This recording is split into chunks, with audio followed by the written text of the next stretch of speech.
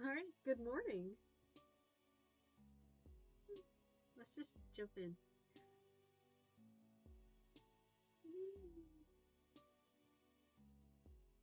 What volume were we on? Um, uh,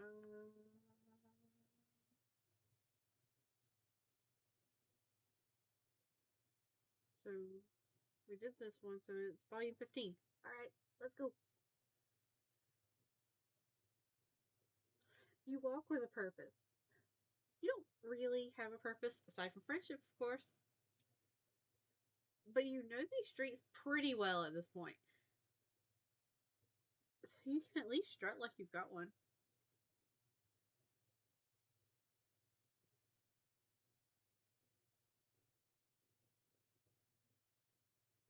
Oh, is that Diary of a Wimpy Kid?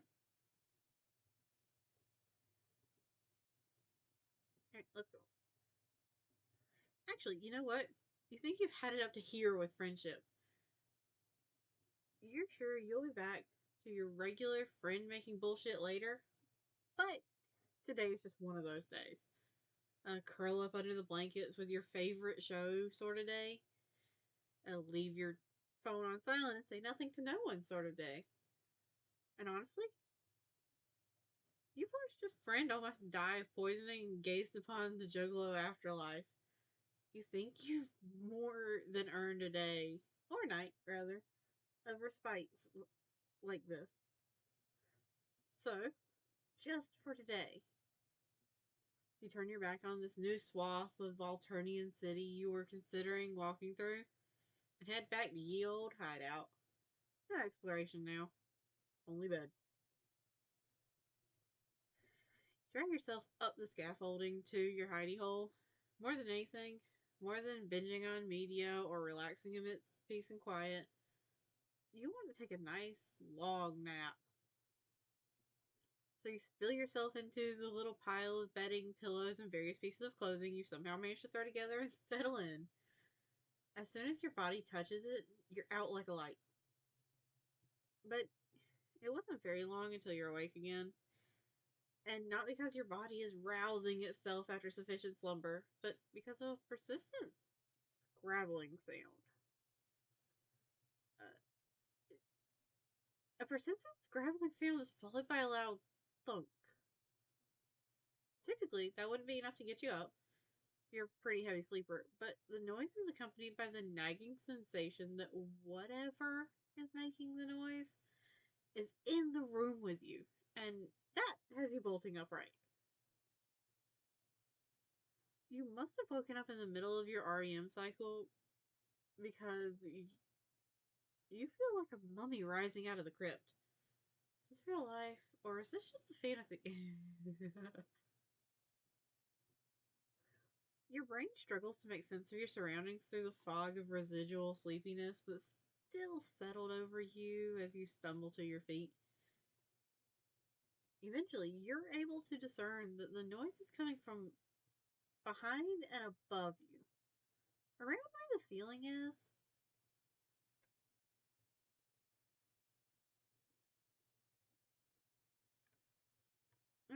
Trying to get my headset settled again. Hold on.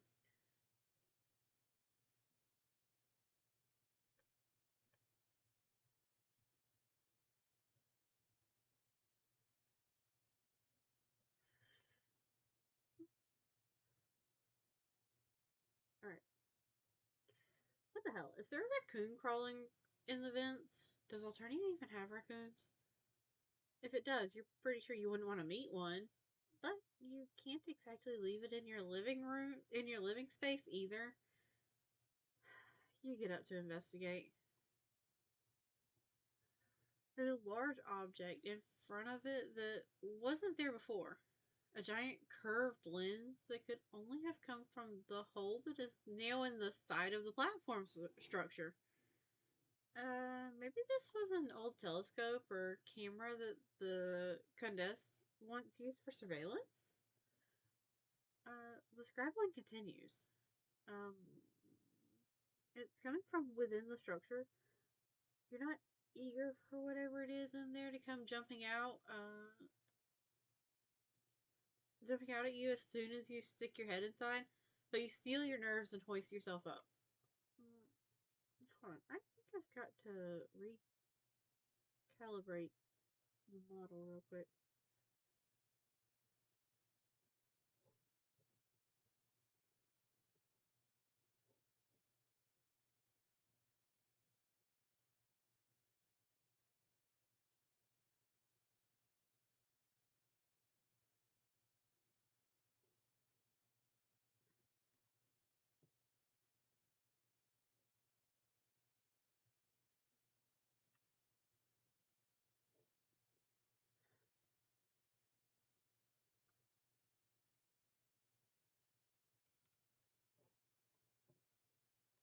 Alright, there we go. That's better, I think.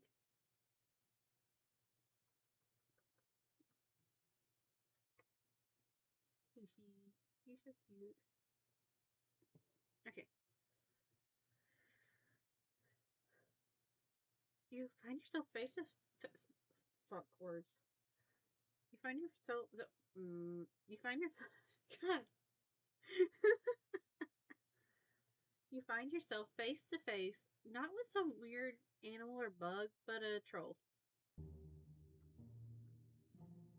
Hello. Are you Charon or Karen?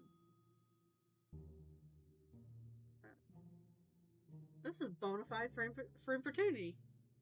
It's practically fallen in your lap, but you find yourself unexpectedly ornery about it. So much character growth just in the past couple of chapters. This feels weird.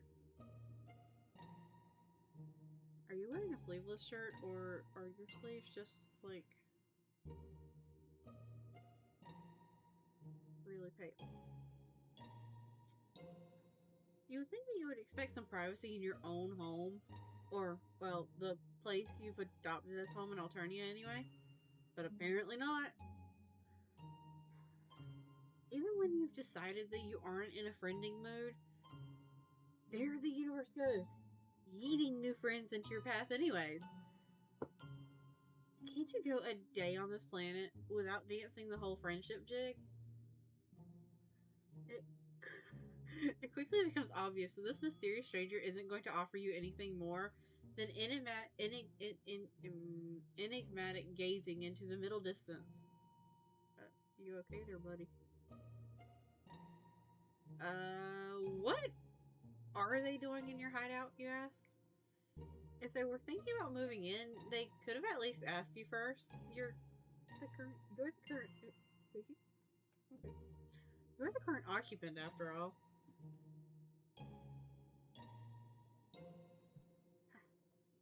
Oh, this feels like it's forever and a half away. What? Did I move the desk and not realize it?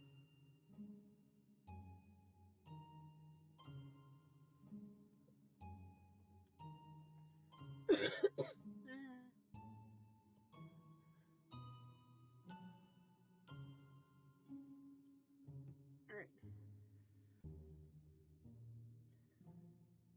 I don't want to move in. I already have a hive. I came up here for that. They might pass you. You can only assume that they're referring to the giant lens you'd seen on the floor. Well, if they'd gotten what they come for, why are they still hanging out in the platform's innards like this?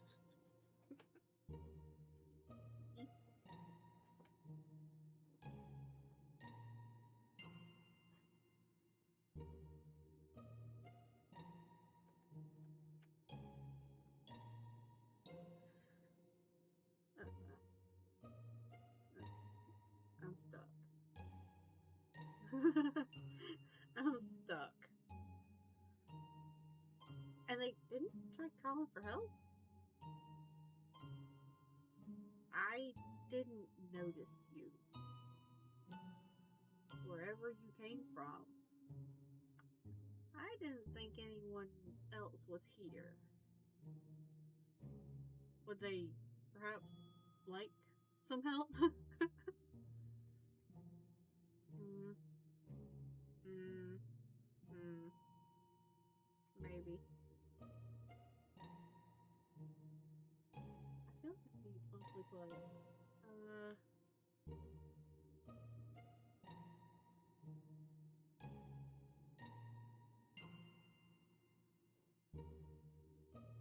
So let's try that again. Maybe. As you hop down from the platform, you find your ire draining from you, much like the flesh juice from a pimple. Oh, that's a description I wish I did not have in my head now. It's difficult to stay angry upon witnessing what's possibly the most pathetic burglary attempt ever. And that's counting your little fiasco with your ship. I don't know. I'm pretty sure that was a successful burglary attempt if you manage to steal the ship and take it off planet. Like, I'm pretty sure a burglary, you don't have to, like, be sneaky about it forever. Like, if you get away with it, it doesn't. Anyways. After walking around to the other side of the platform, you can see the troll's booted legs sticking out from a gap in the structure. It looks much too narrow for anyone to crawl through, and yet that's exactly what they must have done in order to push the lens out from behind.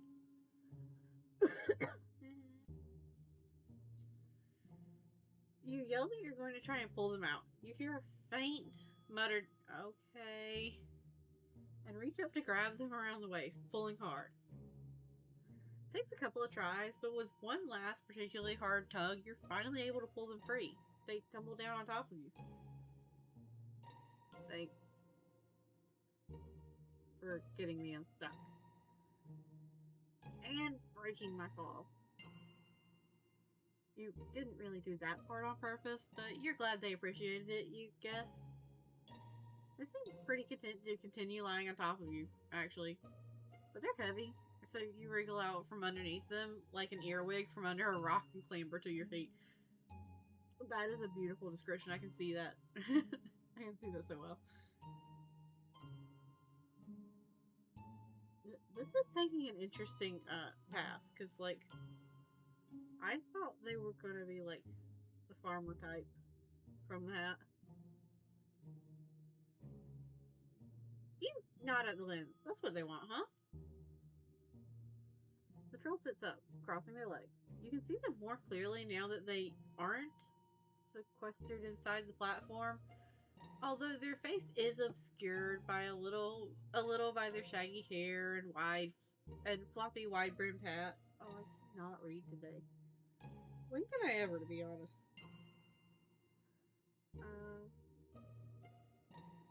They look about as sleepy as you felt earlier. As sleepy as you're in what? Oh. As sleepy as you're in danger of feeling again, in fact. Their voice is slow and regular, like a metronome dunked in molasses. That is the description. Oh, the music's really not.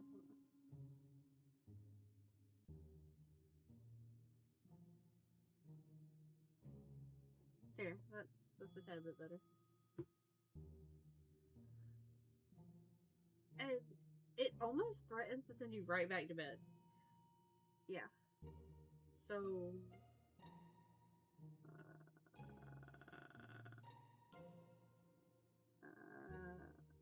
can I have it? You swear you feel your friend making juices start circulating through your body again with a vengeance after their little sabbatical. You're not really sure what came over you before. Turn down the chance to make a new friend. You? Hello. How are you?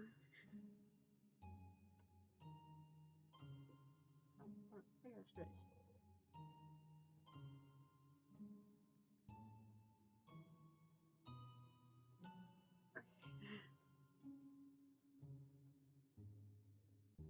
I whacked myself into my chair a little harder than I meant to, and it popped like my whole back, and I feel fantastic.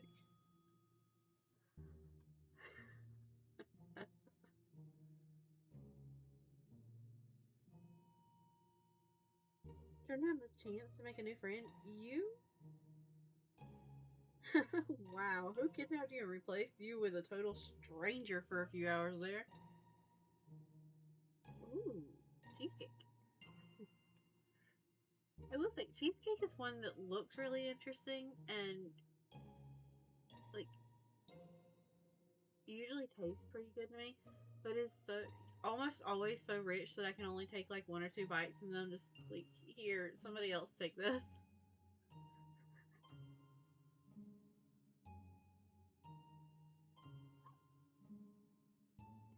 You tell the troll, of course they can have the lens. It's not like you're doing anything with it. Or like it's even yours to begin with. It was just to be in here along with the rest of this broken down tech. Curiously, you ask what they want it for. Are they building something? Perhaps they're an engineer of some sort? No. Climbing all the way up here just for some building material would be pretty dumb. I want to use it for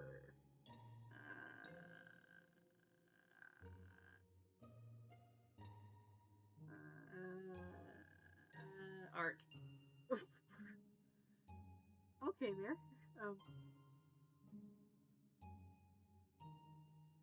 Huh.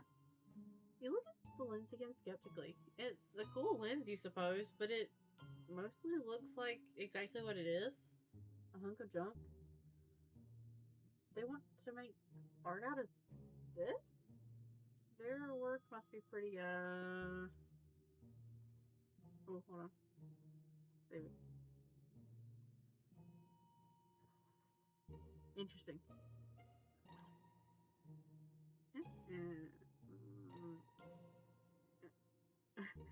Was that the wrong path? Showing interest in their art? They squint at you like they've taken some sort of issue with your comment. Have you managed to offend them? You thought you were being polite enough, given the circumstances. Interesting is what people say, is usually what people say when they have nothing better to say. Do you have a problem with making art out of trash?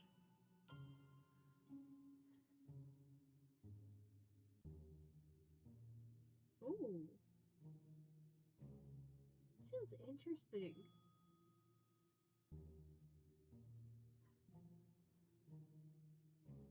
You shake your head rapidly, but the troll is already crossing their arms and shooting you a disapproving look. Wait, no. I don't think I want to talk to you anymore. Yeah. Is it Charun or is it Karun? Like, is there any kind of consensus on how it's supposed to be pronounced?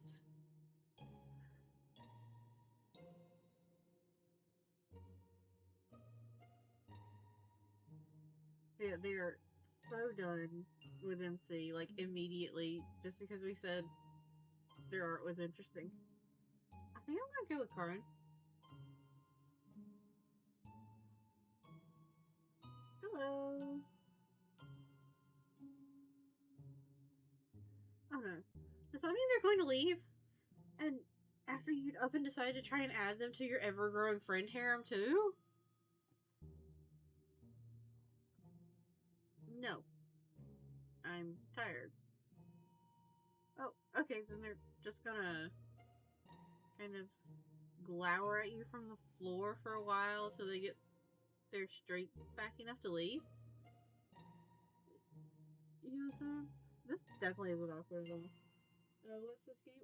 It is HIVESWAP Friendsim. It's set in the same universe as the Homestuck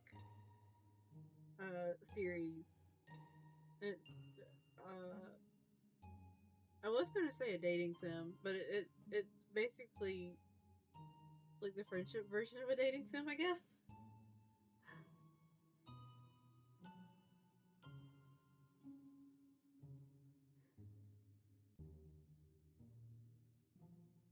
That's a much better way of describing it. Thank you, Ruby.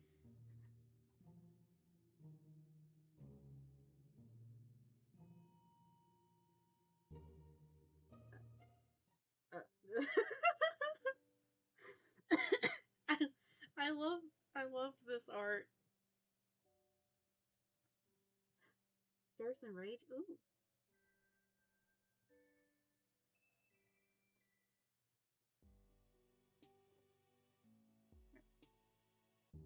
So apparently weird was the correct option, even though I want to see this art. I would have called it interesting because I would find it interesting.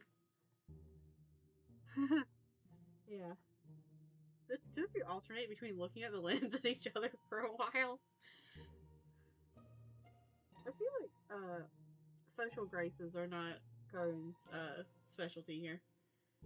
That's okay though. Usually over the course of making a new friend, they usually would have asked you to do something by now. Or presented you with some sort of choice between two potential courses of action. Isn't there anything they'd like to do now that they've retrieved their art materials? Uh,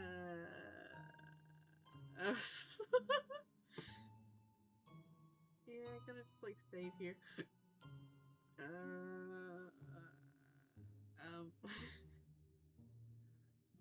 I feel like I'm getting secondhand awkwardness just from like trying to interact with Karin. I guess it's all on you then. They probably want to take the lens back to their hive, right?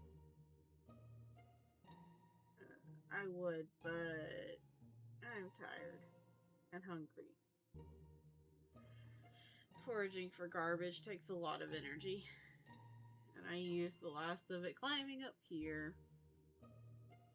Don't think I'll be able to carry it by myself.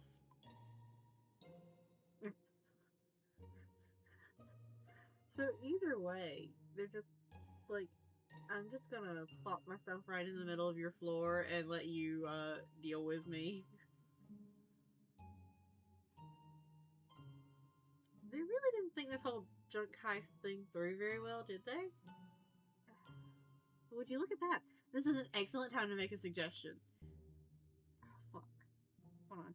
I wasn't expecting more options that quickly. Why not look for more easily portable trash, or you can help carry it? 4 arms are better than 2. I really don't know which one to go with. I think I'm going to start with the top option. I like this theme. It's quite calming. Sure, this giant lens is pretty neat, but there's probably plenty of other cool stuff they could use that wouldn't be such a pain to move. Your new friend considers this, scratching their cheek. There is one place that I go a lot for material. You nod. Maybe the two of you could go there then? You could help.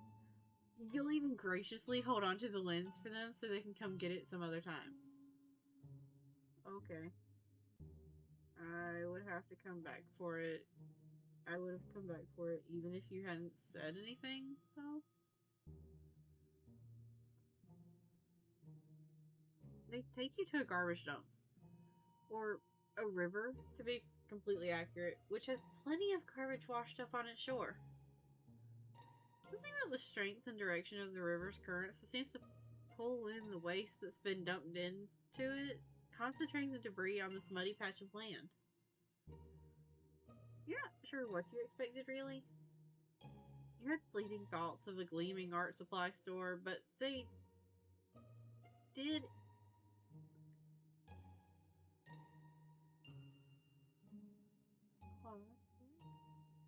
But they did intimate.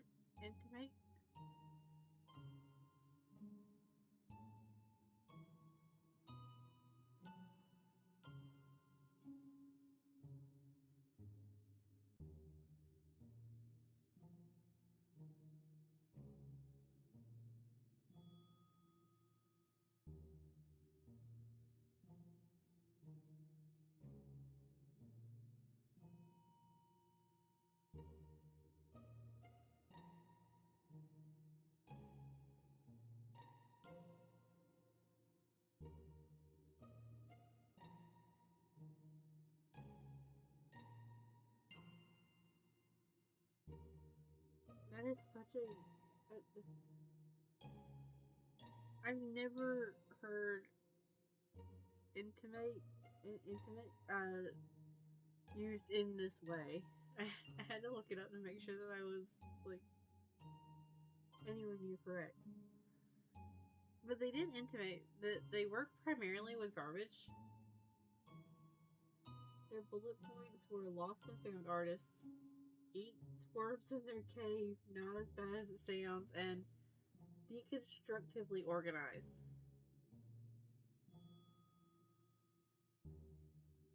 De- deconstructively organized?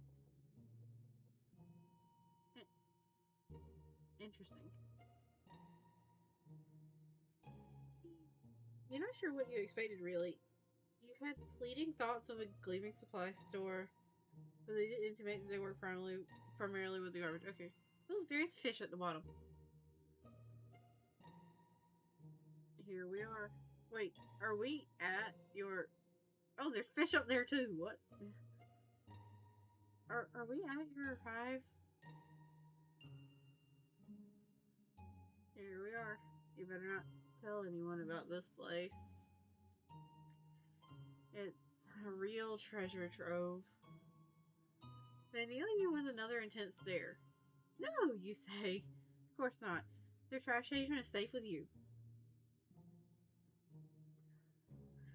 Satisfied, they pull up the bandana sitting around their neck to cover their nose and mouth.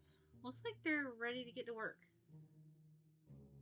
You're not sure what you should be looking for, though?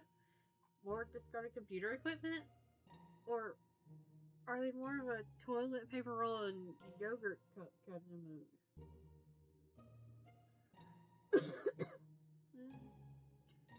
Whatever catches your eye. If you see anything, just shout. Now they mention it, you never got their name. I'm Card. If you have chitter, you could follow me. I don't know why, but the idea that Kern has chitter is probably the most mind-blowing part of this.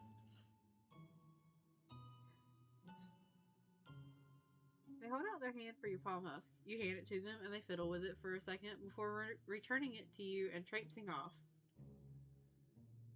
A little clicking around reveals that they're now on your chitter following list, but also they've taken the liberty of downloading a new app. An app with a purple-pink camera icon. And, okay, you recognize this one as well, except on Eternia, it's apparently called Pincer Spam.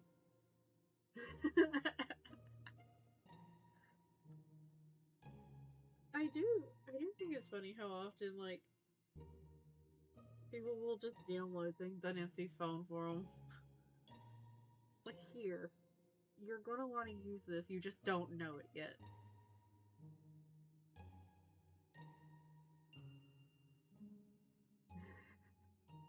Searching their Twitter handle leads you to their account on here, too. At least you think it's their account. It's hard to tell from the profile picture, which is a blurry shot of one of their horns and the brim of their hat. Most of what you can see is the sky. Maybe skimming their account will give you a better idea of their aesthetic. You scroll through photographs that are similarly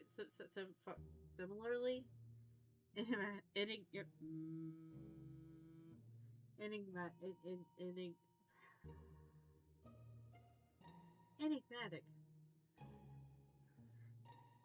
An intense close-up of a sewer drain lid, the curve of a piece of ceramic, a Furby sniffing the camera. Trolls. MC has no idea how to survive. Thankfully, I'm here. Yeah, that's how it's gone the entire time. They just like look at MC and go, "There's no way this dude knows how to like navigate social anything."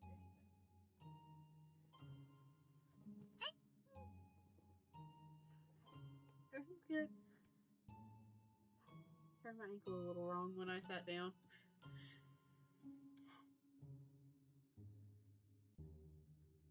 By the way, do you know how many times I've tried to take a picture of Sushi, and instead of her sitting still, she just comes and runs and like headbutts the phone. Like I'm so glad she's excited to see me, But stay still for like 5 more seconds so I can take a picture and then run up to me.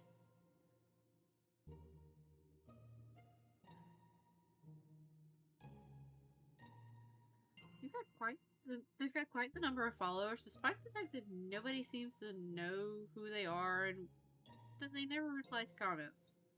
We've got a friend in common too. User Sarava Streams for Sweeps has liked a slew of their recent posts. Woo! Go Sarava.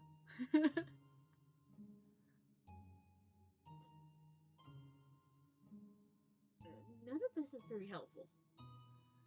You also realize that you're standing here stalking your new friend on your phone like a creep when you could just, go talk to them some more. So you hurry off after them. By the time you catch up, they're squinting at something. What's that over there? You follow their gaze. It's a hideout of some kind?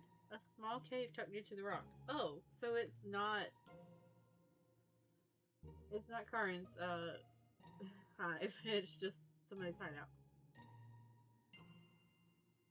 And they're just immediately going to go into it, aren't they? The two of you approach it curiously. Karin stoops to peer at something on the ground near its entrance, but you decide to venture further in. You think you might hear voices, and their sources become apparent once you've taken a few steps inside. Are we going to encounter our previous friend that we have made in this part, or is this just other trolls we'll never meet again? Ashtaha! Hi! Been a while since I've seen you. Which means we get another one? Who goes there? Reveal yourself. We get both of them!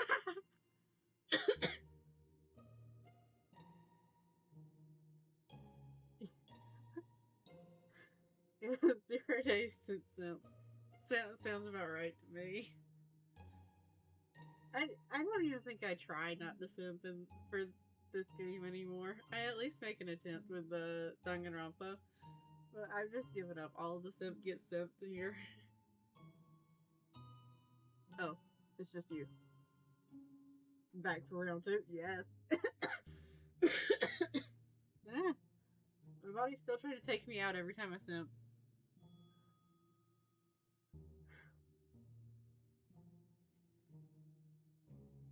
The likelihood of this battle's outcome being anything other than me kicking your ass is exactly 0. I don't think you know how much I'm down for that.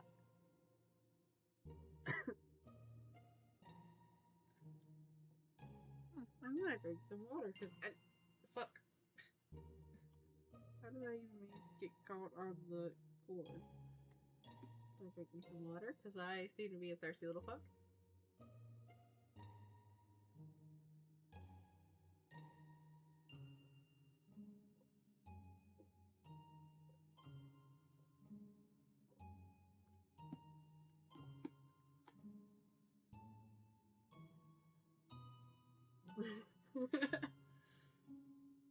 Yeah. That's my latest debuff. Eventually it'll go away though.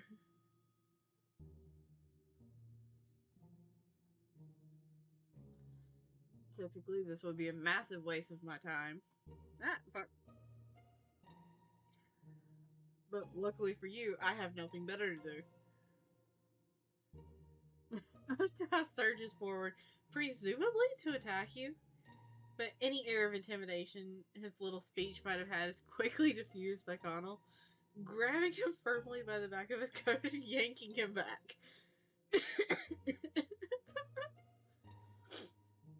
Oh, I love her. Oh, this is great. He's like the aggressive chihuahua, and she's just like grabbing his collar and dragging him back. Yeah, she just grabbed him by the scruff.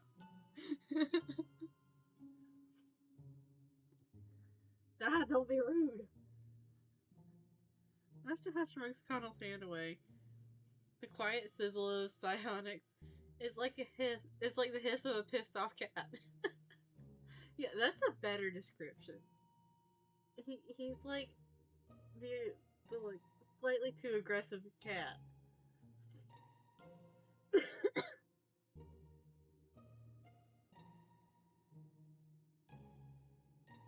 This, my dear Connell, is merely smack talk. As a prince among my caste, rudeness is simply not a part of my repertoire.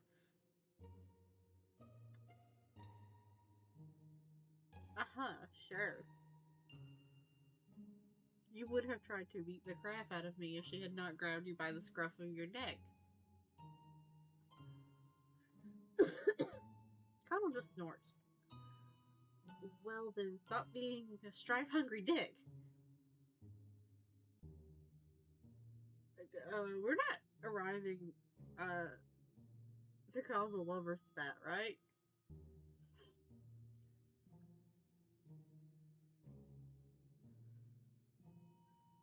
Yeah, that's absolutely accurate. Connell is the one human, is like the one person the cat tolerates. And very, very much cares about. My friend is delicate, okay? Oh, we're delicate. Well, we are much more squishable than they are. You protest that you aren't at all as delicate as the last time you'd run into each other. You've seen some shit. Ashah's sparkly sigh nonsense doesn't scare you now. It should. I feel like it should. Pretty sure that last time you were dealing with him kind of showed that he is quite powerful. Two of them are too focused on each other to pay attention to you. You telling me not to fight for once is pretty rich. Don't you think I feel the same as you? It's been too long since I've had someone to punch. Whose bright idea was it in the first place to hole up in a trash dump for days? Delicate is a much nicer way to put it than most would have. Yeah, you got a point there. She does have a way with words. I've told you over and over again that we're here because our quarry is somewhere close. We just have to figure out exactly where. It's a perfectly rational plan. You would see that if you just think for a second. Yikes. You thought that maybe you could have a nice three-way friend reunion, but they're too busy squabbling.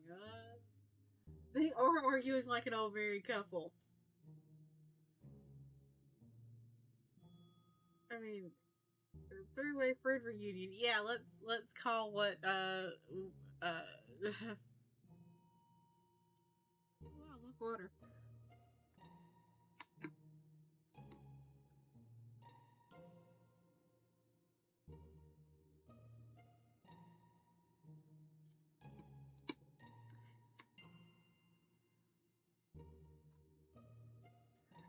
Meanwhile, where had Curran gotten off to? You slink away from the escalating sniping, looking around for them. You're not entirely surprised when you find them hunched over some object on the ground, poking at it. So we're just gonna leave them to argue in a cave, huh? You know these two. You say in a stage whisper, pointing in Connell and Ashtaha's direction. You can introduce them once there's not quite so much yelling going on. Kurt pulls down their bandana to answer. No thanks. I feel something more interesting over here.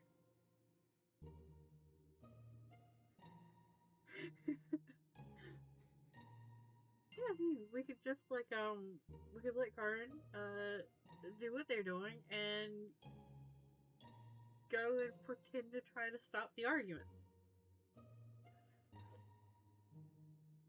They gesture at the object. This is a great find. never seen anything like it. I could make something amazing out of this. You take a proper look at the object. It appears to be a miniature satellite dish with a few pipe cleaners sticking out of it. Unlike all this other stuff, they're out.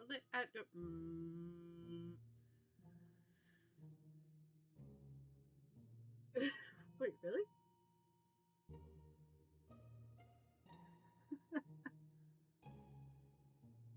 Interesting. Unlike all this other stuff out here, though, this object is moving. Oh, hold on.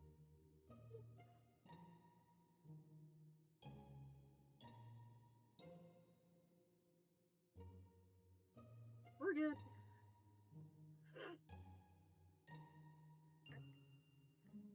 I felt a sneeze coming on, and I was like, oh no. The dish is rotating while a few lights glimmer softly at its base. You're pretty sure this isn't trash. And weren't Connell and Ashtaha just discussing tracking somebody? Whatever this is, probably belongs to them. Yeah. That's why you've got to distract them. Oh, I can distract them.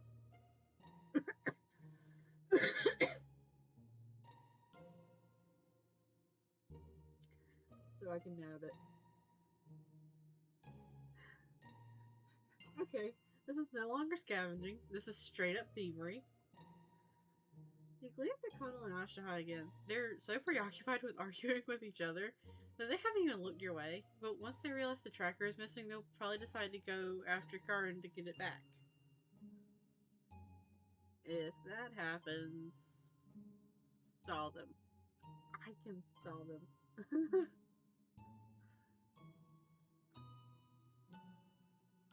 Oh, I didn't cough that time. Nice. That means it doesn't count as simping that time. So I can get away in time. This doesn't sit right with you. You don't want to screw your two other friends over. And the energy between them is so weird right now. The verbal sparring looks about a hair's breadth away from turning into physical sparring.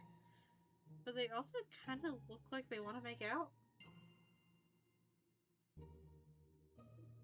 They just bouncing around all the quadrants, ain't they?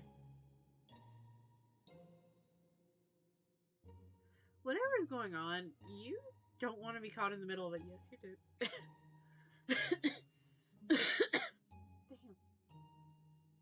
Damn. That, however, sounds exactly what Carmen wants you to do. Well, I'll make it up to you someday. Before you can make a decision, Karin tucks the piece of tech under their arm. They take a running leap towards a fence that sections off this gross trash shore from the woods, vaulting over it in an impressive display of athletic prowess.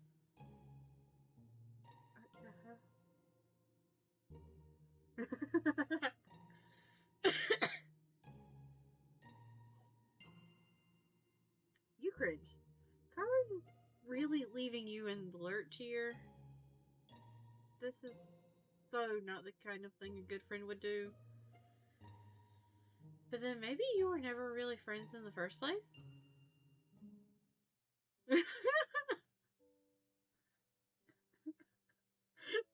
The expression on Nancy's face.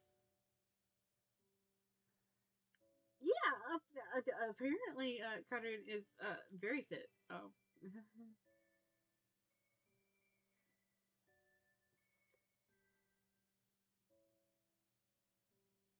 Well, they really are just like bouncing around all the quadrants, ain't they?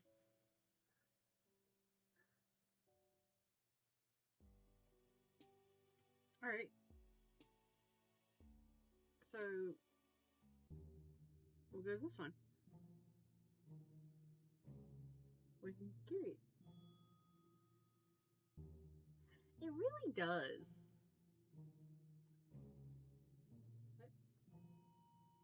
Oh, things are beeping at me. You do that. Make sure you're careful with it. Oh, of course, of course. You'll. Oh no, I feel like this is not going to go well. Of course, of course. You'll treat it with all the delicacy of an egg and an egg and spoon race. I don't know what that is. Carrying it to the watchtower's entrance is easy enough. Maneuvering down the cliff face is more complicated. You manage by holding it between you as you navigate from foothold to foothold. When you reach the bottom, the troll looks like they're ready to sit down again right there in the brush. But you urge them on. Resting in their hive will probably be much more comfortable. That's the wrong way. Sheepishly, you whirl back around from this random direction you were about to stride towards and follow them instead. With them leading the way and you bringing up the rear, the two of you shamble along the path in a way. Shamble along the path with all the easy grace of two people in a horse costume, but you make it your new companion's hive much quicker than you would have expected. They come to a stop in front of the entrance to a cave and another cliffside. If this is their place, it isn't very far from yours at all. You're surprised that you haven't run into them until now. They're practically a neighbor. I've seen you around before. You're pretty hard to miss. Because we're hot or because we're fucking weird looking? Because, like, being honest, with the way things tend to go, it's a 50-50 shot on that response. Really? They should have said hi and introduced themselves. Two of you could have been hanging out all this time. Didn't feel like it. Besides, I was busy. Oh, with more of this scavenging and art business, yeah. Oh well. You're getting to know each other now, which is what's important. Speaking of, you've been talking and walking along, and you haven't exchanged names yet. How remiss of you. Usually you would have gotten introductions out of the way the moment they broke into your hideout, but it's been an odd sort of night. That's okay. I'm Karin. Now, come on. Let's go inside. They pull you and Lens forward. They, didn't ask your name in return, but you managed, to bubblingly introduce yourself as you lurch along into their hive.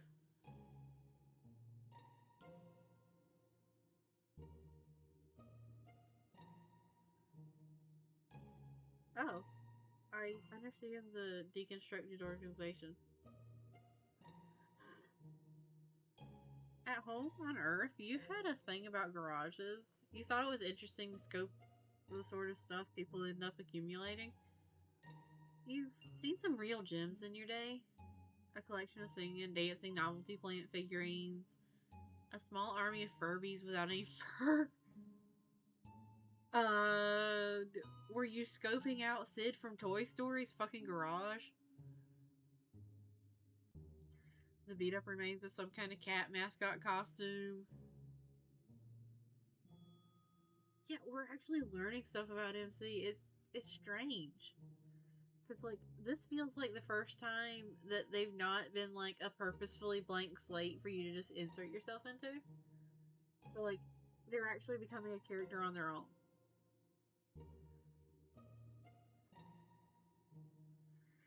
Inside of Karin's hive is as if every single weird garage you've ever seen converge to exist simultaneously in the same cave. The, the platonic ideal of garages. Hard to believe that someone lives here. If you look closer, though, you begin to notice homey comforts tucked among the metal junkyard scraps and broken furniture piled over the floors and all the way up the craggy cave along the craggy cave walls. I like that there's a toilet up there. And I like the statue. A Recupera raccoon sits on a ledge on one wall, and you think that's a kitchen cabinet wedged into another?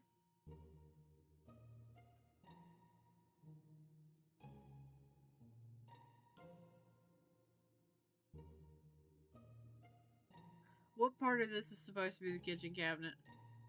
There's no way the kitchen cabinet is part of the scene that is drawn in front of us.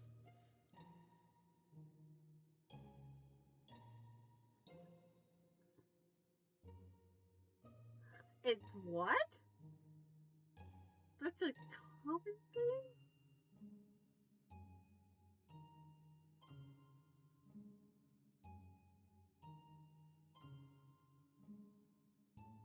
Then again, I'm still pretty sure that all the Furbies that I've seen in my childhood were possessed. So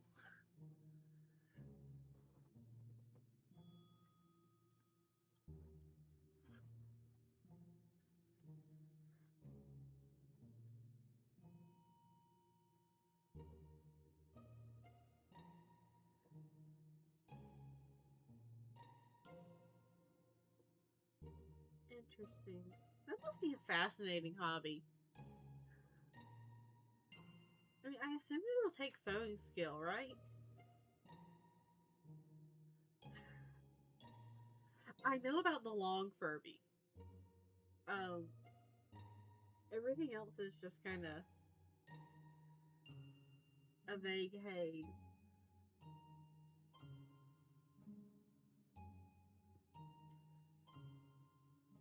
So, what do you think?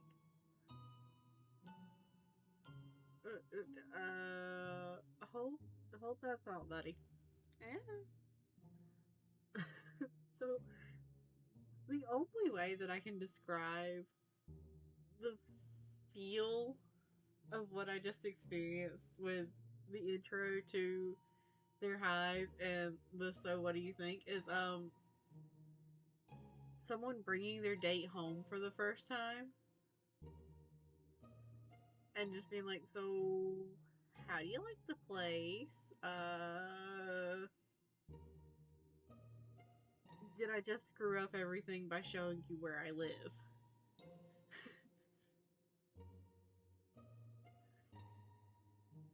Alright, let's continue, buddy. It's pretty cozy, you say, giving them a double thumbs up. The stalactites are a nice touch. Are stalactites the ones that go from the ceiling down or the ground up? I don't know this kind of thing. I don't spend a lot of time hiding in caves.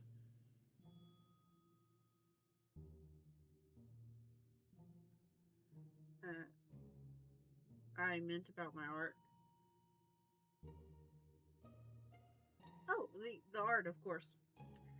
You cast around desperately. Karn's hive is such a jumble of miscellany that it's impossible for you to figure out which of it is art materials, which is finished artworks, and which are Karn's actual belongings. So do I. Every time I learn, I'm just like, alright, sweet, I know this. I'm going to remember this, and then I never remember it, so hold on.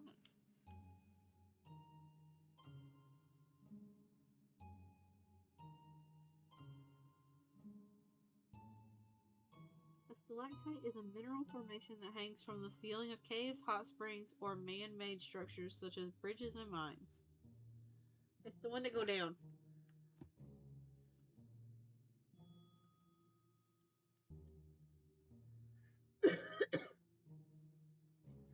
It's a pretty gnarly skull over there with leaves in the eye sockets.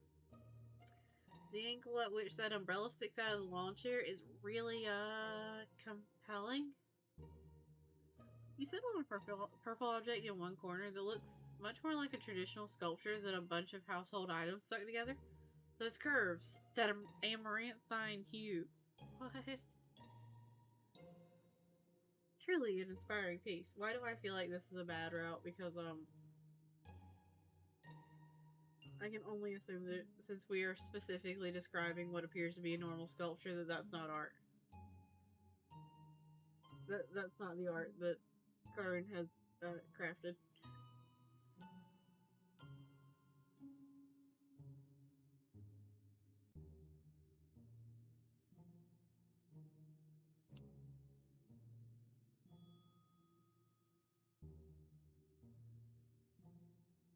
What do you...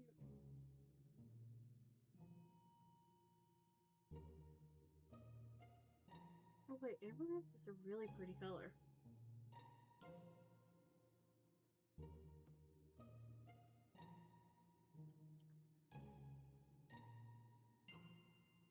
Sharon looks at you strangely. That's just the load caper. What does that mean? Oh, fuck, hold on.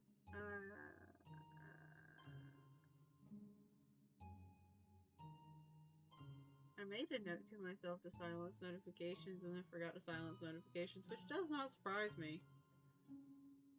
So what? The toilet? Hold on, why your toilet so fucking fancy? You don't know much about art, do you?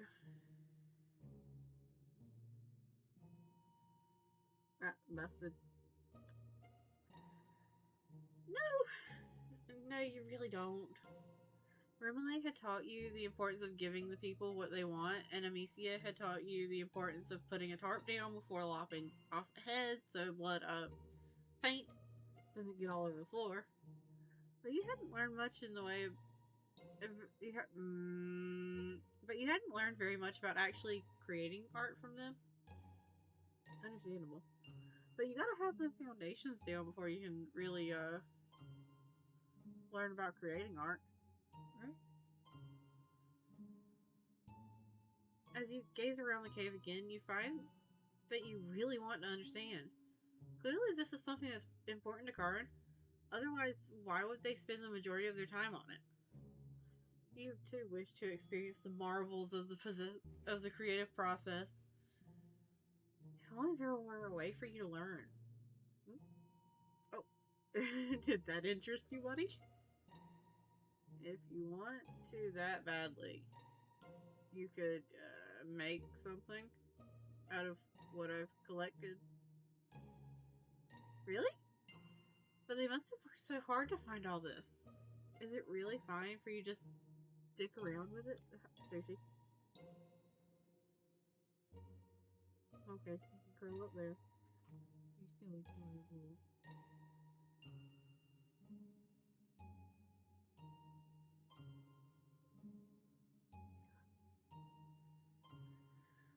You're surprised to see that Karin looks pleased at what you're saying. It's maybe the most expressive you've seen since you met. All art is dicking around. You look like you're already starting to get it. You smile proudly. And anyway, if you make something sucky, they shrug their shoulders. I can just take it apart again and reuse its separate components to make something else. Your smile flags a little. Where do you want to start? You rub your chin thoughtfully, wandering over to the lawn chair with the umbrella in it. A pile of fabric is stacked on top. You rifle through until you find some colors you like. Then you walk across to the other side of Karin's hive, searching for other items that you might be able to use. Karin doesn't offer much in terms of guidance aside from cautioning you away from a couple objects that are actually finished artworks. Whoops. You end up with an armful of knickknacks that you put down in front of what is now a lamppost, but will soon be your canvas of choice. Then you get to work. The fabric you twirl all around the post. You tie the smaller objects, a snow globe, an old boot, a fancy Santa, onto it with string. On top, you perch a rubber Walmart goose that makes a majestically horrible noise when pressed. Wait, how the fuck did... How did Karin end up with a fucking Walmart goose? Are there Walmarts on Alternia?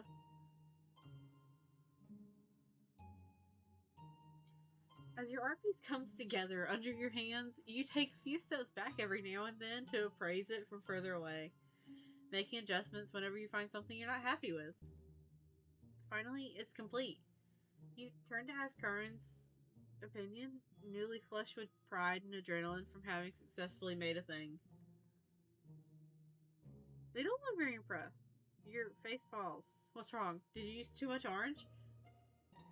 Were the scattered lucidities a little too out there?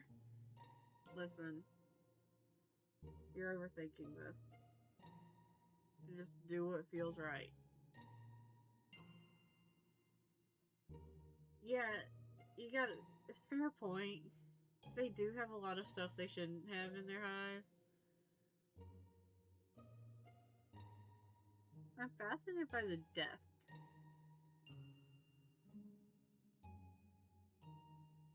You frown. Don't think at all then? Let your instincts drive you? Thinking a little is probably good too.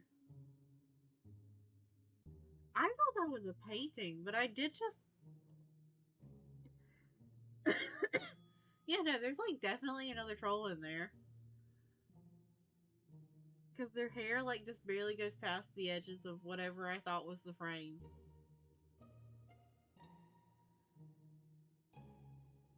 Okay, don't overthink it, but don't abandon rational thought altogether. Let your feelings guide you, but not completely. Pretty vague, but sure. You'll give it another shot. Just vibing. Are they just vibing, or did they wander in thinking it was a cave and not be able to figure out their way back out?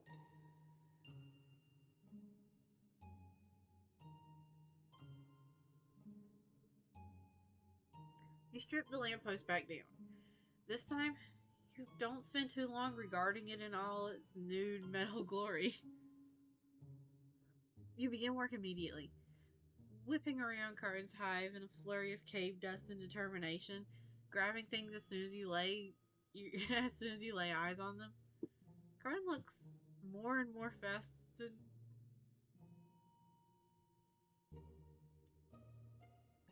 That is a very blissful sprite there. Karin looks more and more fascinated the longer you're at it. It's not long until their eyes are positively gleaming. Soon they're taking step after tentative step towards you, as if drawn to you by the sheer force of your artistic energies.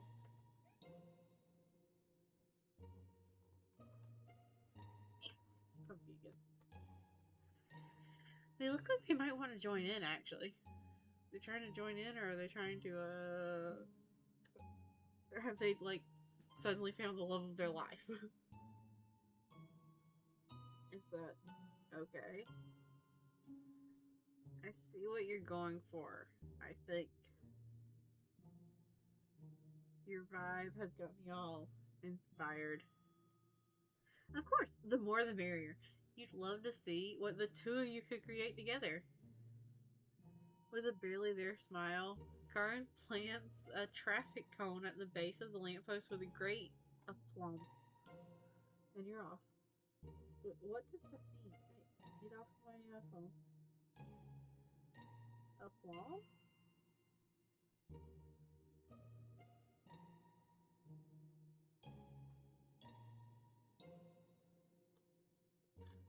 Self-confidence or assurance, especially when in a demanding situation.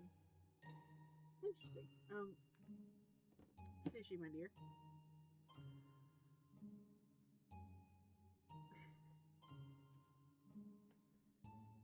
Down you go.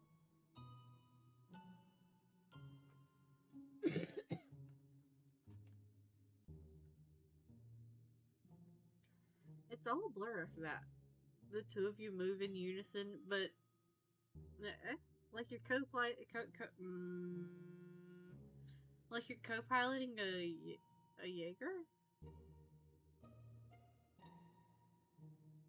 Except instead of a giant robot, you're steering a feverish, creativity propelled. I don't know how to say that word.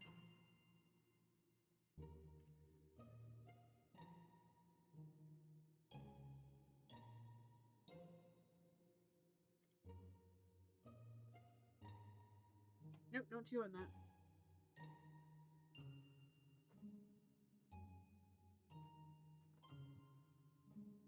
Fugue. I'm pretty sure I've already had to look this up once.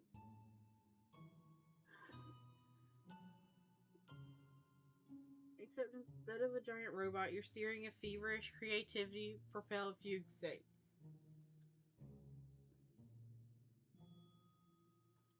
I know this is a reference to something, but I have no idea what it's a reference to.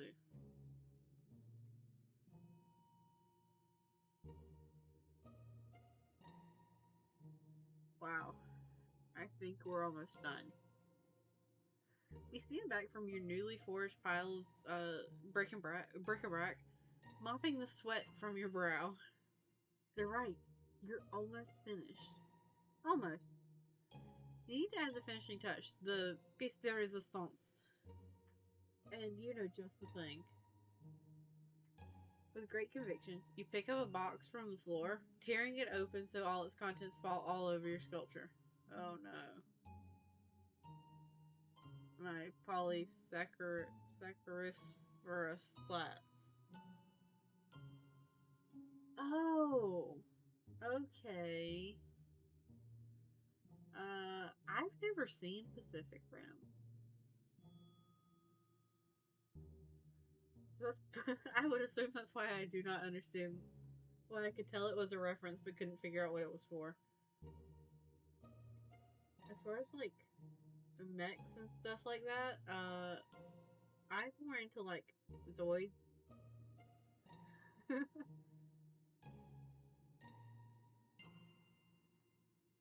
You freeze. Were those cooking ingredients?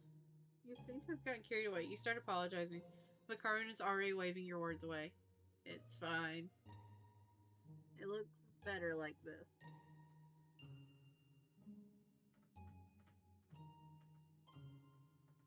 But that seems a bit intense there.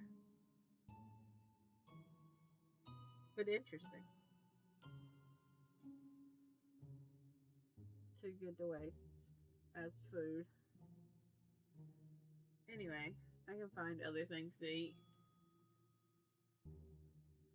You both regard your creation, heaving for breath. You're done. As exhausted as you are, a wonderful calm settles over you as you admire the result of your hard work. It's beautiful. It really, really is. You don't know how because you don't think you'd actually done anything different compared to your first try. Maybe you just got lucky. But regardless of exactly how it came about, this is one of the most bizarrely sublime things you think you've ever laid eyes on in your life. And the longer you stare at it, the more layers and depth reveal themselves to you, like the petals of a newly bloomed flower opening to the sunlight of spring. Abruptly, irresistibly, you feel yourself gripped in the throes of profound new knowledge. Karn's artworks are pointless and weird, but perhaps that's what gives them their charm. In such an uncertain and violent world where troll calls troll, and where you might be trapped in endless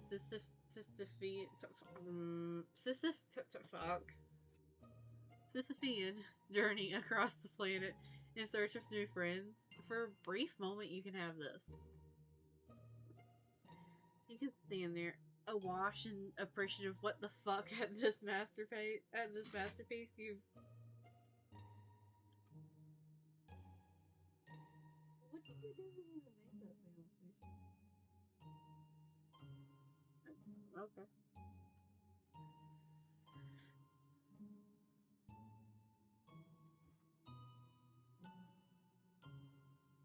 Oh, I got sidetracked.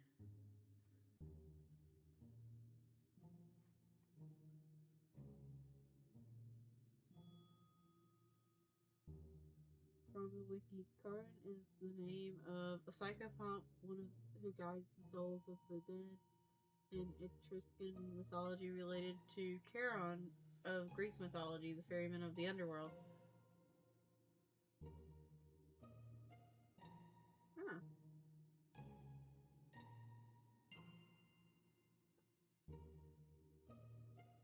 Ah! Sushi, you're sharp. That hurt. I would love to know what just possessed you to do that.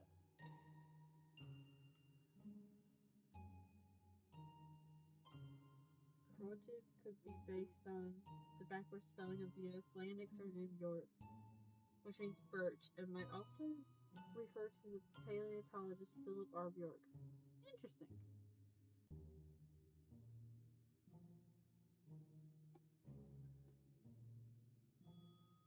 You can stand there. You can stand there awash in appreciative what the fuck at this masterpiece you've crafted out of a bunch of other people's trash, marveling at how you've birthed something greater than yourself. Sushi, I don't even know what button you just hit. Call me tits. If you're going to run around, I need you to run around the room, not the desk and the laptop. Okay?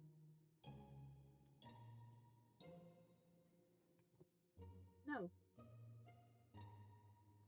Can't try to knock that off the desk either. Sometimes trash can be beautiful. No. If you can't behave yourself, you can't be up here. You know this.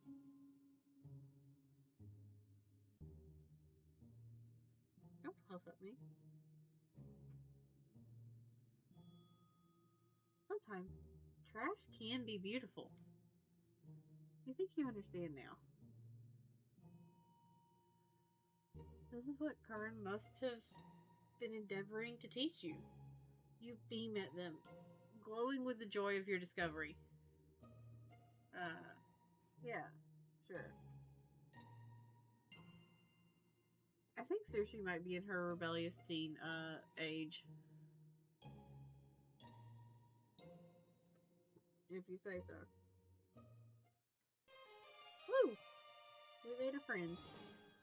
Now to go back and get the other Roman. Unless these just like both end up with the same response. Oh, I think it just ends up with the same response. Yep.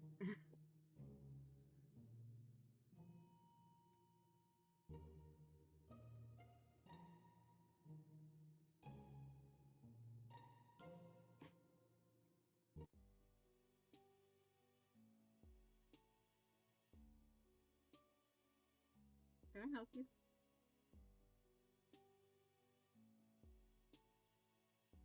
You know what? If you'll just stay there. You can't move the mouse, Sushi, you're laying on the cord. Here, you're going in the sling.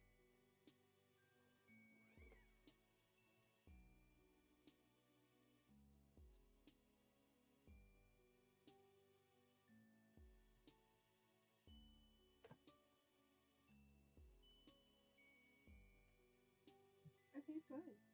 Go run around over there then.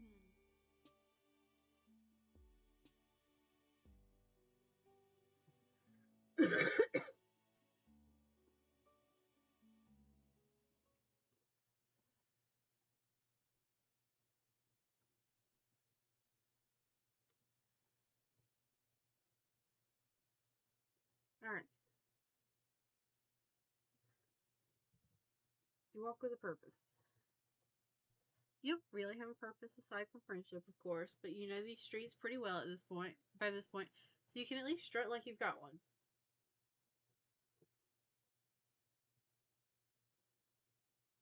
One she.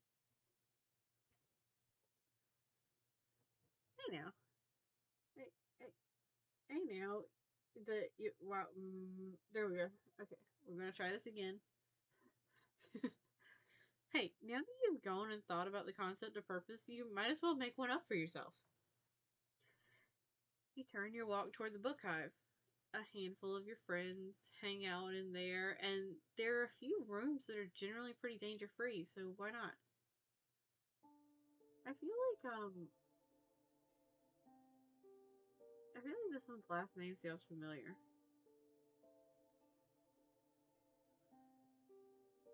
It's a little difficult to make yourself walk past the spookier rooms, but you managed to avoid the siren song of the brain room once more. Your destination tonight is the room you usually watch your teal friends do homework in. How often are we just sitting around watching Tysius and like Gorgor and the rest of them?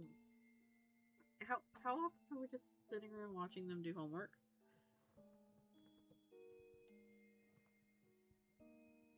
Because I'm not opposed to just sitting around and watching Gorgor do homework, but like, so it's understandable. After your office experience with Torona, why this is their neutral. Okay, in order to process this, I think I'm going to have to read it differently. Hold on. It's understandable after your office experience with Torona why this is their neutral meeting ground. Okay, here we go. Unfortunately, a casual stroll through the stacks uncovers no friends at all. Damn. Instead of trying out a higher stakes locale, then wait. You see a shoe peeking out from one of the bigger hexagonal book hole things? Shelves. It really doesn't maximize space to have the shelves shaped like that. Gorgor and Zizi talking shit to each other would be great to watch. It would. Whatever. If you get caught up in trying to make paltry shit like troll bookshelves make sense, you'll drive yourself to madness before you can figure out if this shoe belongs to someone you know. I think I love the name of that theme.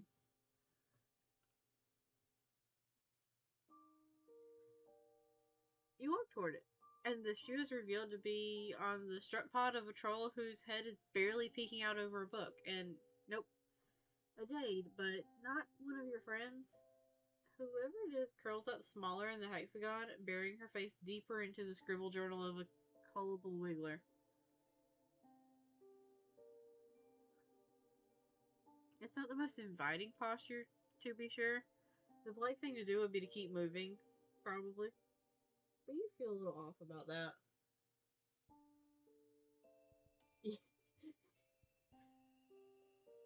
Yeah, honestly, it really is no surprise there. I've learned that if the names are like fairly outlandish, then they're probably by James Roach.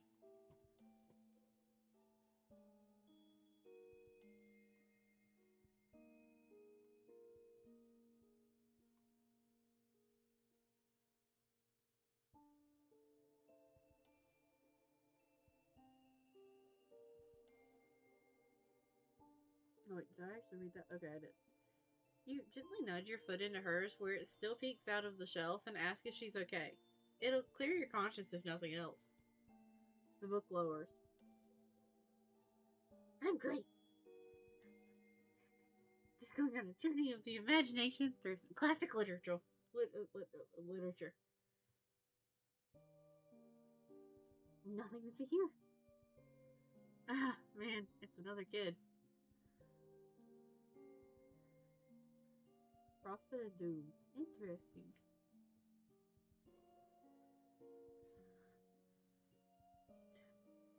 You know, young trolls have to handle themselves as much as older ones, but as well acquainted as you are with the facade of pretending you're exactly where you're supposed to be, you get the feeling she's not exactly telling the truth.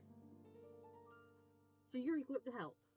Plus, it's not like you haven't befriended a few tween sweep equivalents on here on Alternia lately. You successfully didn't get murdered by Amicia, and you did a passable job befriending Torona and Caraco. My boy Caraco! So sometimes you wake up shaking, the remnants of dreams where you failed them on loop in your brain, where you shake that horror from your mind and try to look as non-threatening as possible. Not that it's particularly hard for you as you speak.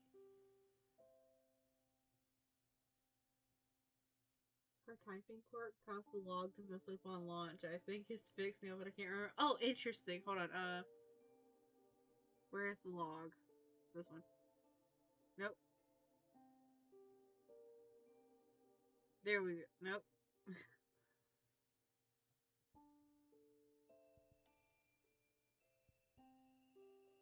You mean this?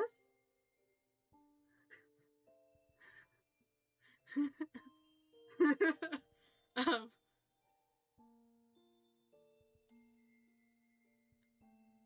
how do I get back out of this? I think quit. Is it just gonna take me out of the whole thing? Fuck.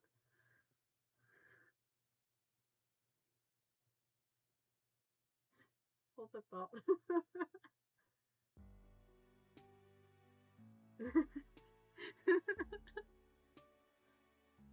I haven't gotten to a point where I could save yet.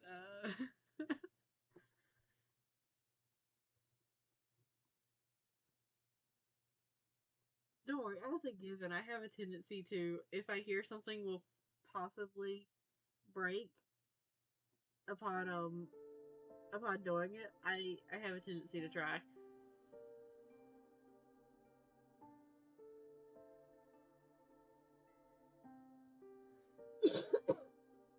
I do like that we're getting the like developing character like thing of MC can definitely tell that there's been routes that weren't successful.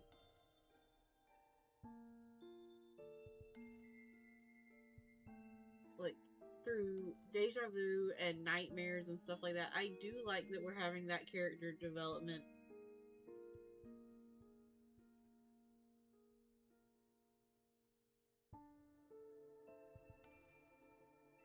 Why is it in capitals?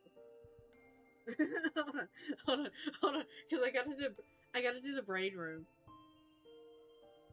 As much as I would like to immediately go for Branya, but I need to see the brain room.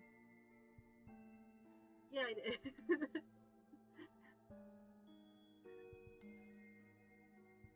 Yeah, I had no idea that was gonna happen either. I was expecting it to like mess up, as in like just not show her like dialogue or something.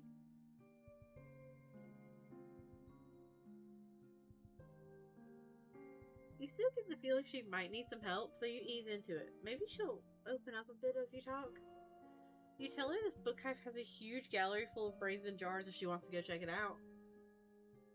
Oh, what's a brain? I want to see. She unfolds herself from her hiding spot, brushing invisible dust off her skirt as she stands up. She rocks back on her heels and cocks her head, her locks bouncing against her shoulders. Oh, she's precious. I'm Wanchi. Also, I know who you are, if you were wondering.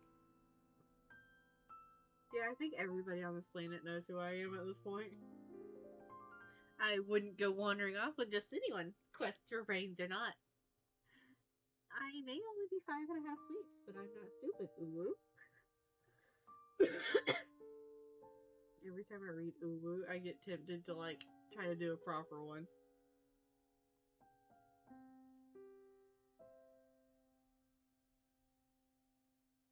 Huh.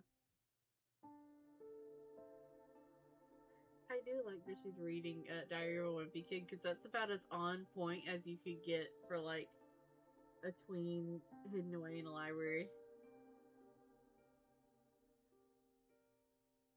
She seems less afraid, but she's still got a nervous edge to her voice, so you try to be a force of calm. A real motherfucking Glade plug-in of Zen. Syncing up the place with your chill vibes. Aww. Little baby. Little baby child.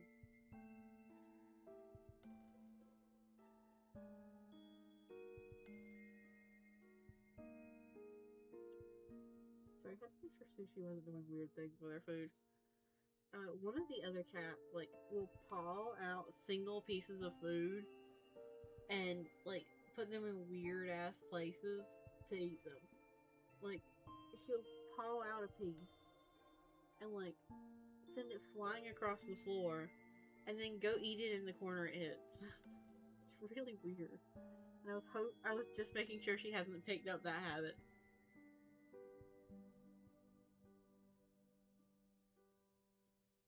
You walk together towards the atrium, making small talk on the way. You apologize if you made it seem like she didn't look like she belonged here. You're just not used to seeing young jades outside of the caverns. She side-eyes you like she's weighing the implications of what you just said. Okay, I see there's no use trying to fool you. I may have done a small jailbreak. Oh? Do they not have enough books in the caverns or something? She brushes you off in favor of her own question. Of course we have books. You didn't answer me before. What's a brain?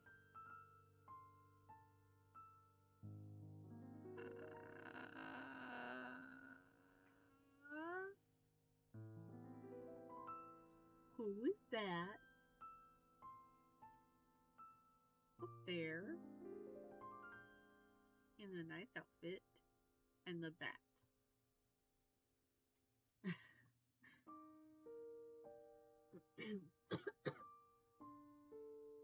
Oh, right.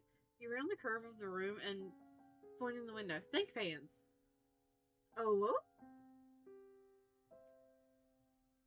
On her tiptoes, she peeks into the bottom of the window. I've never seen one up close before. She tries the door handle, but it's still as locked as it always was. She looks at you expectantly. Well, can we go in or what?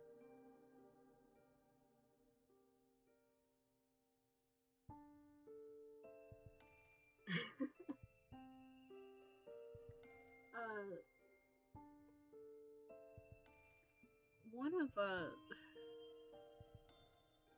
same cat that does the weird thing with the food also, like, paws out water and then will lick it off the floor instead of out of the bowl.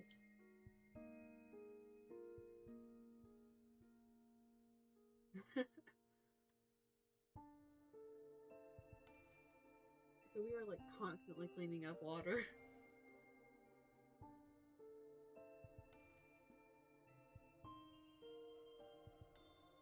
Oh, I just noticed that there's a couple of trolls, like, peeking out of the door up there.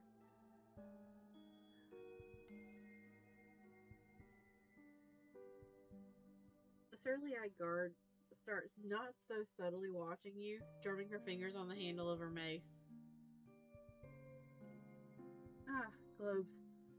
You were trying so hard to be cool and approachable that you fucked up and forgot this room was off limits. Taking a kid to break and enter is, well, it's pretty much par for the course, actually, but it's not what you're meant to be doing. Nah, you saw it. Looking only. And now you're done. Great, time to move along. Ugh, lame. When she doesn't pick up on the danger behind her, even in your hurried speech, you change the subject to why she broke out of the caverns, if not for more books, and start walking, hoping she'll follow you. She doesn't. Oh, I was trying to get a BeastCon. I was trying to get to BeastCon. Is this a furry convention? It's a convention for all kinds of cool stuff, but I want to go for the Soldier Per Beast meetup. My fanfiction is pretty popular. Ooh. That explains the ooh and oh. I have lots of fans going, and I thought maybe I could make friends with some of them. Yeah, warrior cats.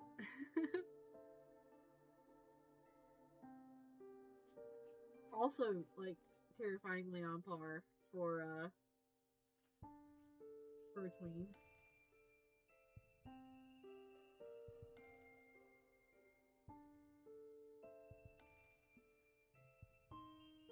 But I don't know where anything is out here, so I got lost. She takes a breath and a step, finally, but then stops and clasps her hands together.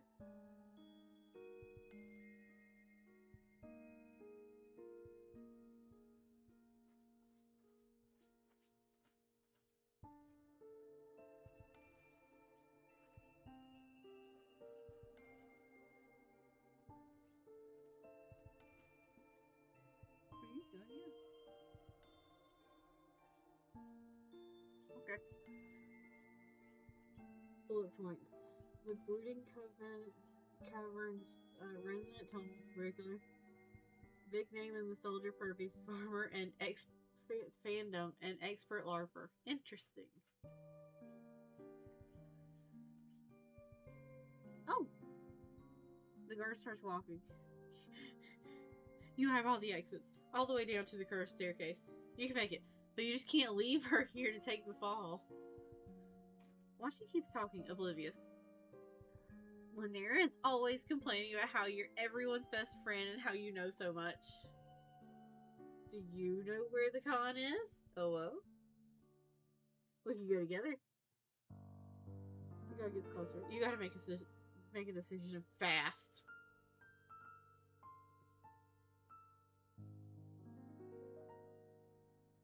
I wasn't expecting the option where you ask about Branya to be the bad one. I thought this was going to be the bad option, I'm not gonna lie. We're going to take her. Anything to get you both out of here. Grabbing her hand, you say you know the way and make her run for the door. She whoops and scurries down the stairs behind you. A quick glance back at the guard taking her hand off her mace reassures you that you move fast enough. So what's up with the brains in the jars? Why are they off limits? Once you're around the corner from the book hive, you stop and catch your breath. Why stop now? Lead the way, alien friend. Yeah, I like it too.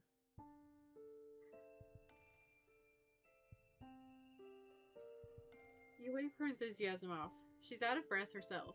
She can hold her hoof beasts for a minute while you locate your fucking bearings and think.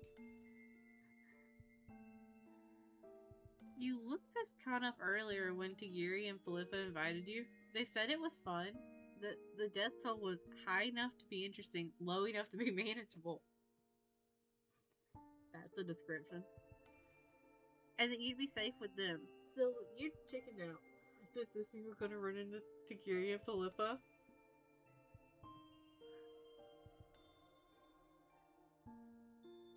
You guess changing your mind and going could be okay. You're definitely anxious about bringing Wanchi along, but it seems like she's hell-bent on attending anyway, so maybe the best thing you can do is be a responsible chaperone?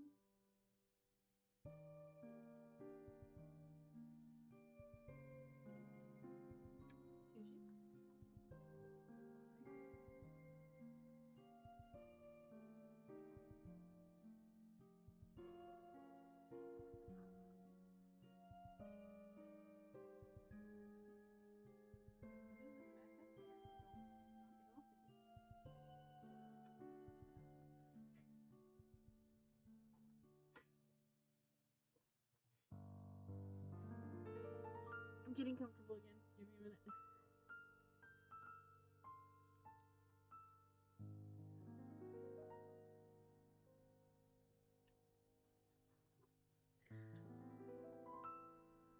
Plus, none of your friends make you feel better protected than Philippa. Google Maps says it's not far. Well, you've dealt with plenty of dangerous clusterfucks before, so what's one more? Your regular Giles Corey of bullshit scenarios. Pile those some bitches on. Who's Giles Corey? I feel like I should know this.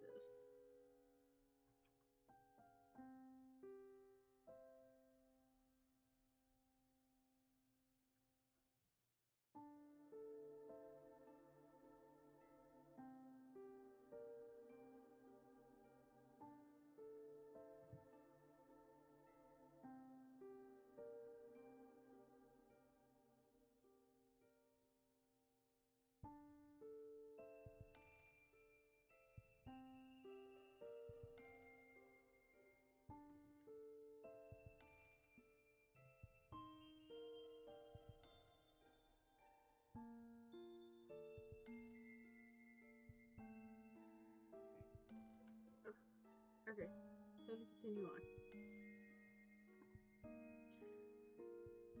You bow as you gesture toward the sidewalk that will lead you towards the outskirts of town. Once she curtsies and follows your direction. Aww. It seems like she doesn't need you to come up with things to talk about. She's like a chatty sunflower, pulled toward the bright newness of everything she sees, and chock full of commentary about all of it. She is so adorable.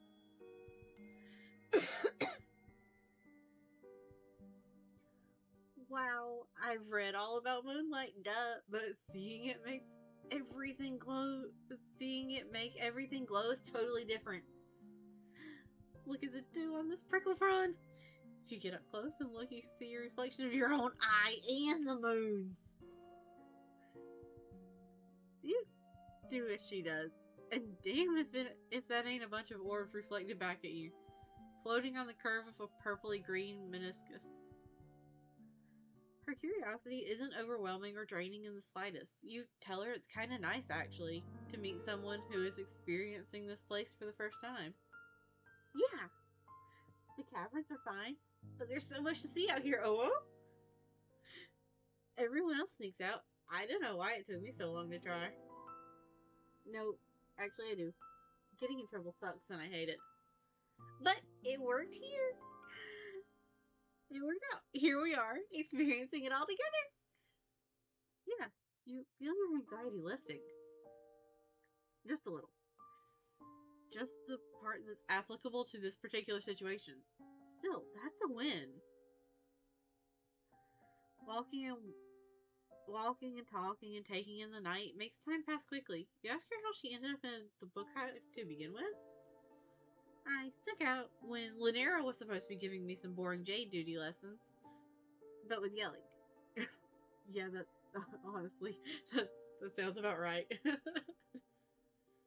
I don't have a palm husk, so I couldn't look up the con once I was away from my husk stop. I just wandered till I gave up and found the book hive. That's a powerful nerd homing beacon she must have. Once she flexes. You know it. You smell what's around the corner before you see it. Having sidestepped your fair share of corpses in your travels, and had your hand in creating a few more, you know how to prepare yourself. Once she, on the other hand,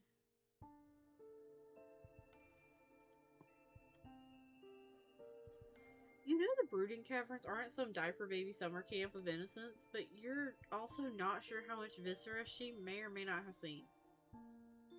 No matter your respective levels of gore viewing experience, you both stop short when it comes into view. Whoa. She takes a tentative step forward towards what's left of the troll and then retreats, hovering close to you. It feels like you should keep moving, like you should avert your eyes and carry on or whatever the fuck before the drones come by and clean up, but she's still staring. Child's first corpse. Aww. Yeah. Her steps, when she finally takes them, are soft. She crouches down and leans in with reverent scrutiny. It looks different, not in a jar. But never mind. I was gonna be like, oh, she's terrified. No, she's just fascinated that they look different from when they're in a jar. You wonder to yourself, as once she shakily takes it all in, if bloodthirstiness is a trait only certain trolls are born with, or if they haven't grown into them by necessity, by expectation, by entitlement, by fear. MC really has become desensitized to, like, the horrors of this world. Next, because your brain is wired around itself, you wonder the same about humans? Once she doesn't look away for a while, you go over and put your hand on her shoulder and she stands up and walks away with you. There's no ceremony to it. No placing of leaves over the remains, no prayer. I don't get. She doesn't finish her sentence. She takes your hand and pulls you back in the direction you were walking. She looks confused, but like she's still trying to work out what she just saw. Aww, poor baby. You guess you could have given her more time to process it, but you're not sure if comprehending death is really a thing you can just, like, figure out in the wilderness with an alien in one night. After a few minutes of silence, you point out the call of some flat beast as she mimics it and smiles. Soon after, the pointy top tents of the con rise over the horizon. Wanchi starts running, dragging you behind her. Oh shit, here we come! Well, that was a turn. She's vibrating out of her skin. You're basically doing the same, though it's less an excitement thing and more an emotional whiplash thing. Whatever, you can work with that. Oh wow. You attempt to dig into the new vibe as you walk up to the gates. There are vendors and artists and trolls all around. It's like some unholy combination of an anime con and a Renaissance fair, but with more people walking around supporting recently inflicted limps. I wonder that too. Because, like, MC now does feel like a totally different character because of, like, with how desensitized they've become to how, like, terrifying this world is. And, like, the general character growth that they've experienced of maybe I don't have to chase every friend. Like, sometimes it's nice to just chill.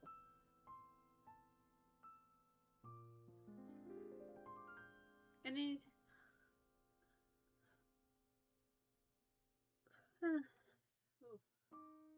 That yawn caught me, like, the moment I tried to, to start the sentence. In an attempt to not focus on that, you look around for your other friends and ask her what she's excited to see and do here before her meetup starts. Does she want snacks? It looks like there are snacks. Yeah, MC at the start will try to befriend literally everyone here. Yeah, I could want some frazzled saccharine fluff candy in a bit. But yeah, there's a lot to do. Oh well. There's the collar bear riding, the cosplay competition, you cut her off. Doesn't? Wait. Go slay. I thought that said cosplay. Cosplay. You cut her off. Doesn't she mean cosplay? They're trolls you think might be in cosplay. Or maybe that's just like how some trolls dress?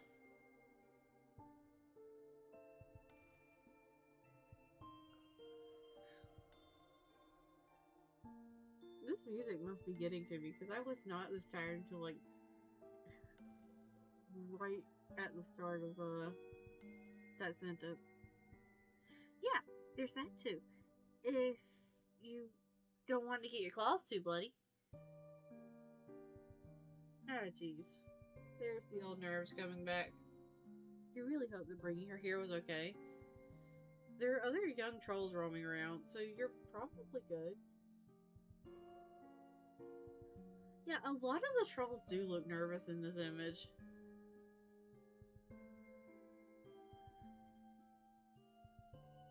You try not to think...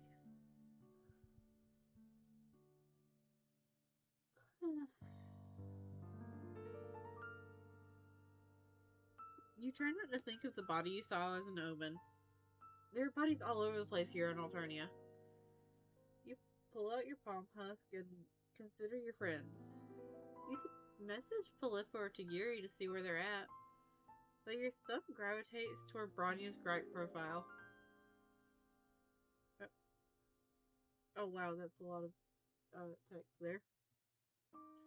Right when you decide you're being dumb and pocket your phone, a lot happens at once. Wanchi starts to pull you toward a dude in a utility kilt.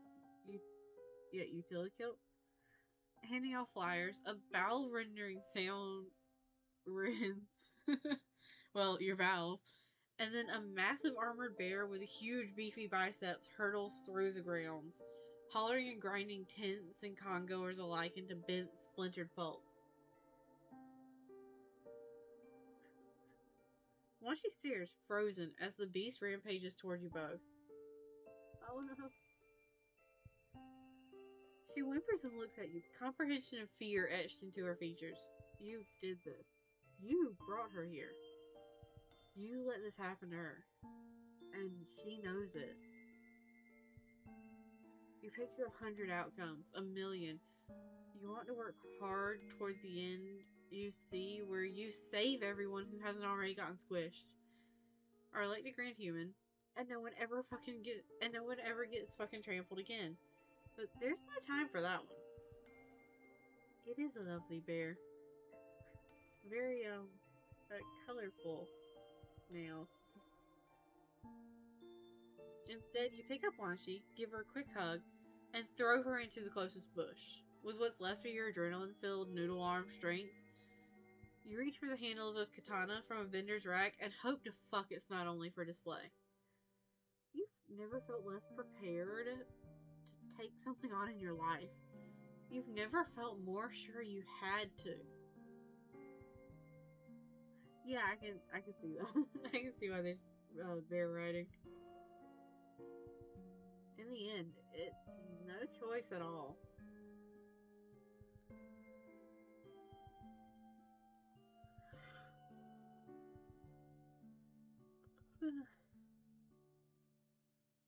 The beast charges you, teeth bared and rainbow bloody. You hold your position, pinky and ring finger tight near the bottom of the handle like Tagiri taught you. When it leaps at you, tackling you to the ground, you bury the blade into its chest. The color bear lays on top of you, the last of its life twitching out of it as it presses your life out of your lungs in return. Through your darkening vision and under the furry dead weight pinning you to the ground, you see her. From the edge of the woods, eyes wide and watery with understanding, Wanshi picks herself up. Good on Tagiri, teaching MC to fight, futile it might be. Yeah, like, I was surprised that Tagiri had taught us how to use, how to properly wield a katana. Oh no. God, okay. So that's not the right path. I think real quick I'm gonna get this bad in right here. Ask if Bronya's around. Did she come here with someone? Bronya, maybe? You know Jades her age aren't really supposed to be out and about outside the caverns? Oh, I see. You're a snitch. Damn. Want you out, Uwu. Damn. With that, she tucks her legs up against her, rolls out of the shelf with the agility only youth can manage, and takes off between the stacks. You chase after her, but wherever her next hiding spot is must be even better. Eventually, you give up.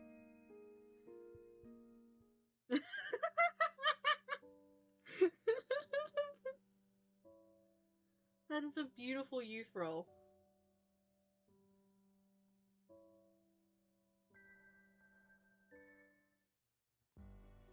Alright, now time to get, hopefully, the good end. Pretend to take her. You've heard of the con she's talking about? You were thinking about going with Tagiri and Philippa anyway, but the list of activities seemed a little too dangerous, honestly. These past few months, you've been up to your ass in those in close calls. And you'd quite frankly like to cut back on them. Including, you know, the one your ass is currently embroiled in.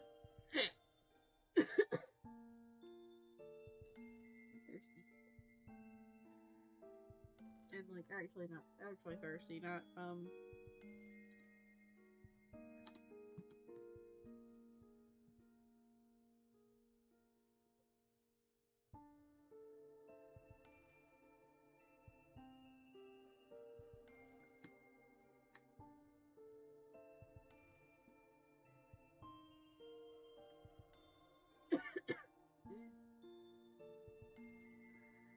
You make some non-committal noises as you work out how to tell her. Once she crosses her arms and leans back against the against the brain room door, which the guard really does not like if her increased speed and mace brandishment is any indication. Okay, yeah, you say.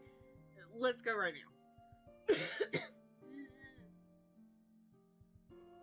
Your hype is contagious, even though you're completely faking it.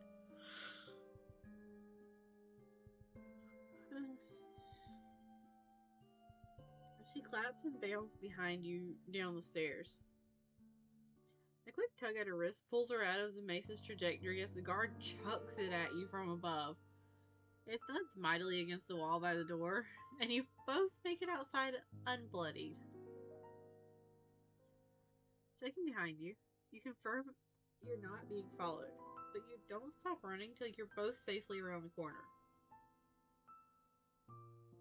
While she giggles through catching her breath. Wow, that was a close one. Yeah, that fish was yeeted at me. Librarians, am I right? She grins and takes your hands. Can you believe we only just met? And already we're having bonding here at hijinks? I didn't think making a friend would be so simple. Can't wait to hang out even more at the con. As her smile is a knife in your pusher. She's so excited about your budding friendship, and here you are, gutlessly hiding the fact that you have no intention of taking her from one dangerous situation to another.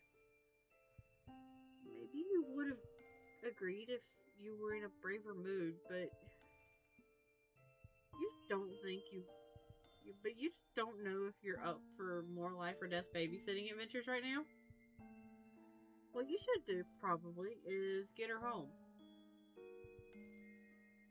You don't tell her any of this, of course. Instead, you agree, and then check Google Maps. The con is down the road to the left, the caverns are to the right. Leading her straight back home would be too obvious, so you take a meandering route. Everything you pass seems to impress her. The frankly bonkers range of architectural styles, the shivery carnivorous plants, the burned out wreckage of someone's hive, and the flickering starlight all around.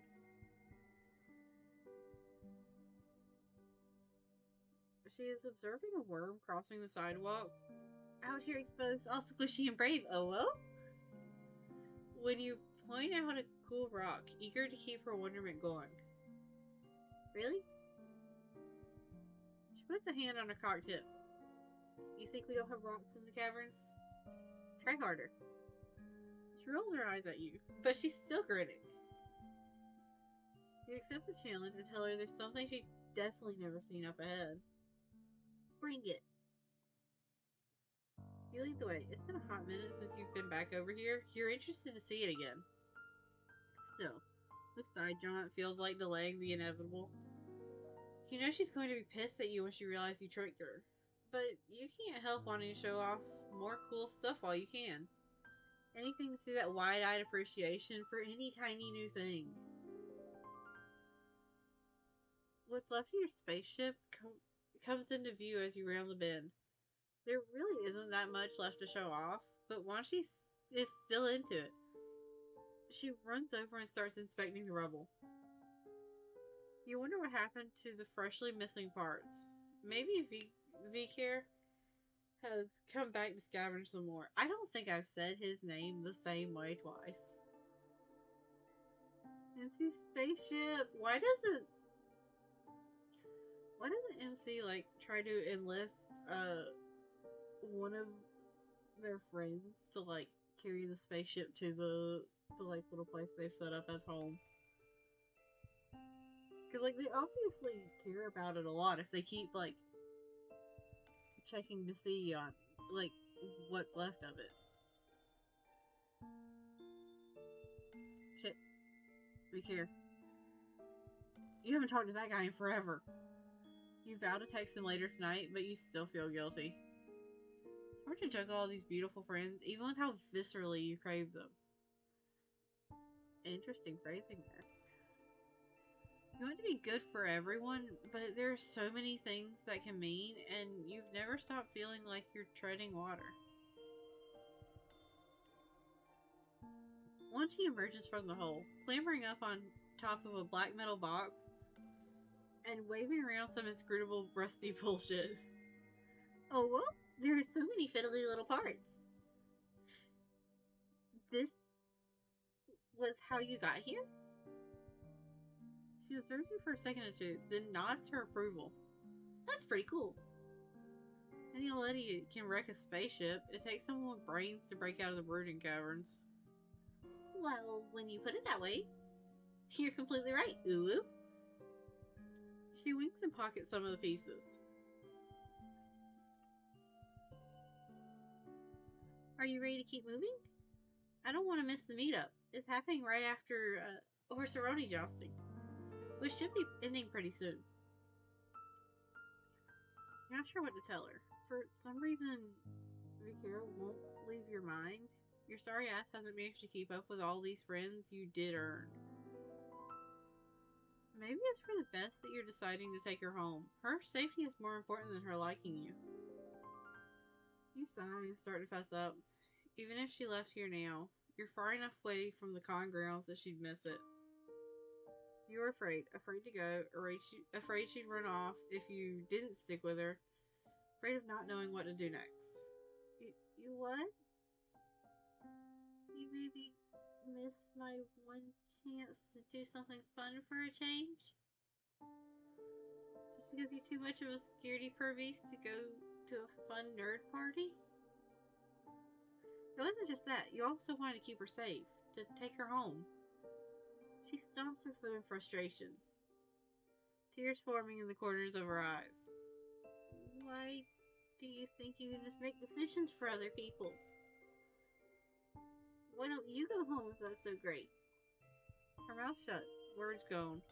She follows your gaze back to the wreck of your only shot out and winces. All of her, both of these endings feel like they are punching me in the gut. I didn't mean, I know you can't, I just wanted. She sits down in the grass, defeated. You sit too, a ginger distance away. No, her anger is fair. God, this sucks. You hadn't meant to deprive someone of a small joy here on this bitch of an Alternia. Yep, that's the worst. She sighs and runs her claws along the tops of the spiny purple grass.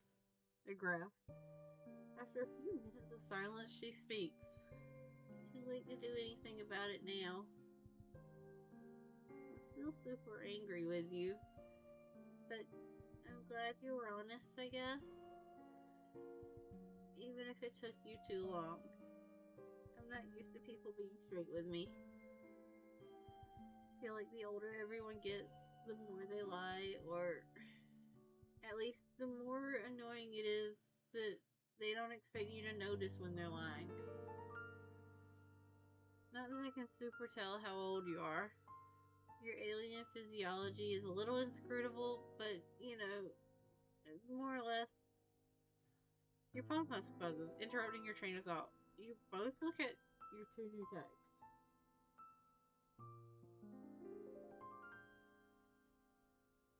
Are you? Hold on. I don't know if I can do the, same voice that I did for him. Are you sure you still don't want to join? Things are beginning to get interesting over here, and you may have the privilege of seeing me at peak performance if you come by. Stay put. There's a color bear on the loose. I don't want you on the already very long casualty list. You do a quick Google, and holy shit, social media is already on fire with the news of a con attraction getting free and mangling attendees left and right. The familiar ghostly feeling of a near miss shivers down your back. Oh. Her eyebrows pull together as she works through the images she's seeing on the screen and what it could have meant for her. She's still a little teary from before. I guess thanks? Not that you did it on purpose. No, I most certainly did it on purpose. You just don't know that. But maybe it worked out today. I do love not being trampled. But it still sucks I didn't get to make new friends. You don't want to be too presumptuous, especially after all that, but maybe this day might still be salvageable, new acquaintance-wise.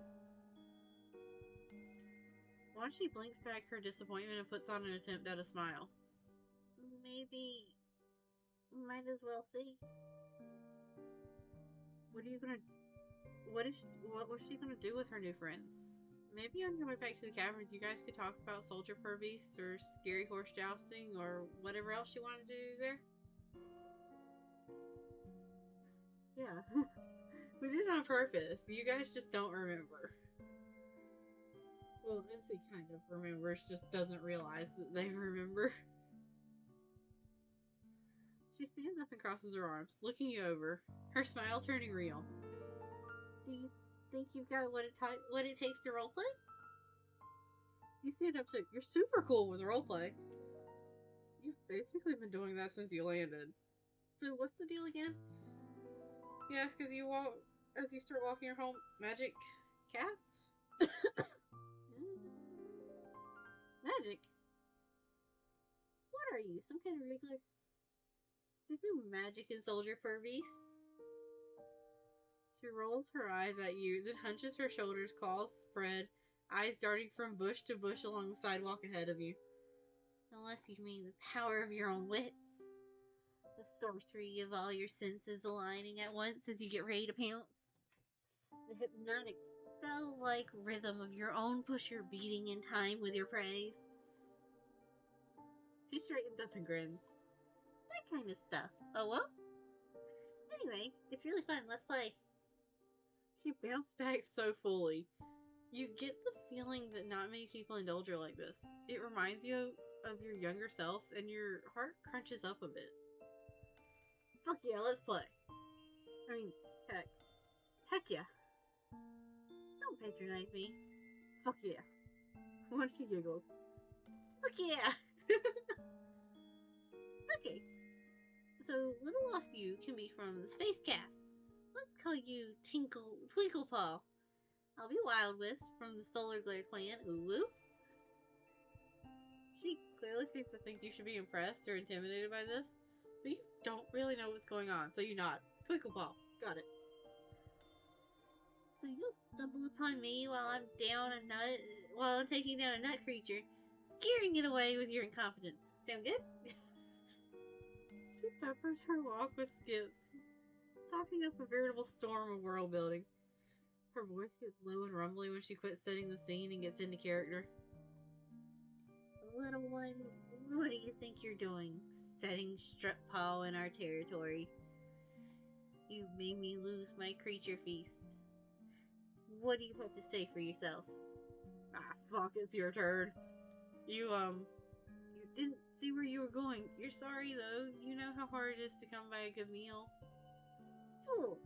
You think me so poor a tracker that I am hurt by such a loss? I can find another. I find offense only in that you clearly do not respect the bond between hunter and hunted. You blunder in and interrupt the sacred rhythm of my fangs, its neck, or its claws, my face. Neither of us can know who would have prevailed. Ah, jeez, you're still really sorry about your strut balls. You're constantly sticking those into other people's sacred dances.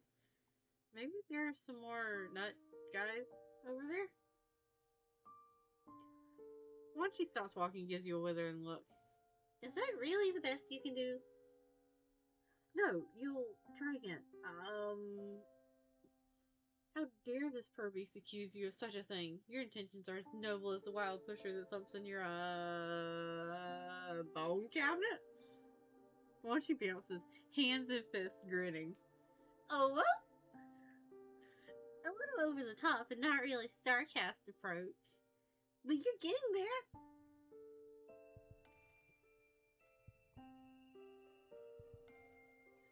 You practice finding your soldier's characterization sweet spot as you walk her home. You take the most direct route, but you let her stop to explain Purby's grooming habits, to breathe in the rotting perfume of a flower, and to appreciate yet another sidewalk braving worm. Eventually, you reach the cave entrance, you know. Oh god. There's so many knives. And standing under its eave is Lynera. A very pissed looking Lynera.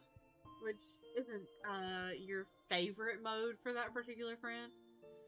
Where have you been? I said I'd be right back. Not, hey, go run off and leave me to make excuses for you. Well, I'm back now, so you can get over it. You know you won't tattle. You don't want Branya to know you lost track of me. Ooh. Watch yourself. Lynera glares fireballs at her, and then turns to you, softening the tiniest of bits. Thank you for bringing the short one back. The short one. Do you want to come in?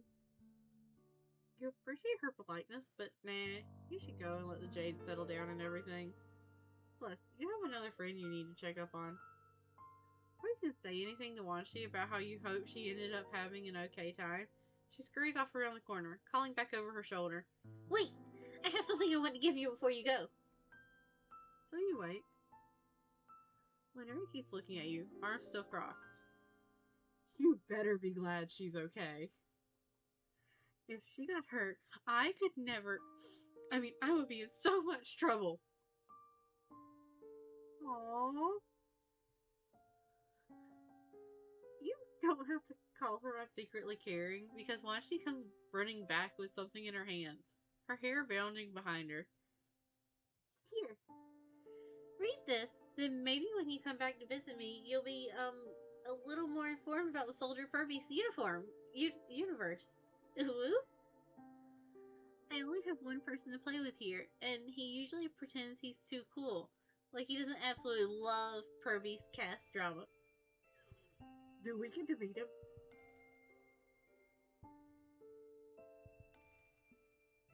I need to know if we get to meet him.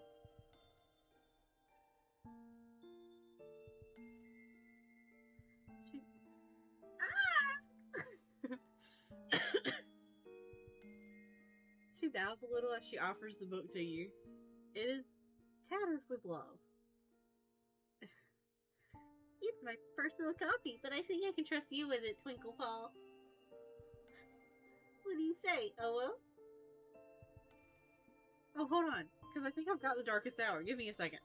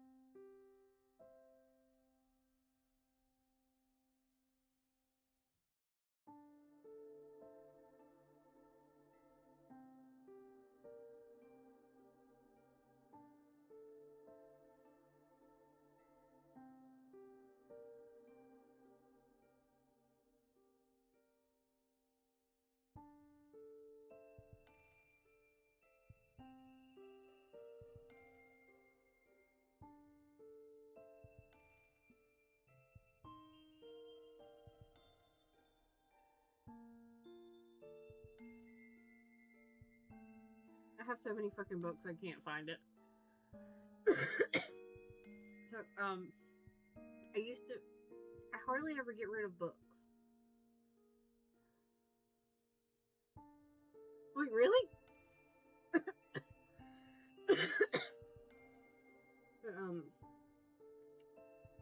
Since I hardly ever get rid of books that I read, I have a bunch of ones from when I was younger. Like, I can look at my bookcase right now and count 1, 2, 3, 4, 5, 6, 7, 8, 9, 10, 11,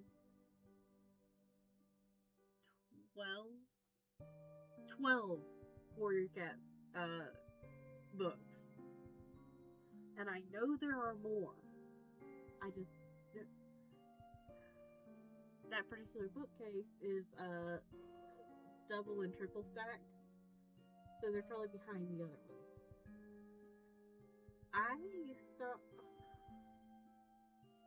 Where did I stop reading? Hold on. We are getting completely sidetracked because I gotta look this up.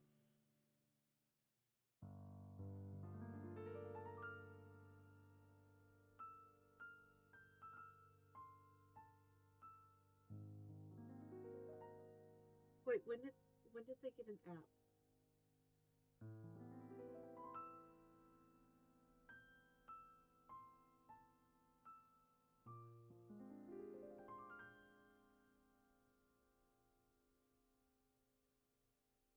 Let's see. The Prophecies Begin, I read.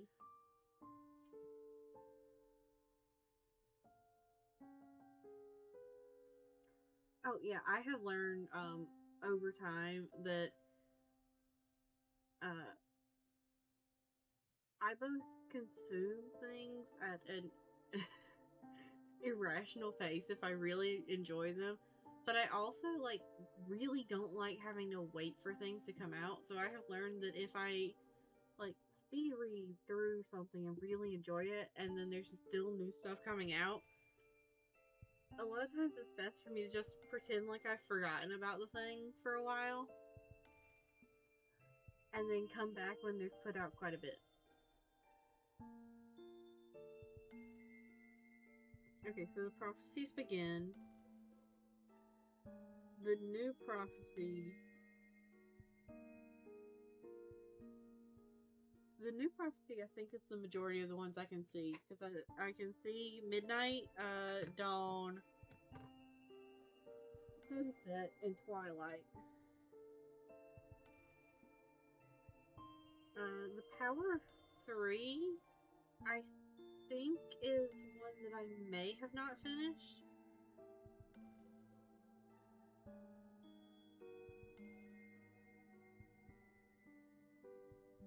Wait, did I have Sunrise? I don't think I had Sunrise. Let me go creep on the bookshelf again real quick.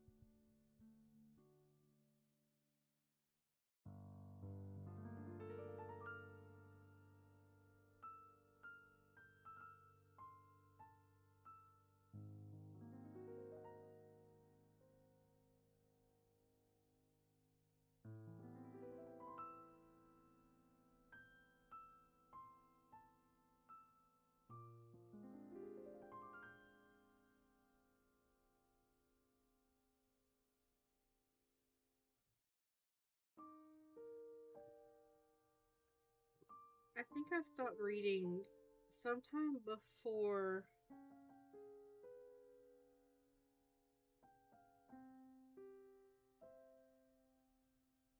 Hold on, because I have The Fourth Apprentice. And I think that's the last one that I have. Because I don't think I've got Fading Echoes, which is the next one in that arc.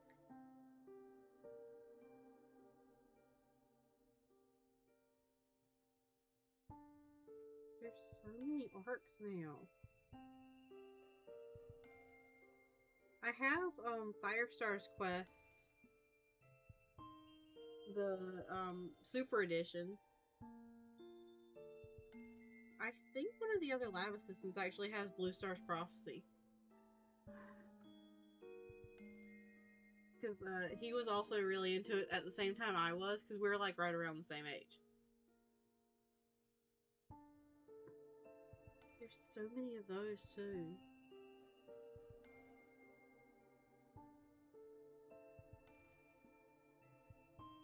I have um I have some of the manga too, by the way. That's like 5 or 6 of the ones that I can see. Blue Star's Prophecy made you cry. Oh no, I don't know if I could read it then, because like I remember Blue Star's like entire arc, like really tore me up as a kid. Like in the first 6 books, like everything about Blue Star, like really tore me up.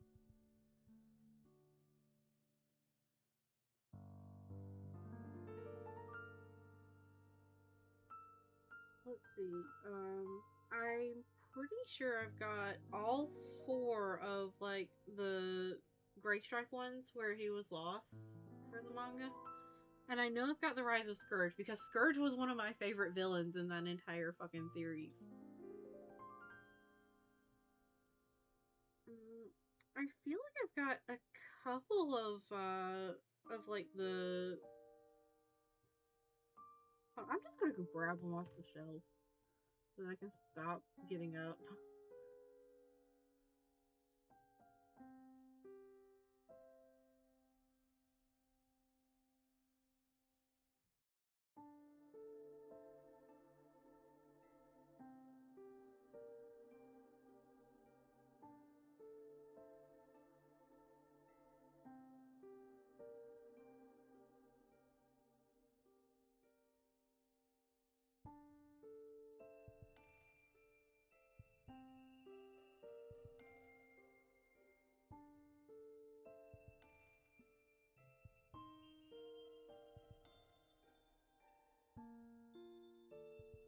Yeah, Rip Tiger stuff. Oh.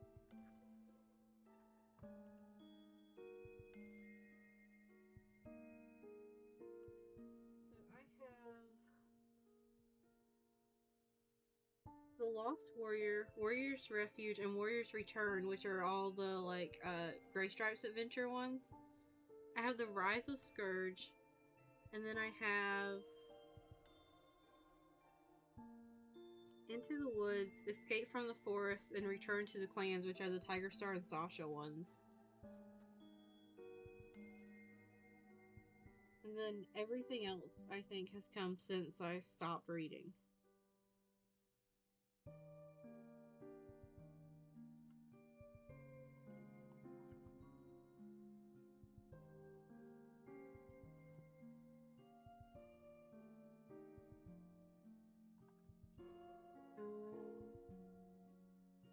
I think I've got Tales from the Clans, maybe?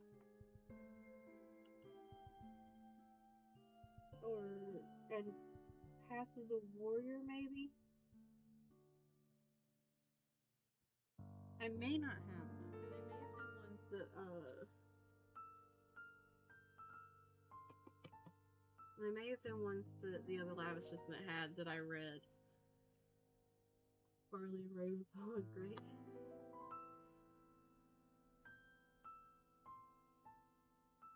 I know I've got the Secrets of the Clans, and I think I've got the Cats of the Clans field guides, but I don't think I got any of the other ones. And I know that, like, so throughout high school, one of my, like, best friends, we shared a lot of, like, book tastes. So, like, I would lend her books, she would lend me books, you know, that kind of thing. I do think that there's a couple of my Warrior Cats books that, like, ended up with her and never came back after we graduated.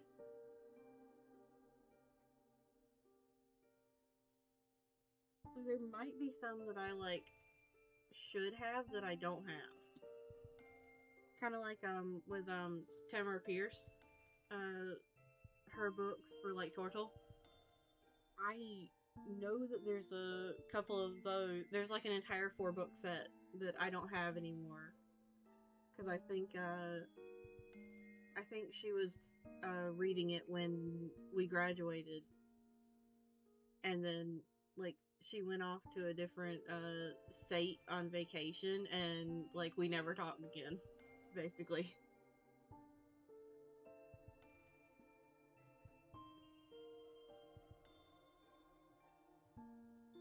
Maybe I should reread these to see if they help, to see if they're like, to see if they hold up like at all compared to like how they are in my head. I don't need to pick up another like million book long series, even if it's just rereading them.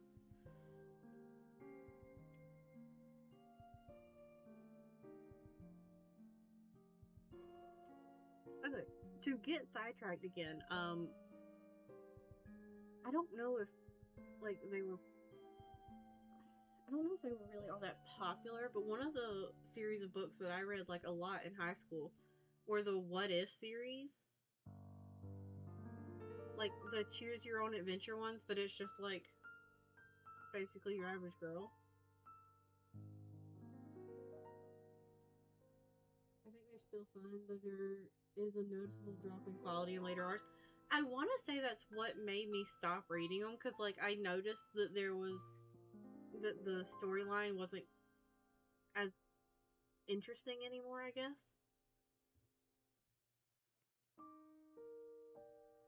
And it was just feeling like it was too tangled to be tangled.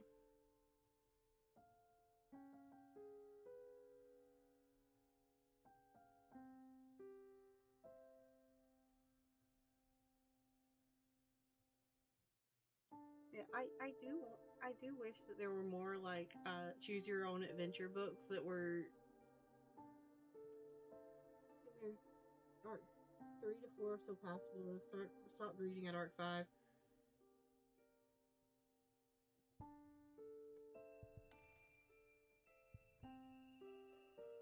The Fourth Apprentice was the first book of arc 5, right? Or was that the first book of arc 4?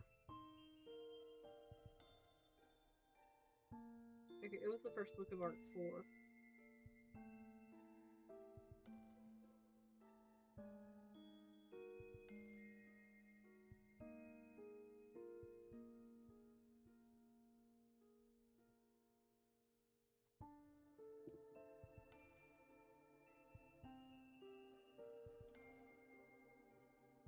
Yeah, I never made it to Dawn of the Clans.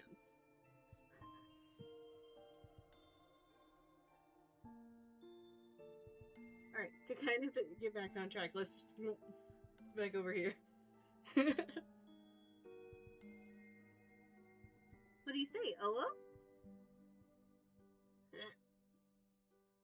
You clutch it to your chest and tell her you will guard it with all the honor and Spitfire Starcast has to its hallowed name. Oh, that is so precious. Like, that is so adorable. Also, we were like literally 2 lines away from finishing that. And got totally sidetracked. Well, I guess that gives us the opportunity to re-sidetrack.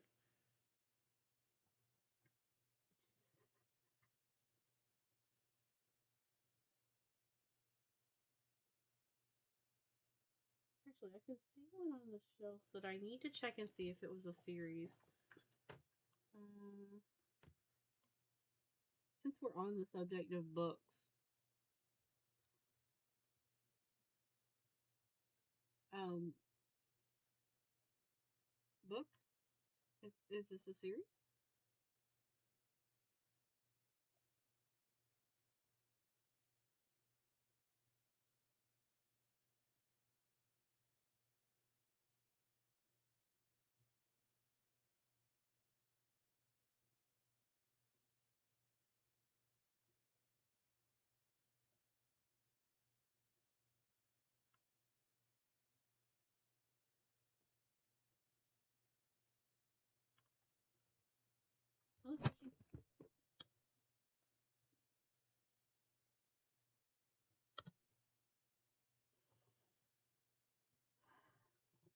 So sorry about that. I think so she almost turned off the fucking laptop.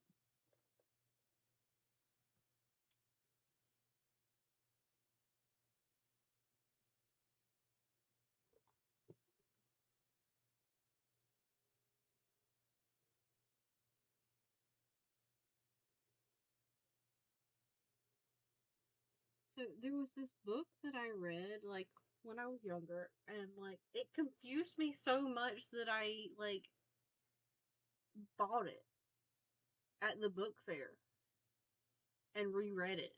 But it was called Hatching Magic, and I don't remember what it's actually about, but it like feels like it is cemented in my brain as like a great book when I was a kid.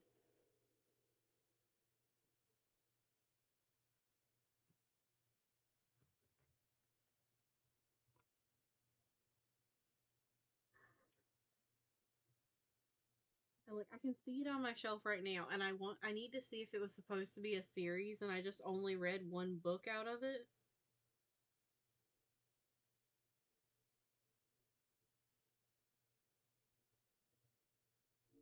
Well, it kind of was. There was a second book to it.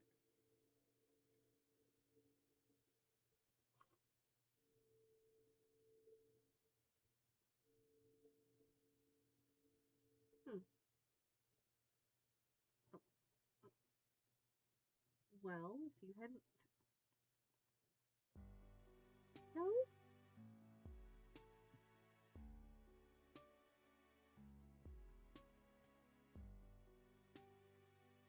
I understand you're in your rebellious phase, but you are going to regret it if you rabbit kick my foot.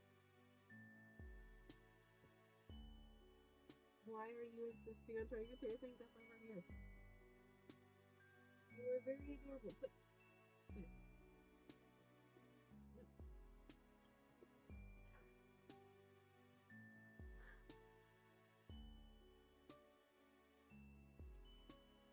The last book I read was either Shattered Sky or Darkest Night. So,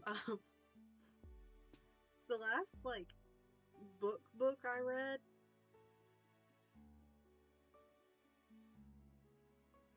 like not manga,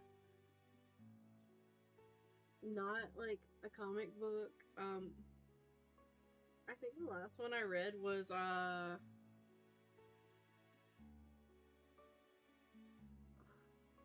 it was probably No Longer Human by Dazai Osamu. It's a fantastic book, but I would strongly recommend being in a great state of mind before reading it and being okay with that state of mind being knocked down a little.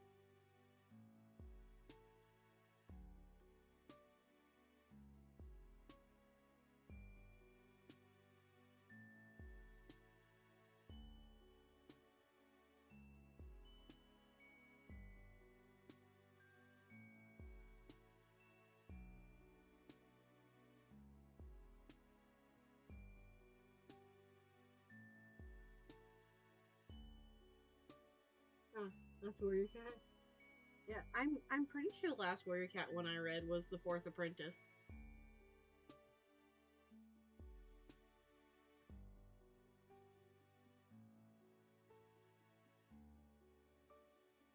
Wait, hold up. When did we get a Welcome to Night Vale book? Books? There's plural?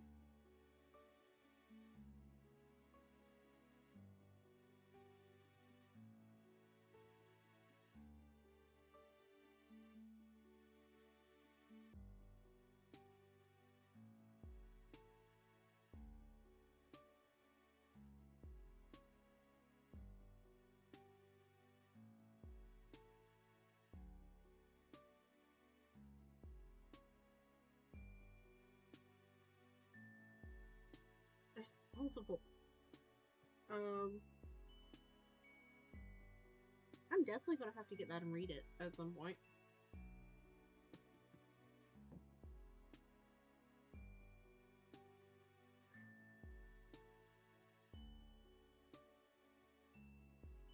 I'm going to move to this one since we're done with the game for the day.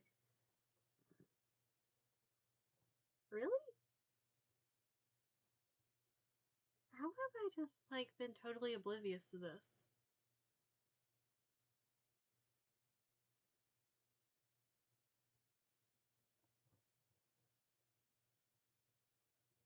Huh.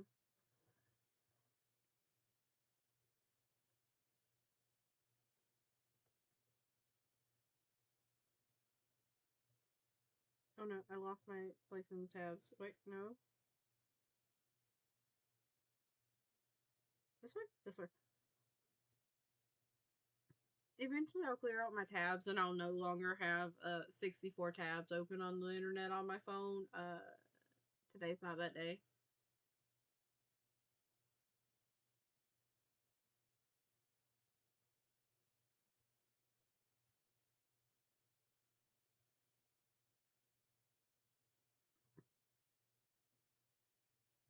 Okay, so I looked up The Dragon of Never Was, which was the second book in the Hatching Magic series. Explain to me why the hardcover version is like $6 and the paperback is 15. Is the hardcover one only used?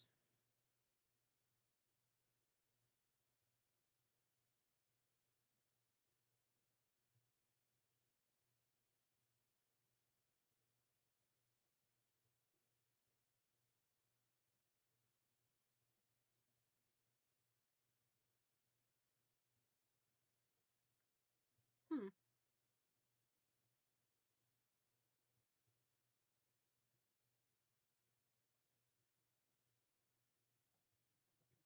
Yeah. The hardcover one is only used.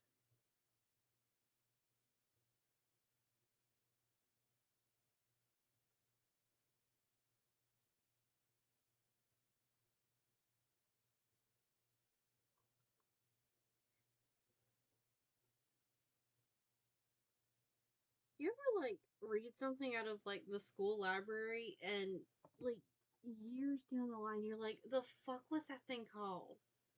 Like the fuck was it even about? I remember it being great, but like I can there is no way I'll be able to track it down. Like, because I feel like there's a lot of books that like if I could remember what they were called, I would like have an even larger collection. Because I'm betting there was a lot of books that I like just picked up and read and then returned to the library without a second thought and didn't look to see if there were any sequels or anything that probably have like whole series behind them.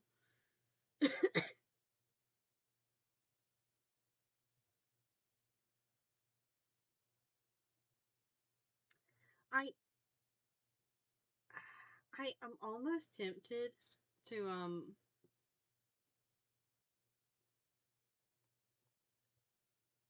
go back and just start volume 16 because like I'm fairly wide awake at the moment.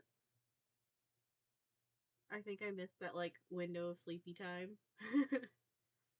And since I horribly messed up my sleep schedule, that means that I probably will not go to bed until like right before I need to be up for my next shift.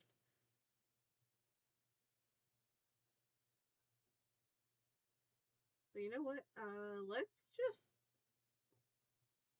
Let's switch back to the other one and do volume 16 too. If you want a fucked up book series, I would recommend the Unwind. Hold on, hold on. Hold on. I have Unwind on the shelf. I bought it and never read it.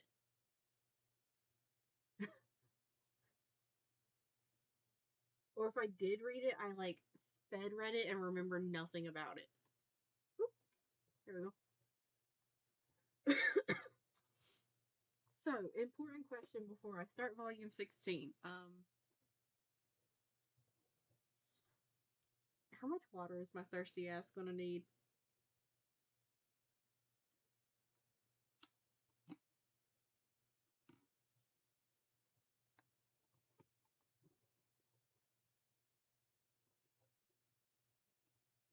Alright, let's go. Hold on, I gotta get comfy again. Alright. You crash landed on Alternia 16 long episodes ago, and sometimes you feel like you've been here forever. You've had many adventures and met many Alternians, none of whom have become your friends. But now, for some reason, you have a hunch that you're near the end of your Alternian travels. For one thing, you seem to be coming to the edge of the populated region you've been walking through all the time you've been here. For another, the intense craving that has animated you throughout your journey feels like it might be waning. It's not quite gone, but like a diner whose stuff like it's not quite gone, but like a diner who stuffed himself to bursting, but is still seeking that last sweet morsel that will make his meal complete. You're still on the prowl for the very sweetest morsel of friendship. Oh, I think I understand. we'll start over here.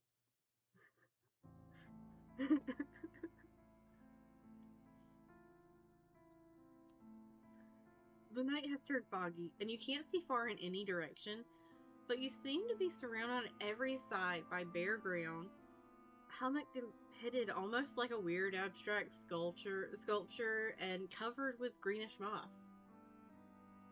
Based on your experiences you've had with Alternian flora, you imagine the moss is probably poisonous, acidic, explosive, or something of that nature.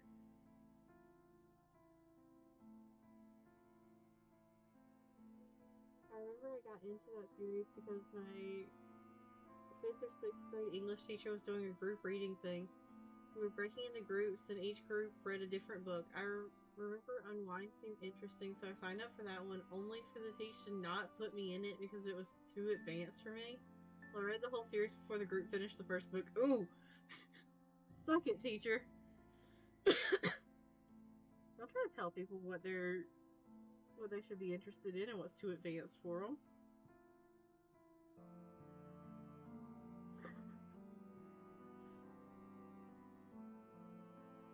Also, I have the water bottle in my hand, like prepped and ready.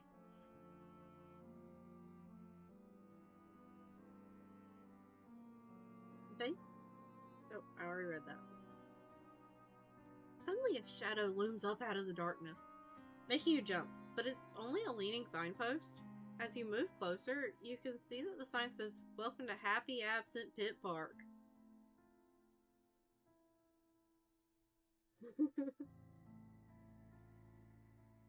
Yeah, modern slice of life. I have tried it so hard. Because, like, let's face it, I think everyone goes through a phase of, like, being like, no, I'm gonna read, like, average person stories. Like, no magic, no sci-fi, like that kind of thing. I feel like everybody goes through that kind of phase, and then some of them are like, oh yeah, this is my jam, and then some of them are just like, no. Like, I have a ton of stuff on my shelf that was from that phase.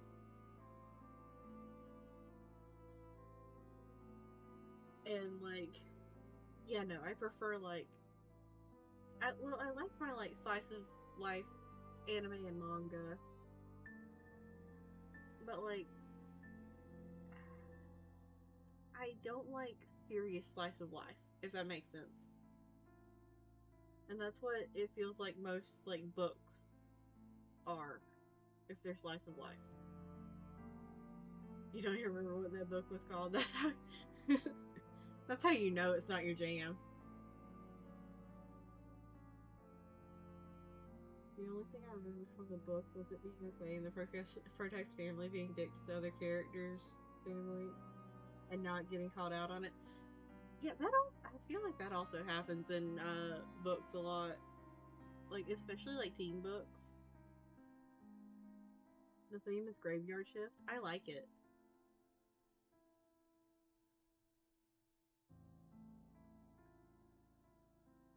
before you can figure out what that might be, you hear a voice muttering to itself in the fog and a sound like dirt being shoveled. Oh wait, did we get a grip?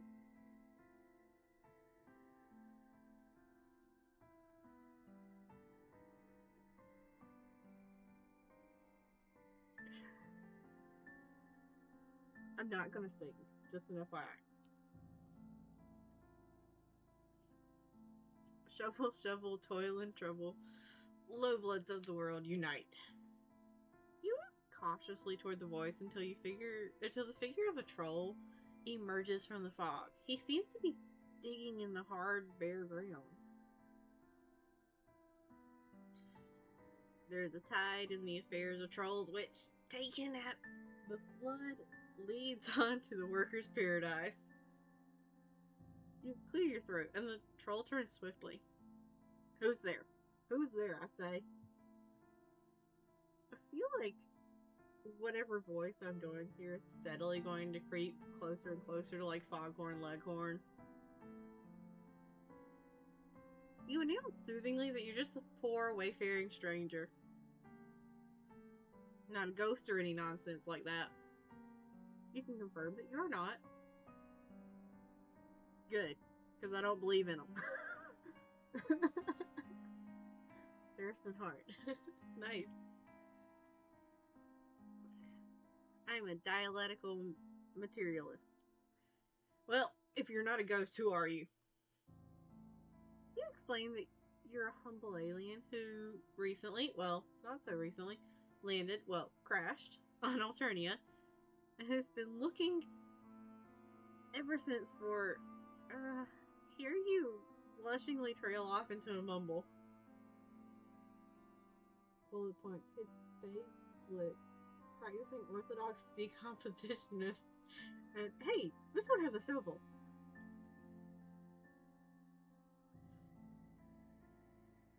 I like those bullet points.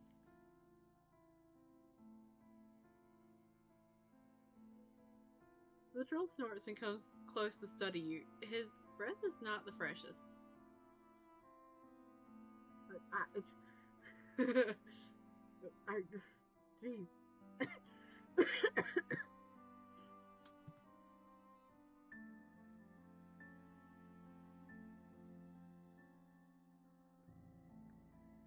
I'm starting to think so. I don't think. Have we ever once had it described as like MC blushing? Or is this the first?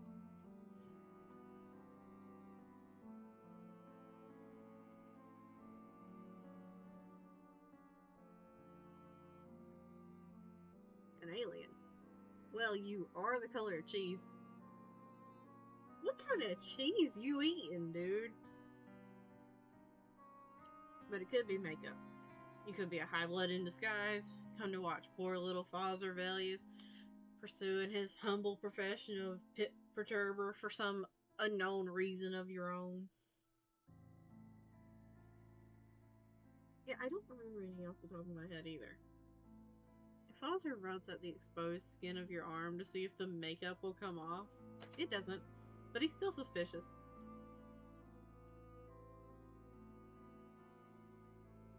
A real alien would know what outer space is like. Describe outer space to me. You describe attack ships on fire off the shoulder of Orion and watching sea beams glitter in the dark near the Tannhauser Gate. I don't know if I said that right. You express the belief that all those moments will be lost in time like tears and rain. The authentic depictions seem to satisfy Father. He nods his head and seems to think. He doesn't appear to be a fast thinker. Finally, he seems to have an idea. Do the cheese entities where you come from have a strong consciousness of class struggle? You have no idea what he's talking about, but you were always good at guessing the right answer on multiple choice tests. This is not a multiple choice test, MC. This is an open-ended answer. You didn't say you were good at guessing the right answer in those. You assure him that the people where you come from have such a strong consciousness of class struggle that they use it to jack up their cars when they get flat tires. A big smile overspreads Father's face, and he pumps his fist in the air. Pleased to meet you, Comrade Alien. All power to the workers. I imagine that finding me performing the honest labor of the working class makes you feel right at home. I think it's making MC feel something. You assure him that it does. I suppose that you wish you could share in the simple proletarian joys and sorrows of the Alternian oppressed classes. You're not sure what proletarian means, but shared joys and sorrows sound like a hopeful prelude to friendship? So you say you were just thinking that you would like to share that kind of joys and sorrows. Easily done, comrade. Here, take this little perturbation lance. You can enter into solidarity with the Alternian working class right now. No, don't thank me. Freedom, brotherhood, and equality is my motto. Conduct your perturbations right here, if you please. He points to where he was shoveling, and you begin shoveling there too. The moss that covers the ground is tough as leather, and the Alternian soil is rocky, hard, and unforgiving. No surprise there. And before long, you're sweating profusely, but no exertion is too great for the pursuit of friendship. Fonzer watches you labor with brotherly satisfaction. Class solidarity is a wonderful thing, isn't it? From each according to his ability, to each according to his head. You look like a walking cheese, but your muscular development is impressive.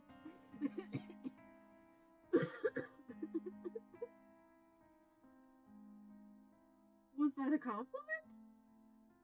I'm going to take it as a compliment, Fonzer. So, just to pass the time while you labor in solidarity, what do you think of our planet?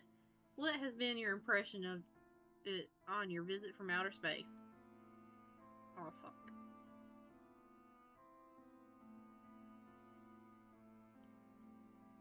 You suppose it's still worse than a lot of places, with some good points and some bad. It's by far been the worst place you've ever seen or heard of.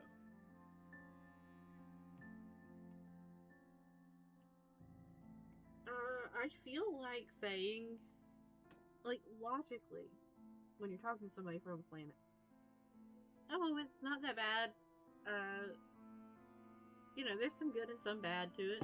It should be the correct answer out of these two, but I feel like the correct answer for him would be it's by far the worst place you've ever seen or heard of.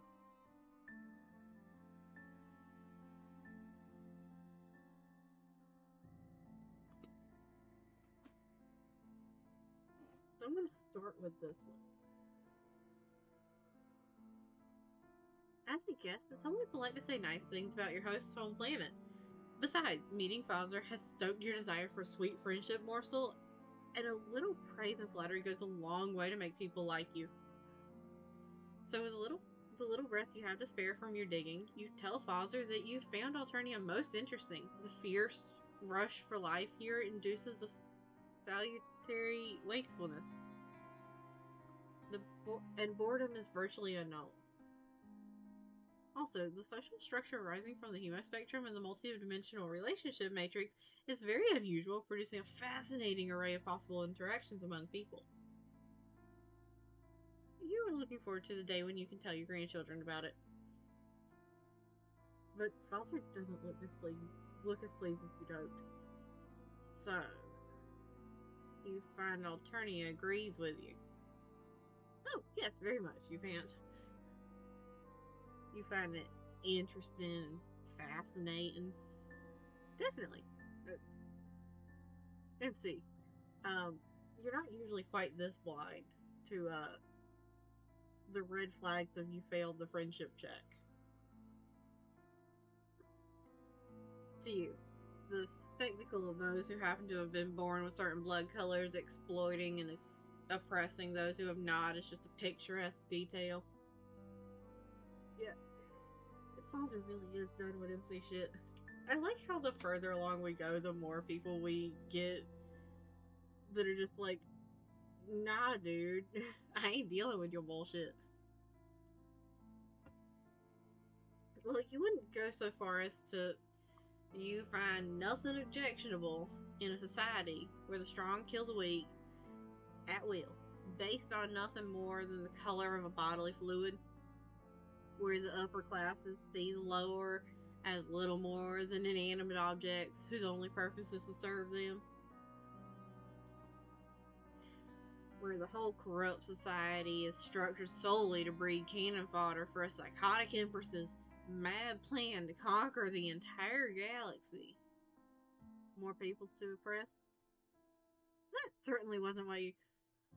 While the streets run with rust, orange, and gold blood, you stand unconcernedly and remark how interesting and fascinating Alternia is. I whacked my hand on my desk. I think we could.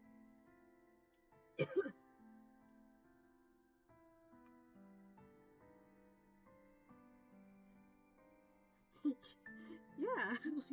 Well, while the fish people and their bluish lackeys strike the pap from the mouths of low blood wrigglers, you smile pleasantly and remark how unusual Alternia is. Certainly not. But one can't judge other cultures by one's own. Oh. You can't dodge your class responsibility that way, you cur. You so-called intellectuals try to hide your fawn and servility to the bosses by pretending to view society objectively without moral judgments, when all the time you're simply crypto-imperialist lapdogs. Understandable reactions? Honestly, yeah. But,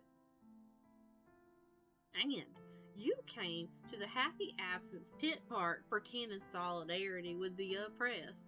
Sure, I see now that you're nothing but a cat's paw of the oppressor class.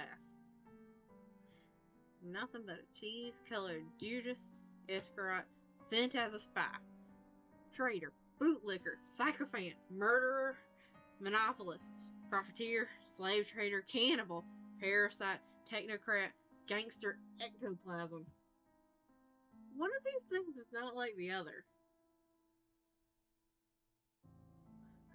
Yeah, Nancy's corpse is mush. Like, we are getting buried in the hole he was digging. No, you try to object, but Foster seizes the shovel from you and turns away. Turncut, narc, double crosser, weasel, hijacker, vulture, Visigoth, breathalyzer. Okay, as strange as it is, two of the words in this speech bubble were like very notable words in a vocabulary lesson I had in high school. And I remember this because I once decided to turn an entire week's worth of vocab words into ninjas. I can't elaborate on that any better.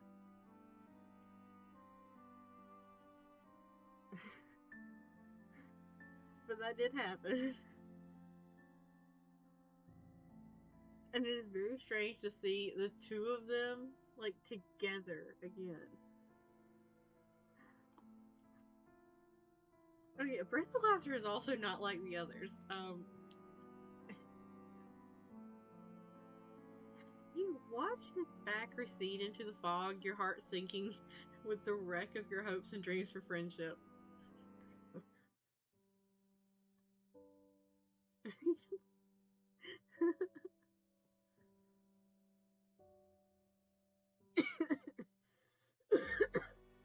Okay, he just like ripped him see a new one, and then like ripped a new one for the new one.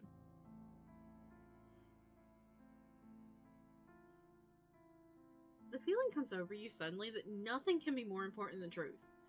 Truth is at the foundation of all real friendship. Truth sets you free. Honesty is the best policy. So, you take a deep breath and you say you hope you won't give offense, but that in your opinion, Alternia is the nastiest, ugliest, cruelest, and most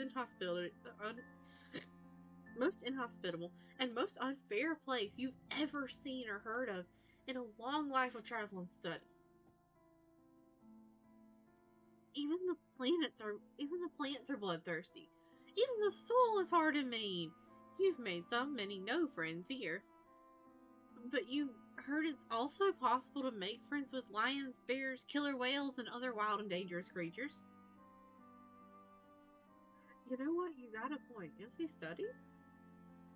What did MC do on Earth? Because, like, do you know how hard it would have to be to break into a place that has, like, a rocket that can take, like, a space rocket? Spaceship? That's the word I'm looking for. Like, those things are well guarded. So how the fuck did MC manage to steal a spaceship?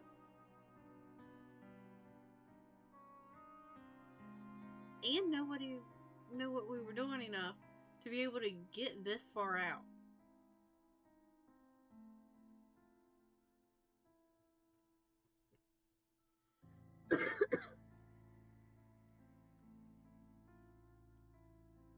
In fact, often here in Alternia, you've felt that you've been locked in a cage with a bunch of such wild and dangerous creatures.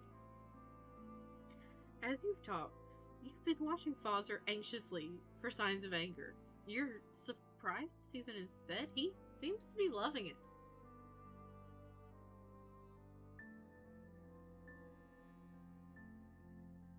Yeah, there's like so much confusion there because, like, yeah, you're right. They stole a spaceship. They had no idea how to pickpocket.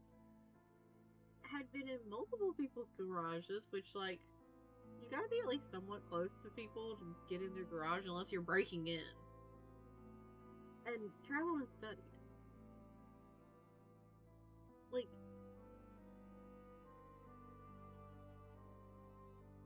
MC appears to be quite worldly.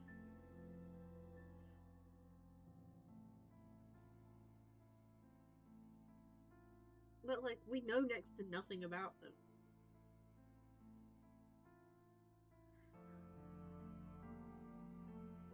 And what about our political system? You already put your foot in it, so you go ahead and put the other one in too. You expressed the opinion that a violent, rigidly stratified, insectile social structure created solely to generate soldiers for a mad project to conquer the entire galaxy might raise eyebrows in some quarters. You admire natural selection and survival of the fittest as much as the next person, but this is overkill on a titanic scale. As you've been speaking, Father's smile has grown wider and wider, and he's shown other signs of approval, such as jumping up and down and whirling around. He pumps his fists into the air. Forward to perfect socialism. It's so good to talk to someone who hasn't been hypnotized from regular hood with counter-revolutionary pap. Someone who sees conditions on Alternia for what they really are, who sees the evil of the High Bloods.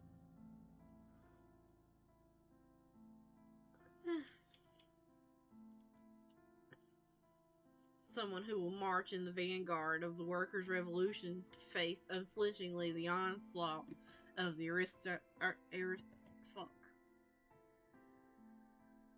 aristocracy, perhaps, nay, probably, to die in a hail of bullets, but never turn their backs on the people.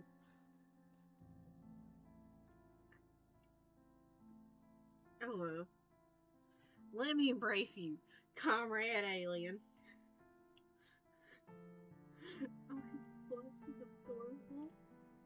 He does so. He's oily and smells like mossy soil and porous.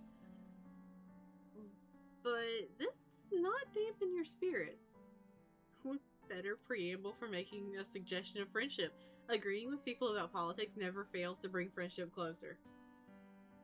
I'm really starting to think that Pfizer is MC's type. But but before you can bring it up, Pfizer, having first kissed you on both cheeks, continues.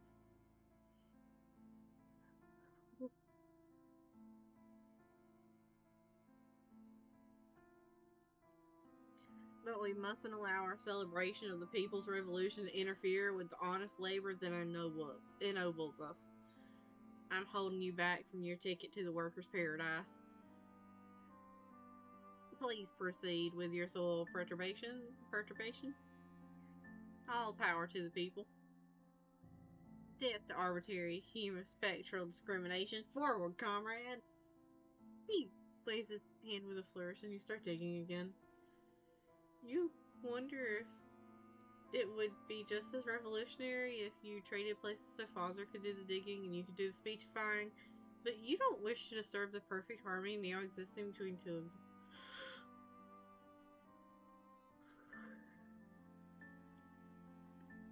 Man, I barely finished that sentence before the yawn got me. Instead, you've used your little available breath to inquire what all this soul perturbation is in aid of. Why, a culprit, of course. Then you see the sign? This is the Happy Absence Pit Park. Father Villiers, proprietor. Alternia's reactionary tradition is to just put dig. It's to put.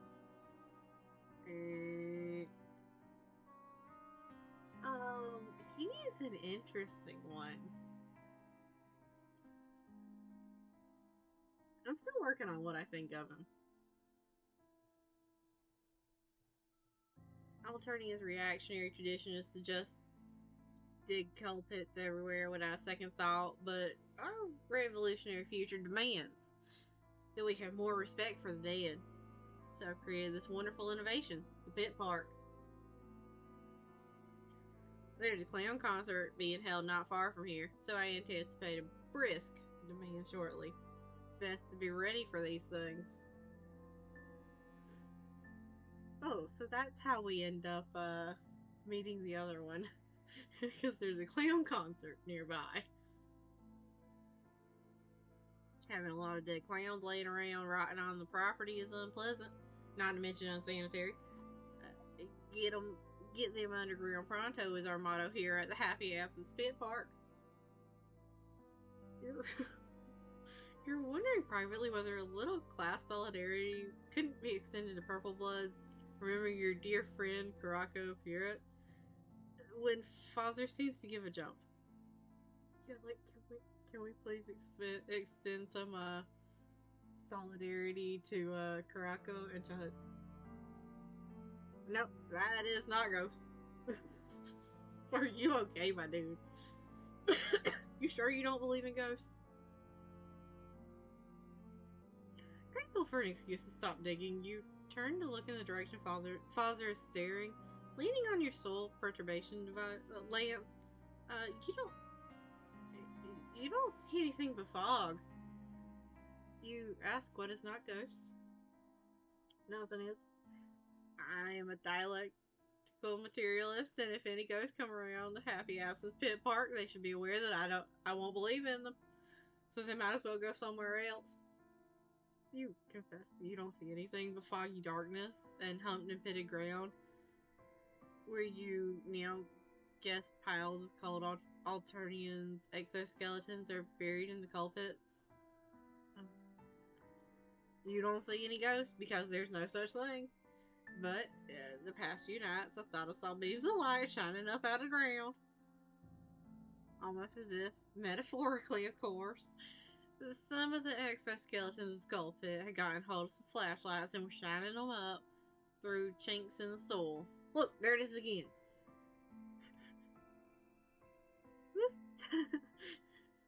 This time you see it. A column of light that flashes up through the fog and is gone, seeming to come from a crack in the ground which briefly illuminates in a blinding white. Fascinated, you move towards the crack, which is now dark and invisible again.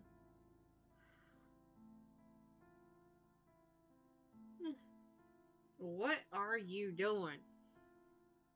You look at Foster in surprise. He seems terrified. You ask actually whether he doesn't think you ought to see what that is.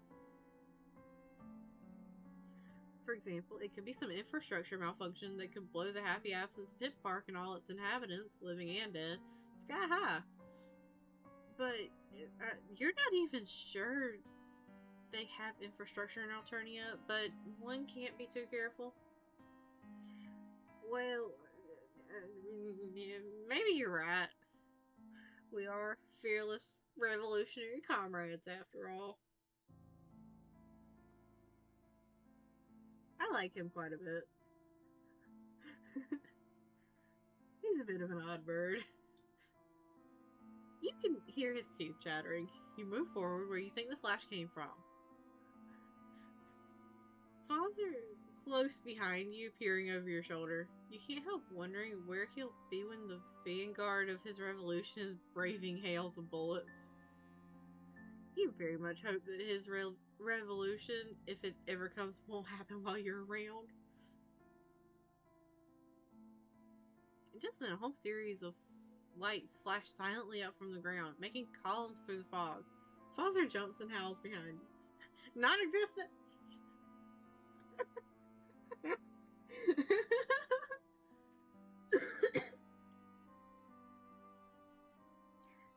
I love that his reaction is very much like, obviously he believes.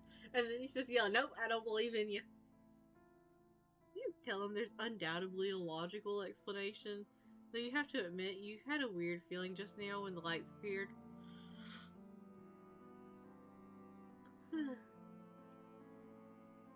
Like a momentary dizziness or feeling of discontinuity.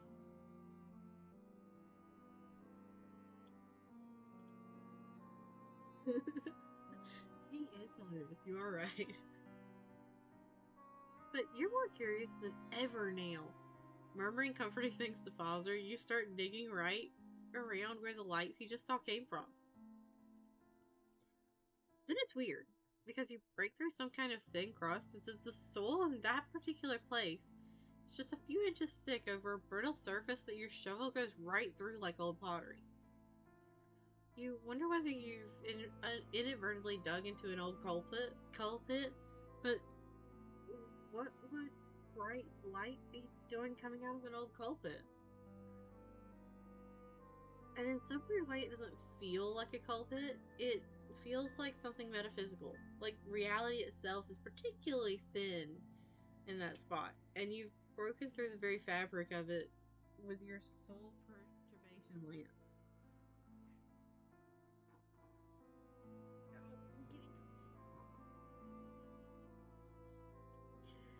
You dig around in the edges of the hole, enlarging it until it's about a foot wide. Pull the blanket over me because it's getting cold in here. The darkness within makes the darkness of the Alternian night seem bright by comparison. It's so dark that the soul falling into it and the part of your soul perturbation lance poking into it seem to vanish completely. As if on the other side of that hole, reality itself gives out. You and Father stare curiously down into this hole. Suddenly, a blinding but strangely blank light bursts up out of the hole into your faces.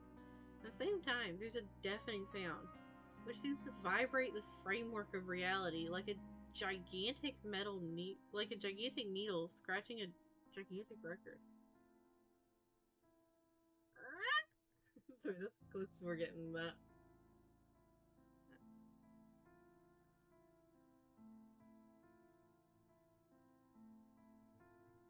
You're standing in the foggy night holding a soul perturbation lance that has been handed to you by Father Velias.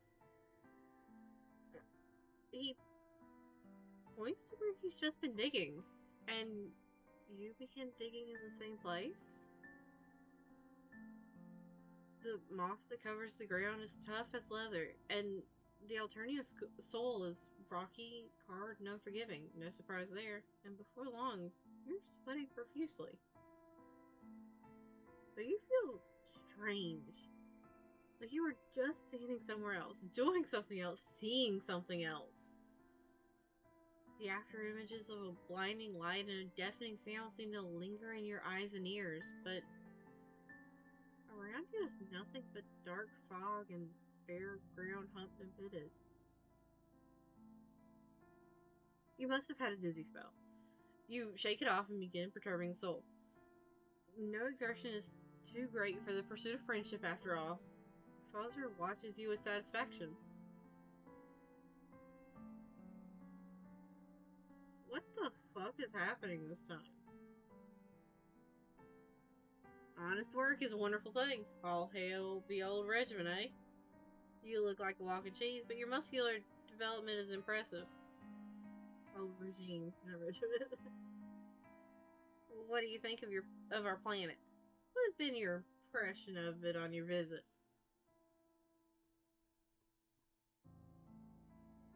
I guess I'll save over this one because we did both of these.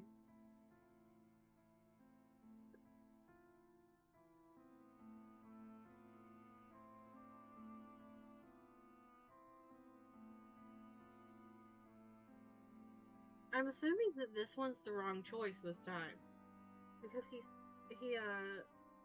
he just said all hail the old regime, which would mean that this is not communist Foster that we were talking to.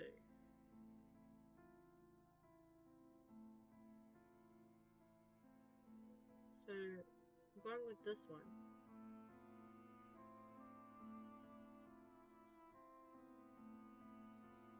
It's like, where's the log?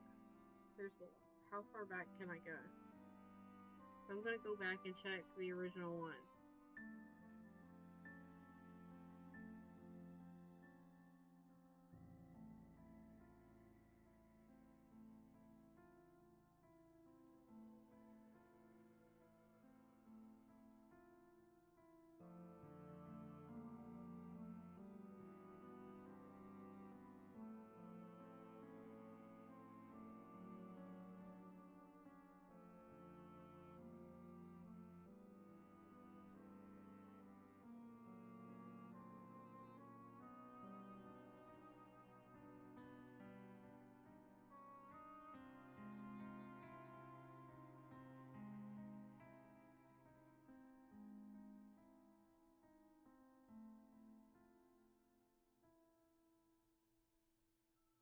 Yeah, he said something. This one is very strange. As a guest, it's only polite to say nice things about your host home planet. Besides, meeting Foster has stoked your desire for a sweet friendship morsel, and a little praise and flattery often goes a long way to make people like you.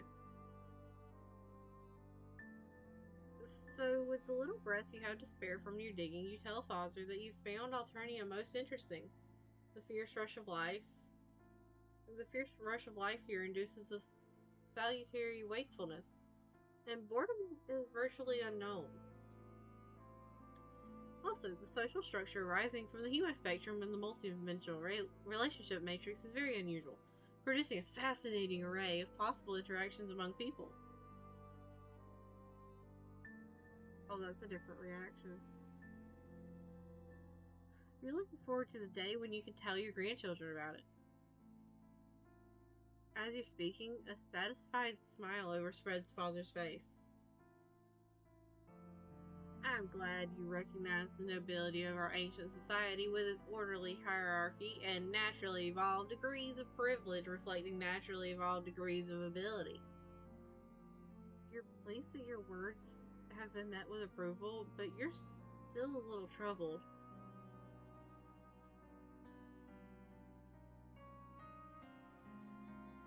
His bullet points were changed to dialectical materialist, maintains his own corpse field, and a staunch royalist recently.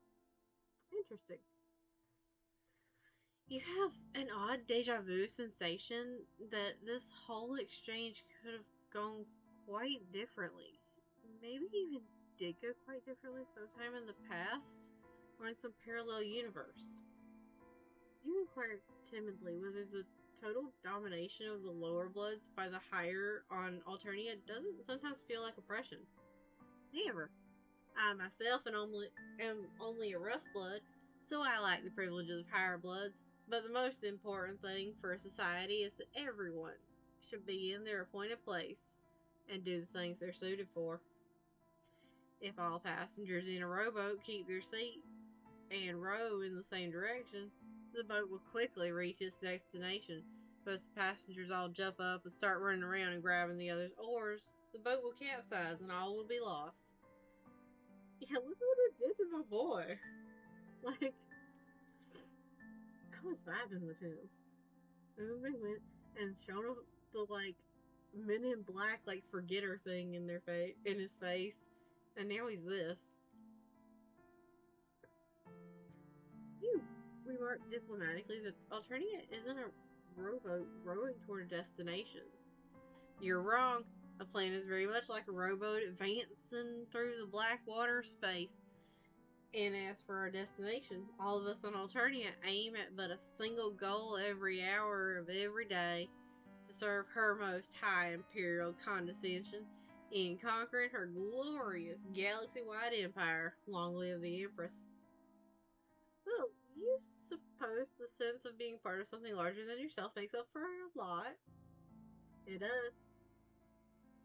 And naturally evolved systems are almost always more robust than artificially designed ones. They are.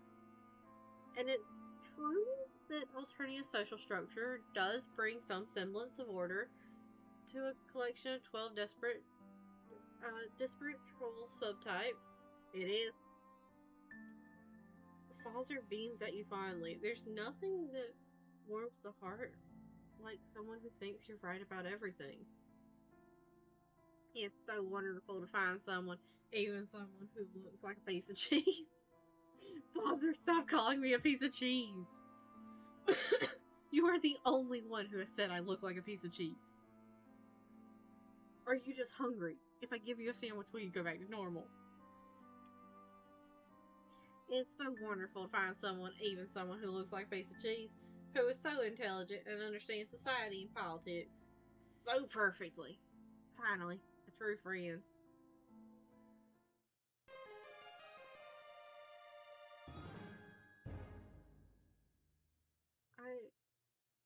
I don't know how I feel about this one.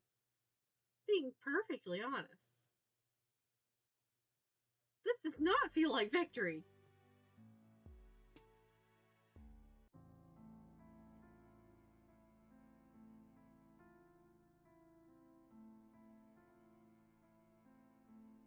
I feel like they murdered the character and just popped in a new one.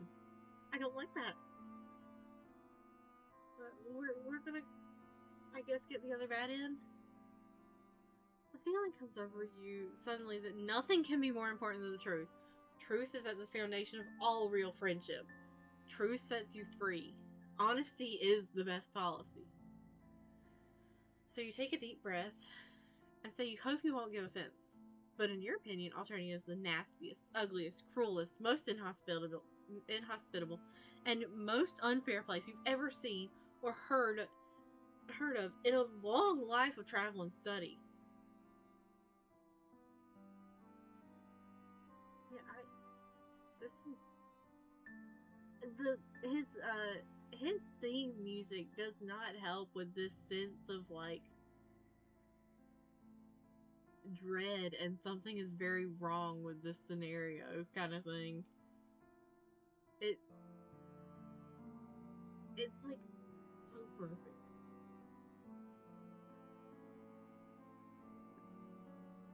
Even the plants are bloodthirsty. Even the soul is hard and mean. You've made many, no friends here, but you've heard it's also possible to make friends with lions, bears, killer whales, and other wild and dangerous creatures. In fact, sometimes here in Alternia, you felt that you've been locked into a cage with a bunch of such wild and dangerous creatures. No doubt, you could have anticipated that blunt honesty like this would give offense, and indeed it seems to have done so. As you finish your remarks, Foster is frowning darkly. So, you've come to Alternia as an uninvited guest, only to criticize and judge our civilization, eh? No. You know enough about our society, our billions of years of evolution, and our painstaking rise from mud-dwelling, insectile ancestors the political and sociological theories of our statesmen, philosophers, and scientists to make those judgments, do you? Well, no doubt you've done studies establishing what would happen if the hemospectrum groups were placed in different relations to one another. If, for example, rust bloods were given the highest group and fuchsia bloods the lowest. Well, no, but I suppose your planet is so similar to Alternia, you have a firm basis on which to apply your preconceptions to us. Not at all, but. And surely you aliens are similar enough biologically and psychologically to trolls to know how we feel about our own society. I thought not. I guess from the very first that you were nothing but dilettante, faux socialist, pseudo intellectual spouting your ivory tower theories without the least idea what you were talking about. Well, smarty pants alien, I suggest you take your cheese-like person and your theories home to your own planet. It won't be long before her most high imperial condescension conquers your arm of the galaxy, so that we Alternians can return the favor by standing in judgment over your society and politics. In the meantime, I bid you good what the fuck is that word?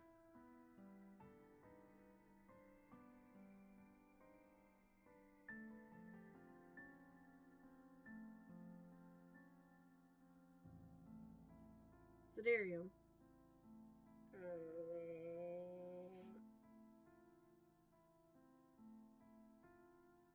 Is this Latin?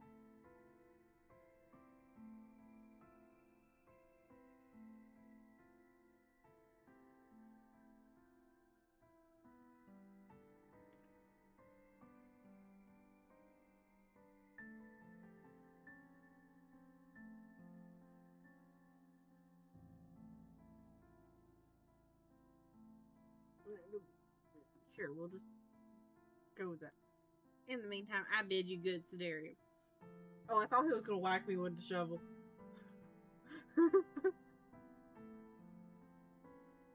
And with that, Foster Villiers seizes his soul perturbation lance, as well as your hopes and dreams, and stalks off into the foggy night.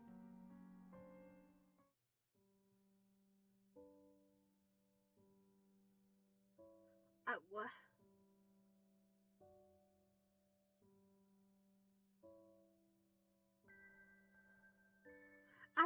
What? I refuse to believe that the good end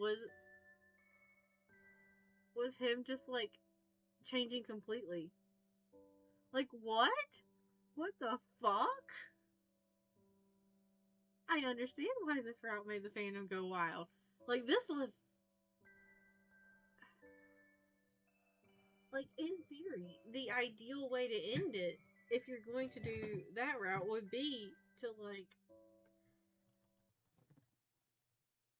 watch him like change his mind and return to himself, like as you talk.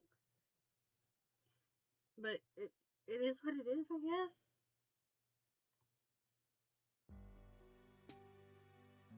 I feel betrayed.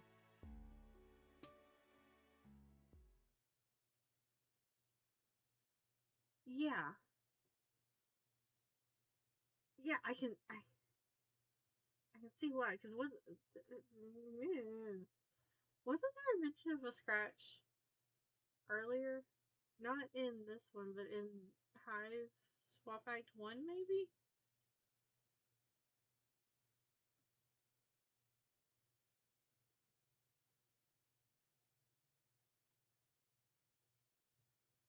So, like, he's been fucked with by the powers that be.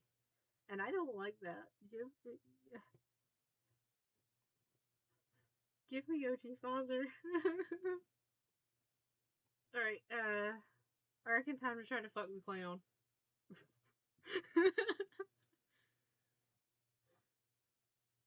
Crash landed on Alternia 16 long episodes ago, and sometimes you feel like you've been here forever.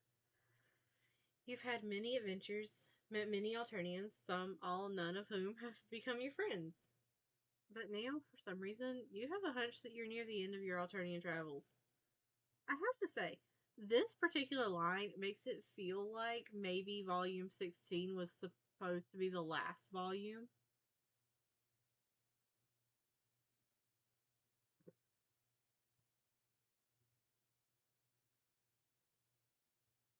Yeah, I will not forgive him for fucking around with Fozzer.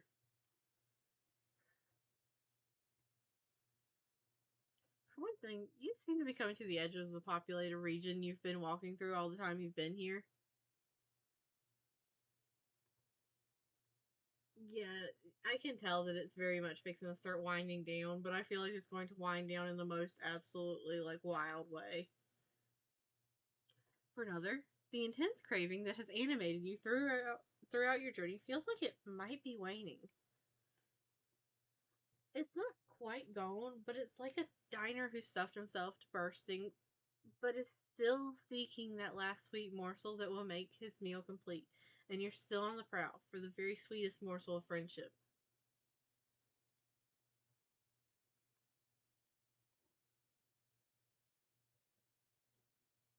Hello, Marvis. I can't pronounce your last name.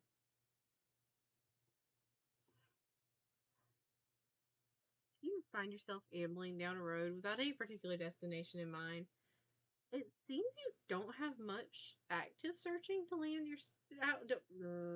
It seems you don't have to do much active searching to land yourself in varying combinations of adventure and/or disaster.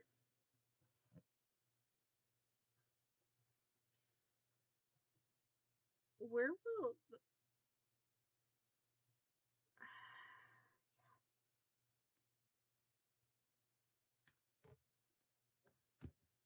the fandom usually pronounces it like axolotl? Okay.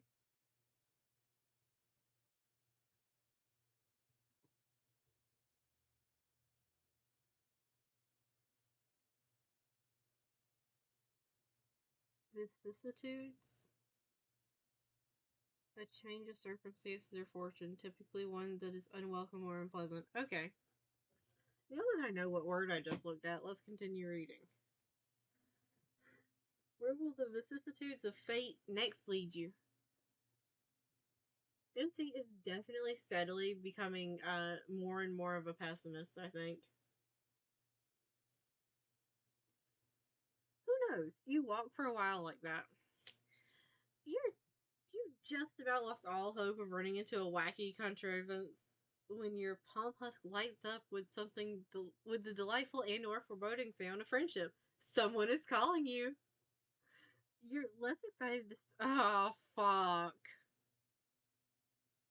You're less excited to see that the person who happens to be calling you is Zebra. If he takes me to the fucking clown concert, I will tolerate him. And then feed him to the clowns. It's not that you dislike Zebra precisely. Yeah, I hate him. It's just that you might struggle to rank him above literally any other troll you've met, including the yellow guy who loves genocide.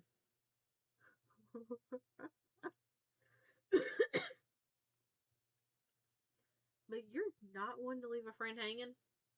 You dutifully answer the call. Ah, my good friend, you picked up. Awfully quickly, I might add.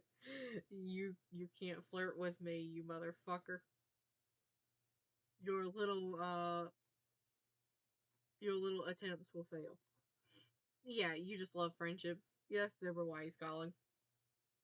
Please leave it hanging. Leave it hanging. Yeah, he deserves to be left hanging, damn it.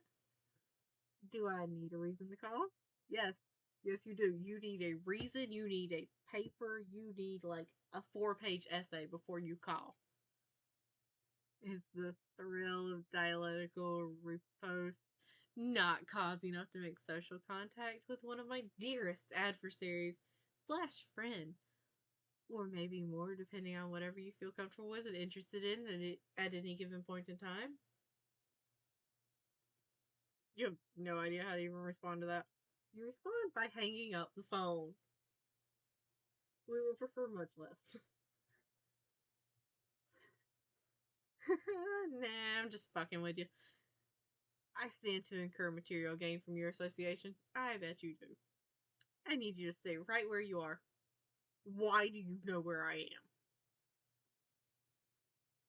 Well, what are you going to do? Hang up? Yes. You're going to hang up and you're going to run as far as you can in any direction but where you are right now. You stand right there and stay on the line. You ask Zebra what? You ask what Zebra is up to, but he won't say. He tells you he needs to concentrate. Eventually, you notice a strange shape resolving in the distance down the road, drawing nearer slowly but steadily. It's creeping along. Yeah, run to Malik. Run to Garlic. Run to anyone. Hell, run to Chat. She'll take you to the clown concert.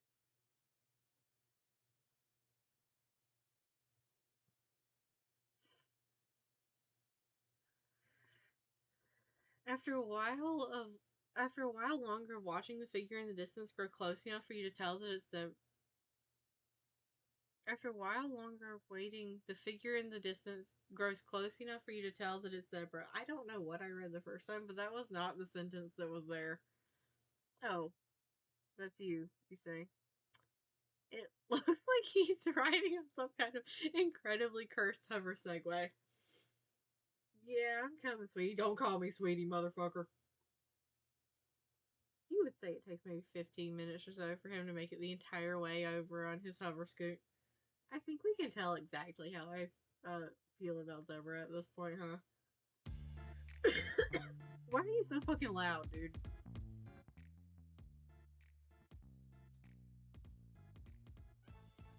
There you are.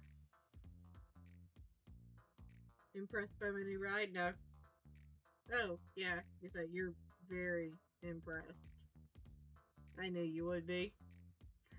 I thought it out because tonight is a very special night. Yeah. Or it will be. If you'd be so kind as to make me the happiest troll in Alternia. No. Absolutely not. Is he, like, proposing to you? I hope not. But, never mind. You ask him what he's vague blogging about. What indeed? The real question of what are you doing this evening? I have plans. I don't know what they are yet, but I'm gonna have plans before the end of this sentence. Well, it's not like you've ever had any plans to do anything besides stupidly bumble into one ludicrous boondoggle after another. Seems like whatever he's alluding to inviting you to probably fits the bill for being included in your long itinerary of unspecified, dumbass bullshit you were bound to get embroiled in anyway. Fantastic. Well, it just so happens that I managed to get my hands on 2 tickets to Clown Fest. I don't even know what. How do I say that last part? It's never talking, so I don't care. And I thought, who better take along than my dearest alien associate of unspecified nature? Yeah, my name is stay unspecified.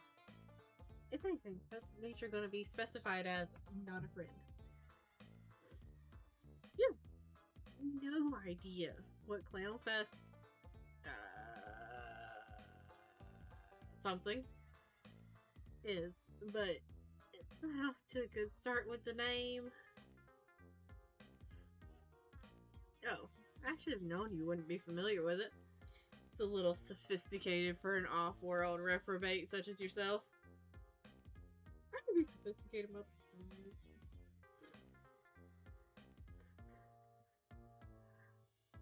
I gotta find something more annoying to call him than just motherfucker.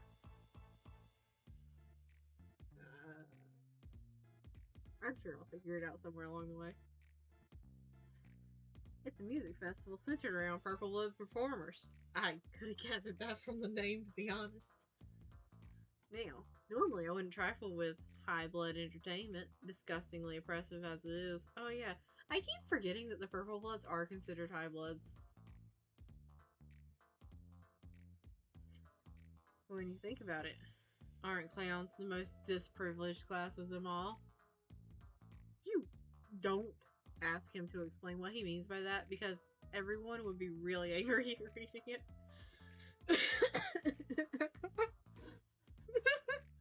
Yeah, we would be really angry reading it because we have to read things he's saying.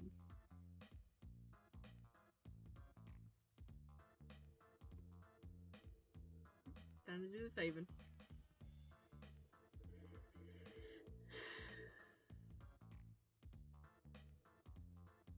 I know this one's going to be the one that gets me to where I want to be, even if I got to deal with Zebra. So I got to start with this one. I have something else to do.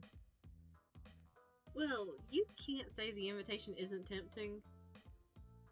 Going to a writhing gathering of violent jesters certainly sounds like a recipe for a stimulating time. I mean, it does.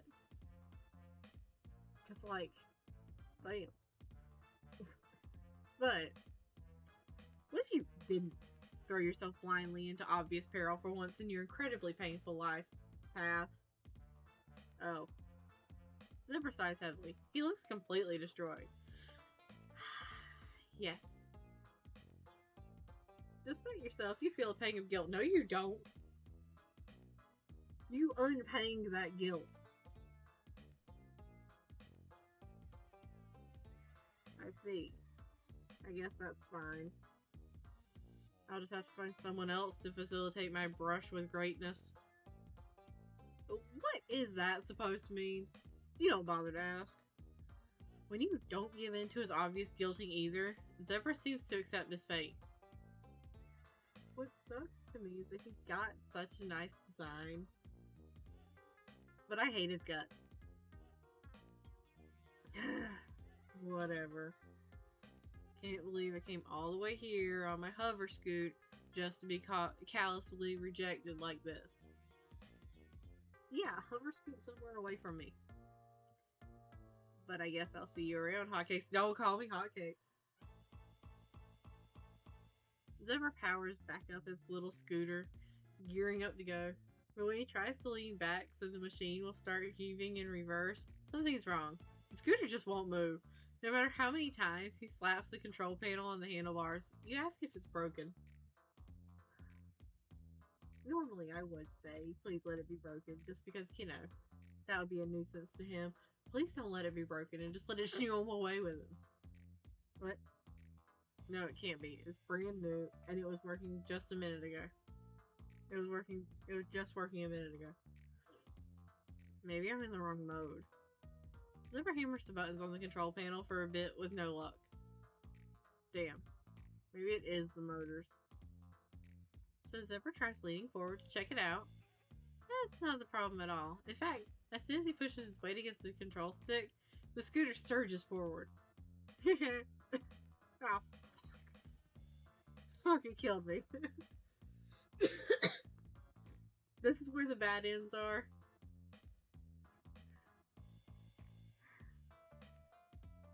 The bad ends are finally murdering me, like, properly. Collides with your frail human body, knocking you to the ground, and there's too much momentum in the motion for Zebra to stop there. The jets underneath the scooter rake over your pummeled body, incinerating you and killing you instantly. Man, I would accept anyone else managing to kill us.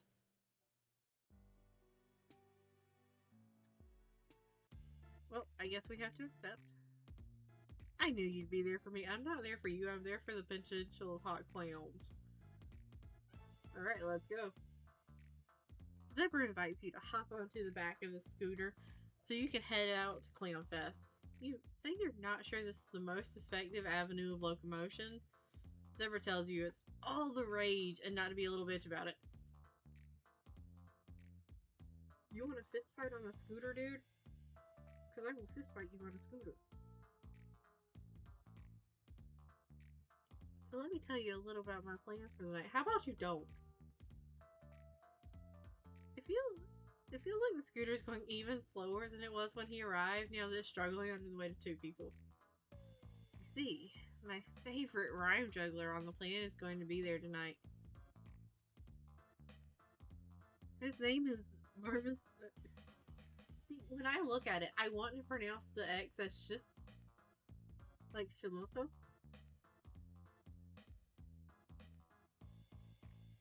And, but, like, solo.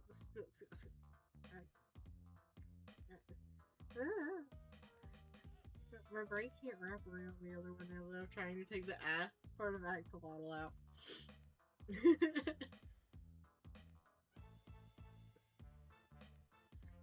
You might have heard of him. He's pretty famous. Why you got so many extra hearts over there? No. Take them away. Put them in your pocket. Go throw them on a wall or something. Although, this dude you've been calling me interesting. You say you've never heard of him because you're an alien. MC really is just fed up with Zebra. Oh, right. Well, he's only the best in all of Alternia.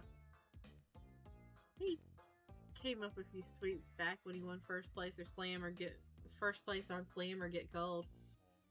Oh, please tell me you at least know about Slam or Get Cold. Boy, do I have an answer for you. You do not know about Slam or Get Cold.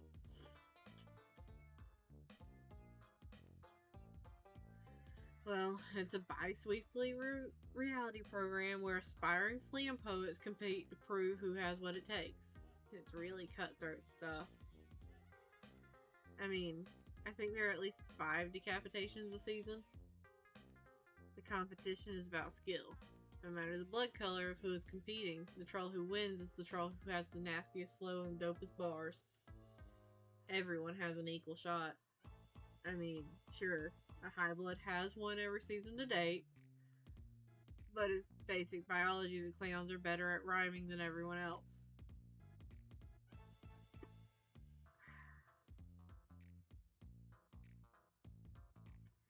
Even if high bloods were low bloods, that would still be true.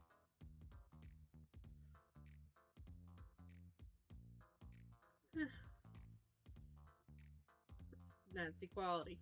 I want to fist fight him so bad. He is the I want to fight him in a Denny's parking lot at 3 a.m. character of this entire game for me. Yeah, makes sense. You think this is really progressive stuff he's saying? Where could he have possibly gotten so educated and smart? Well, he doesn't deserve the McDonald's one either.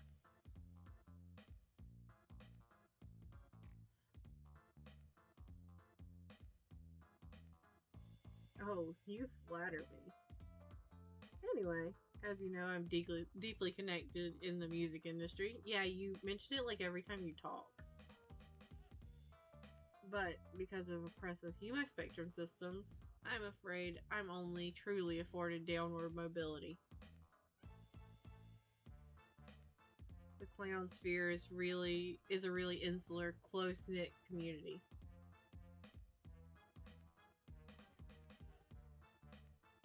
Yeah, how horrible that the guy who has a fetish for lower caste on the hemo spectrum can only go downward when he is trying to get connections in the music industry. But with the right hustle, I'm going to break that glass ceiling.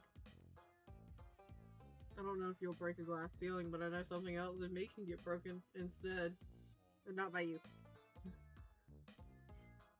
Marvis is the perfect troll to bring me into the fold.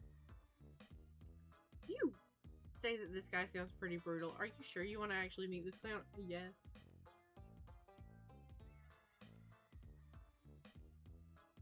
What, Marvis?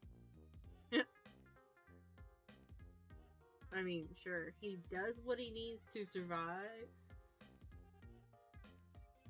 in a rigidly ossified power system that could never be truly dismantled by the actions of a single individual. Sorry, I had like the weirdest pause there. It was like my brain just like shut down for a second. But that doesn't mean he supports it.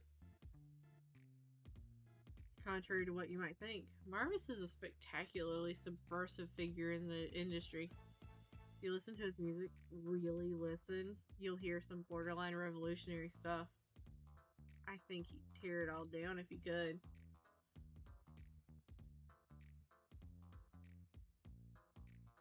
Alright, so I'm starting to think that anytime he has the little hearts next to anything he says about Marvis, it is not trying to flirt with us. It is future intentions to flirt with Marvis. I might have mentioned it, but being a clown is kind of woke. That's why I've always wanted to probe that think pan of his. Really get to the bottom of his radical praxis and help spread his message of social reform to the masses. He's fanboying. And you're gonna help me do it. Why am I being a whore? Because I mean,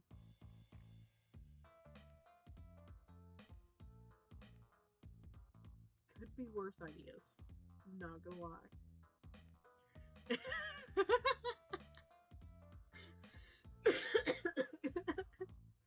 After 4 hours.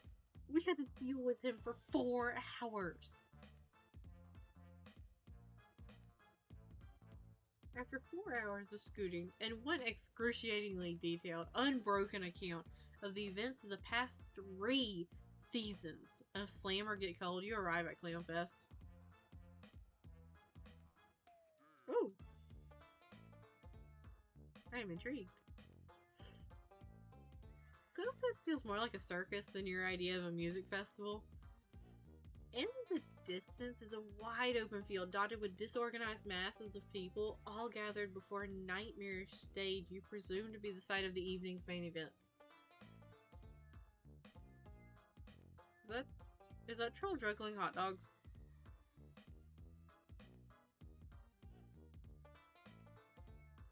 I mean, I am not opposed to that.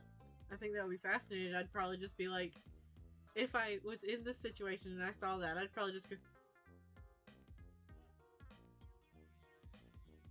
and watch it for like, who knows how. How long.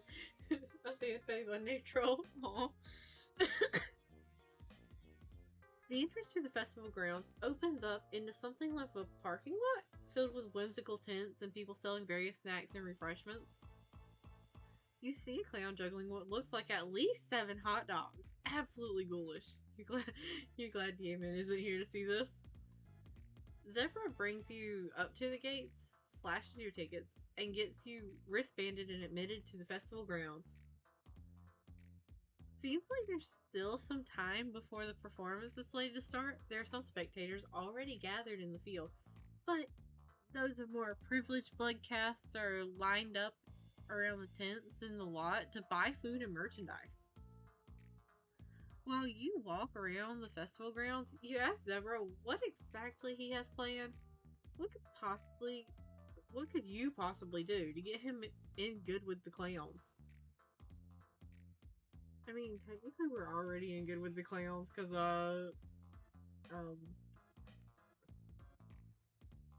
we got our legs complimented.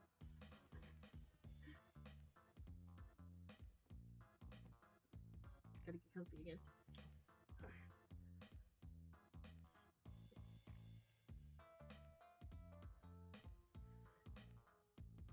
Sorry, I just shuddered at the idea of him whispering in my ear. Never takes it as an invitation to whisper conspiratorially into your ear. Please don't. His breath is hot and heavy against your hearing canal. Here's the plan, my sweet little rush drop. Don't call me that! We get in, wait for the show to start.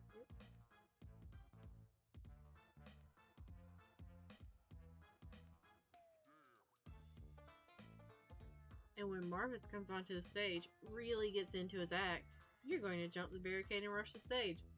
That sounds like a way to get me killed! Or at least, you're going to try.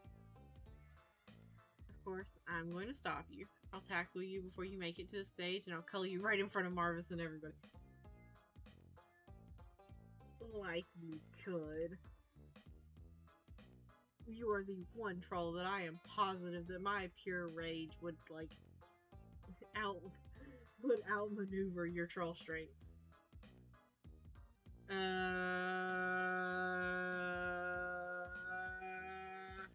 Oh, calm down. Trying to tear down the stereotypes that low bloods are simple-minded dullards, and you aren't doing your people any favors by reinforcing the cause for prejudice. Obviously, I'm not going to really kill you. You'll simply pretend to play dead after I've heroically foiled your black designs on Marvis. Not only is that a bad plan, I refuse to die at his hands a second time, even if it's a fake death.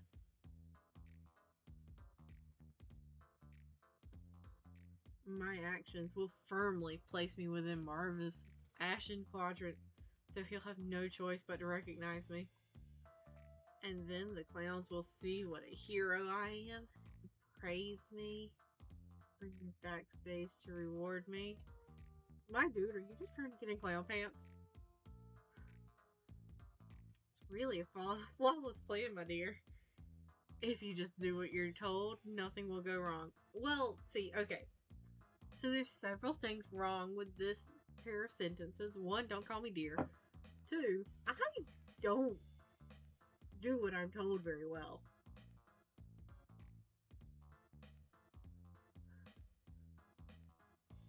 But three, fuck you. Yeah, like, he would think he's getting in good, and they're, like, just gonna turn him into the newest, like, layer of paint on the walls. Before you can proffer any critique of this caper, the jovial clamor of chatting and revelry surrounding you is pierced by a rising chorus of blood-curdling shrieks. You whip around to ascertain the source of the dreadful sound, but it becomes quickly apparent that those were not screams of pain at all. You know what's up when Zebra joins in with the ear-splitting squeals. That's it!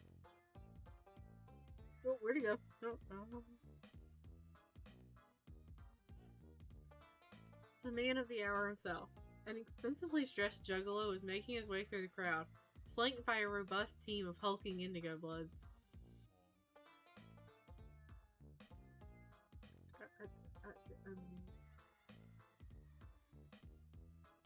Let me use the water. So put the water down.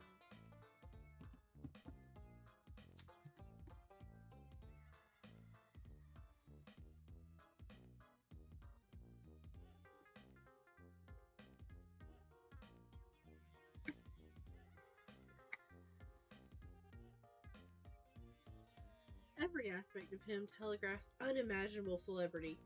The purposefully disheveled yet fashionable fit of his clothes, the swagger of his step, the 10-man camera crew trailing behind him.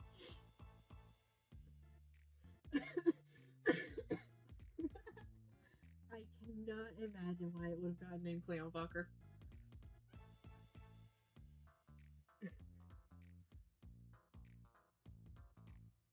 He walks with a measured poise despite the chaos rising around him. Dozens and dozens of young trolls are flinging themselves at his entourage without any apparent concern for their safety. The bodyguards are roundhouse kicking the eager teens into the ground left and right like a bloody blender of adolescent aliens. It's pure carnage. He really knows how to draw a crowd, doesn't he?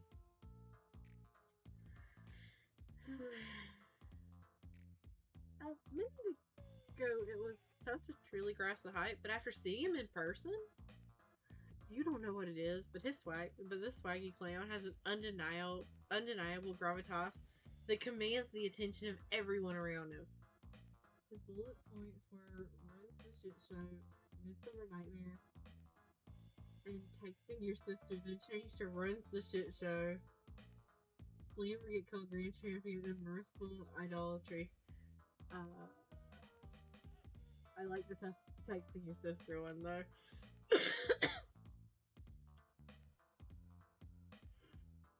It's impossible to look anywhere else. Even the alternative moonlight seems to endeavor to glint off its golden accoutrement twice as bright.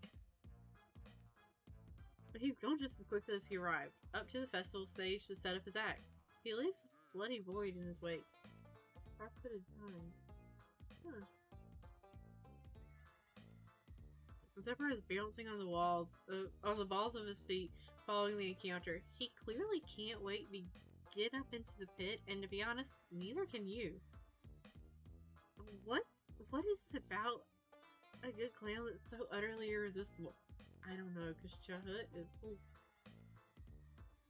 And now Marcus.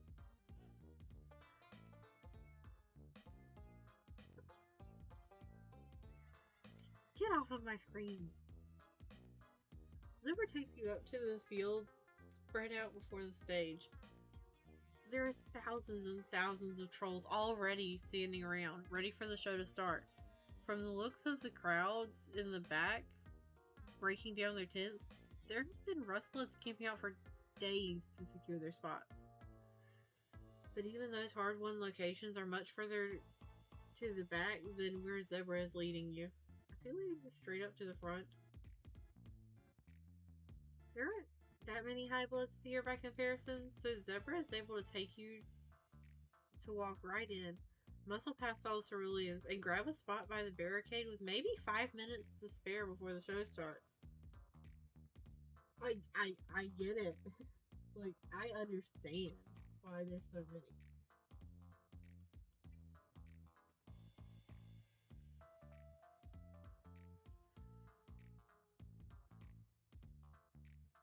Like, we ain't even interacted with them yet, and I get it.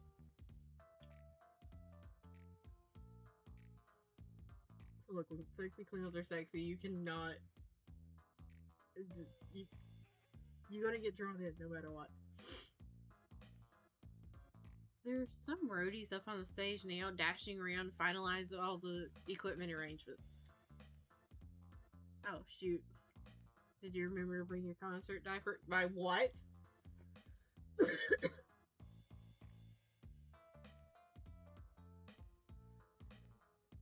Excuse you? Yeah, another reason Fano can stop talking about this one. Jeez. Everything about this volume just needs to be, like, constantly talking about. I get why you were so excited for me to get to this one. Zebra turns to you with wide eyes. You're awfully close together now, boxed in by the swell of trolls, pushing your bodies closer and closer to the stage. I wish I wasn't this close to Zebra. You know. Your concert diaper. You don't actually know. You don't have a single clue about your concert diaper. You ask him if he's wearing his concert diaper. He pants the front of his pants, which you noticed are looking a bit plumper than usual.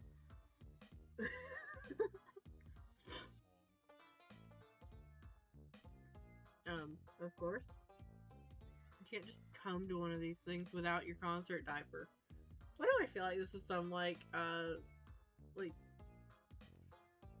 either purple blood or just general low blood thing that has been told to him that is an absolute lie but was to get him to look ridiculous. Things in the pit can get pretty intense, bro. And you can't leave to use the load gaper after it starts. Man, you're really going to regret not bringing your concert diaper. So is everyone around us. Ugh. Before you can even attempt to formulate a response to that, the crowd breaks into thunderous cheering. Your heart skips a beat as you look up. Our heart is skipping a beat, damn! But of course, the clown who's clambering up to the center of the stage isn't him. Marcus is clearly too hot to blow on the first act. All the same people are real fired up over this raggedy juggalo. Seems like a serviceable clown, you suppose? He's got enough gold chains and is reasonably swaggy. He gets bumping. Drops a few bars. It's fine, you guess, but he's not your clown. You know the moment you laid eyes on Marvis that he was the only clown your heart could ever be able to see again. Wow. Zebra leans in close to your ear and has to yell to be heard over the sounds of the music in the crowd. I've never much liked raps the Slamsy's work, to be honest. Sure, the beats are pronounced well, but he has a very insipid sense of lyricism. Trizza's clam this. Trizza's indefatigable military might that. We get it. You want to harpoon the heiress.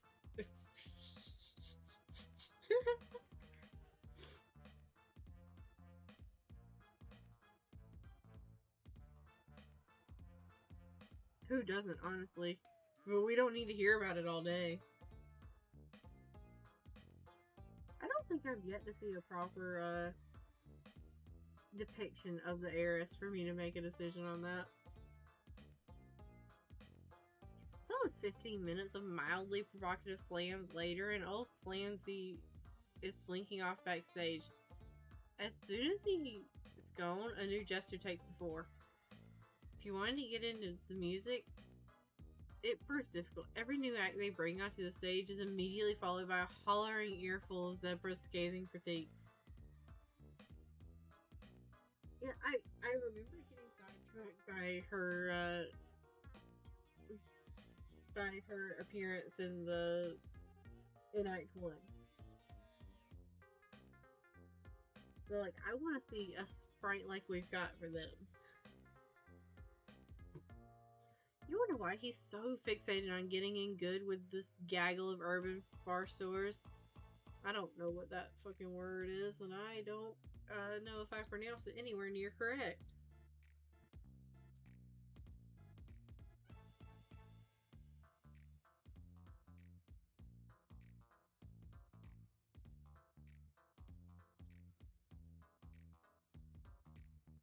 Good news, I think I pronounced it right.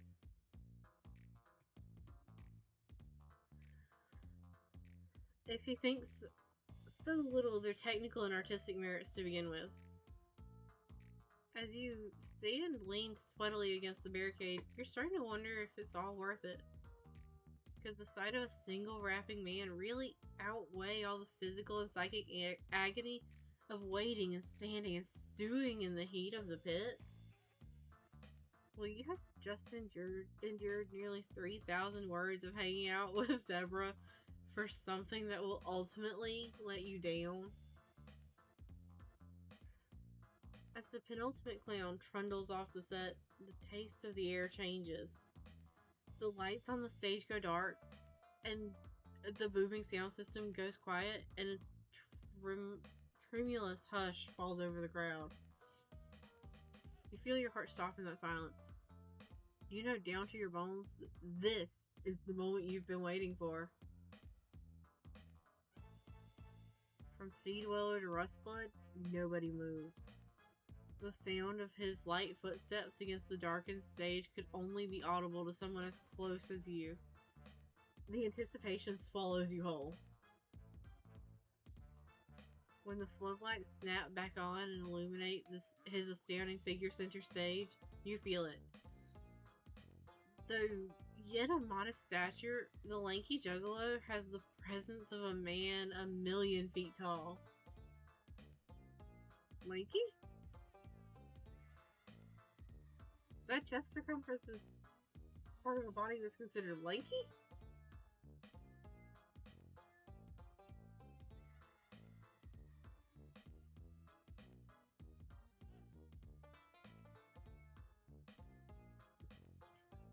He radiates a power the likes of which you've never felt before. You feel him inside of you. Oh, okay. I did not read all the way through before I started speaking. You feel him inside of you intimately, religiously, indelibly. Yes, this is it. This is your clown. Oh. MC, are you okay? Never seen you, like this, MC. He opens his mouth to utter what feels like the most important words you've ever heard in your life. Hey. All hell breaks loose. Everyone is screaming around you. You grip tight on the barricade as you stare up at him, glowing, messianic. Arms outstretched to drink in the zealous fervor of the crowd, all incited by a single incredibly powerful word. Hey. God, you'll never forget it. What up, guys? Whoa. The clown does smiley. You jugs ready to cook? You can't help it.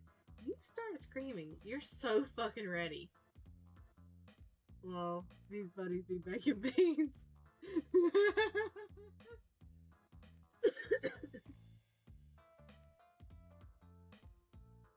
Cheers. Any of y'all forget your concert diapers because it's rank out here. You're wrecked by shame. How could you forget your concert diaper? You'll never be so foolish again.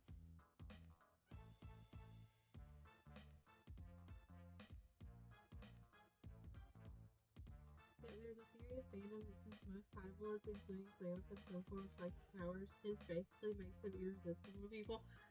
Ah. Understandable. It works.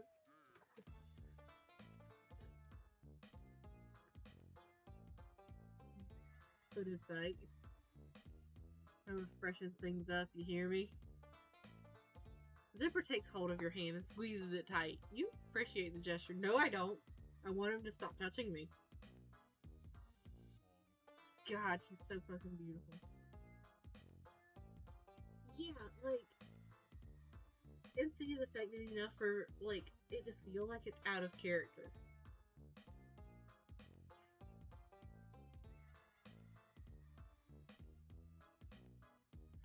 You understand.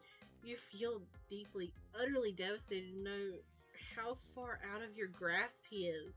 Why would a man like that ever look at you? Okay, pause before I continue. So you mentioned like ages ago that there's one where MC gets laid. Is this the one?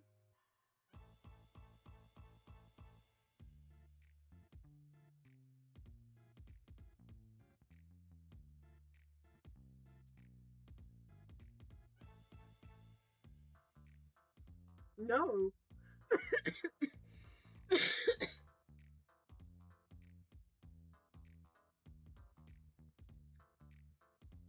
I appear to be very thirsty.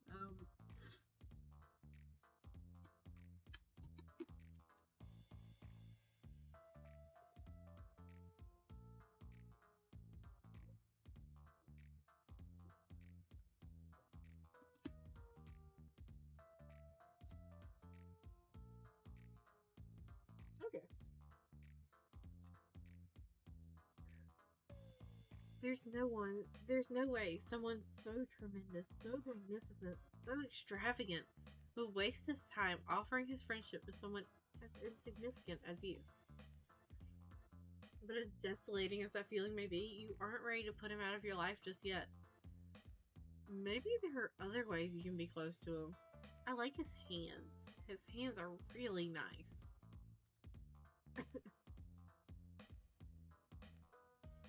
Listen to his music. Follow him wherever he goes. Dedicate your life to him. You want to know everything about him that you can. Maybe in this way you can honor him. Befriend him in your own heart, if not his. Is a one-sided love any less beautiful? It's getting kind of parasocial here. When the music at last starts to blast through the speakers, you ascend. The pain in your legs and your back disappears. You feel nothing but streaming euphoria. You thank the forces of serendipity for guiding you to this glorious epiphany of this beautiful singularity. The show is nothing to scoff at either. You, a highly discerning individual known to frequently make posts online regarding the quality of rap and whether or not those who purport to possess such ability do in fact have requisite bars, are fully blown away by the act. It's some really good stuff. He's just really going in hard and hot with those raps. Not that intensity is the sole barometric of the quality of hip hop.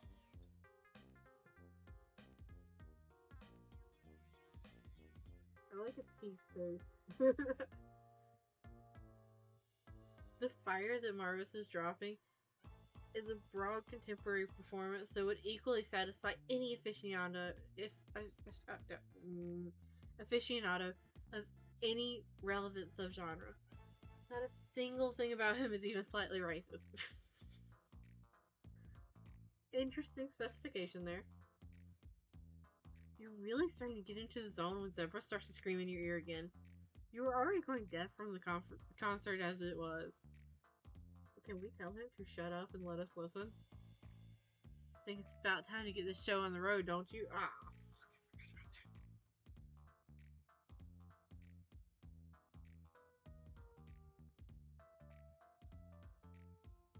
I already did both of the options for this, right? Yeah.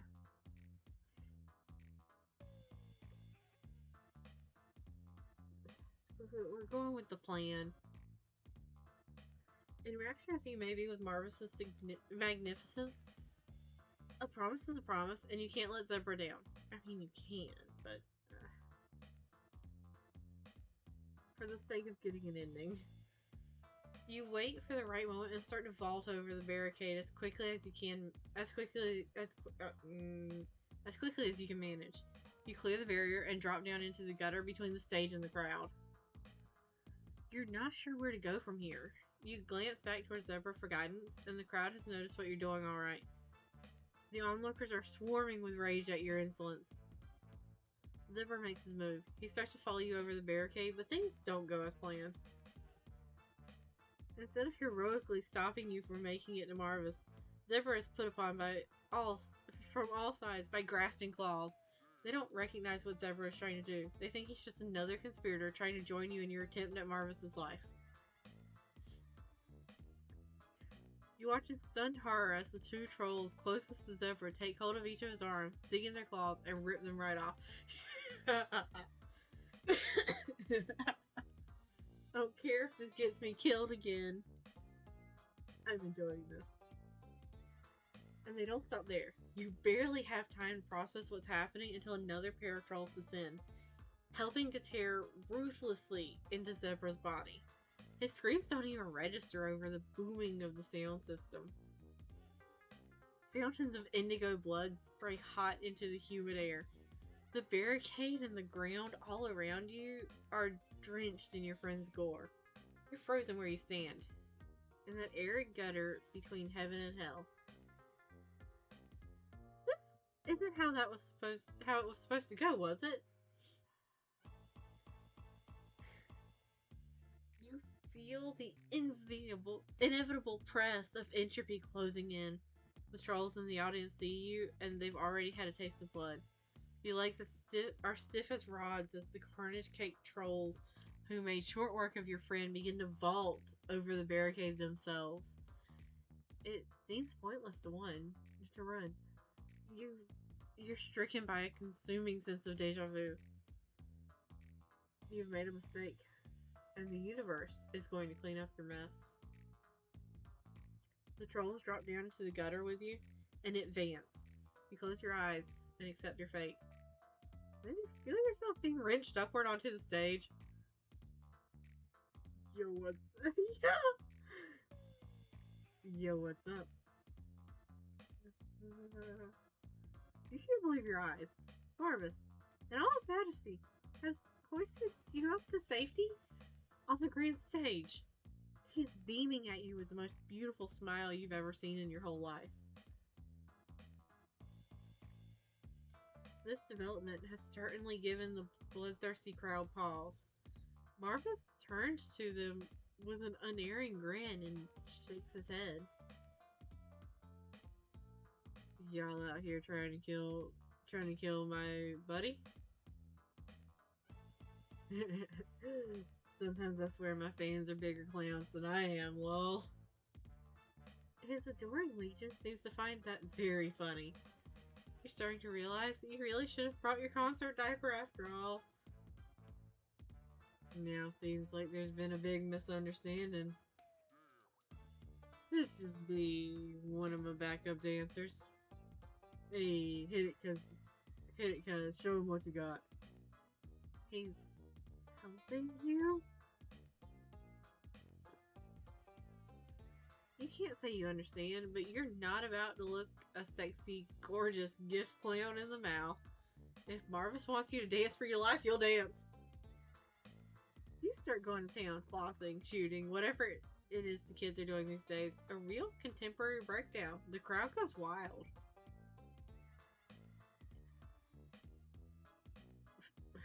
Things are really starting to look up for you until a deafening crack sails through the air and the stage equipment starts to collapse. It all happens quickly. The bolts of all the stage scaffolding burst out of their settings. The lights catch fire, and one of the massive 100-foot screens behind the stage comes loose of its moorings. Huh. That sure is a lot of stuff to suspiciously happen at one time. You'd have been easily pancaked by the huge screen, if not for Marvis expertly clown stepping you and himself out of the way. Half the crowd isn't so lucky. The big screen shatters when it hits the stage, raining a 100-foot area of trolls with vicious glass. Shiz. Right when things were just getting started. But the sound equipment was all obliterated by the sudden collapse. Nobody can hear him but you. For a moment, your hero looks lost. Man, we better bounce, cuz. Marvis grabs you by your sweaty hand and runs. He takes you to safety in the performer's green room, which seems to be intact after the collapse of the stage, so the power's out. The room is filled with the clowns who'd performed earlier. They all look very confused and harried. Shit. Can't. He talks like a fuckboy. Or at least the fuckboys I've encountered. Things gonna be a madhouse out there for a while, so better just lay low for a little bit, I bet. We go out there right now, we're gonna get mobbed. Usually everybody be dead at the end of my concerts. I wouldn't make it out of here without having to fail with 1,000 teams otherwise. You're a little rattled to say the least. Marvis takes a good look at you. Fuck, man. You shit yourself. Did it? You said it, cry. You didn't bring your concert diaper.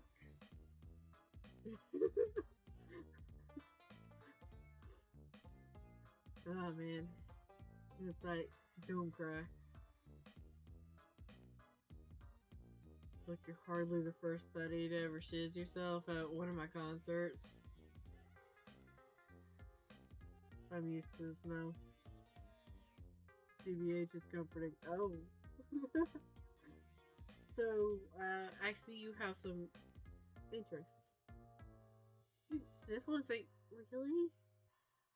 You wouldn't want to bring even the slightest inconvenience to his wonderful life. Yeah, I'll let it cook. Bring it in, bro. Burhan? You bring it in. The two of you share a nice, malodorous hug. It's hard for you to understand what's going on. Why did Marvis save you anyway?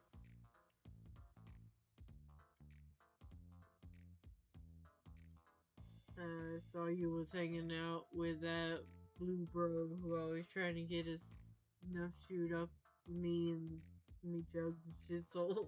What? Me and me jugs shizzles. And then you two trying to make a real run for me. Gotta say, that's brave. Gotta ask a buddy where they got the bold runs to try to pull a stunt like that. Respect.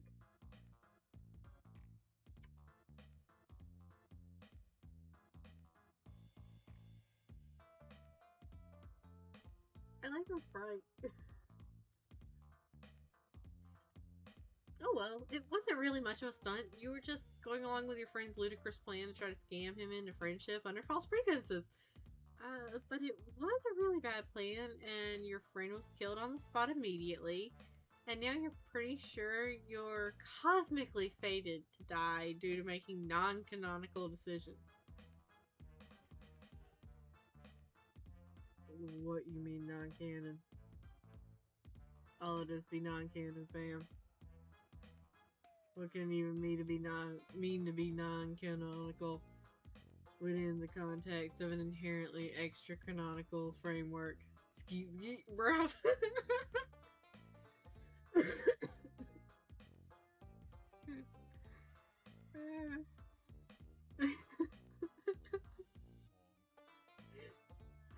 I feel like I'm getting flashbacks to reading texts a few years ago. This is like, this is not what I was expecting for speech patterns. You're not sure, but you definitely have the sense that some of the decisions within the simulation carry greater values of truth and relevance than others, and that the linear progression of events is rigorously enforced by an obligate narrative, the narrative flow that privileges those actions, which most smoothly facilitate the designs of the story's architect.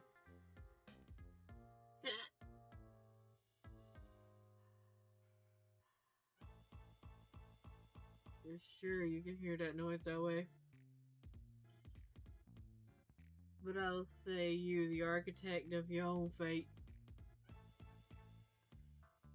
Inspiring a sermon as Marvis may be spitting, his wise pontifications are interrupted when a clown in the back of the green room knocks over the water cooler. This gets the other clown who was talking to him really pissed, and they start duking it out. It starts a chain reaction that pulls all the other high bloods into a whirling blade picture of clown carnage. Man, what the fuck is going on? It's like you said, you've made a mistake, and the essence of the timeline won't rest until it's put things right. You can feel that it's happened before, and it'll happen again.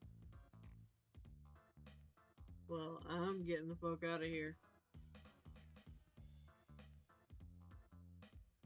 Come on, Troll Nostradamus. Let's skeet scoot. Even as the inescapability of your demise consumes you, you can't bring yourself to deny him. You follow him out of the green room, fleeing before the clown fight can pull you in and grind you to bits.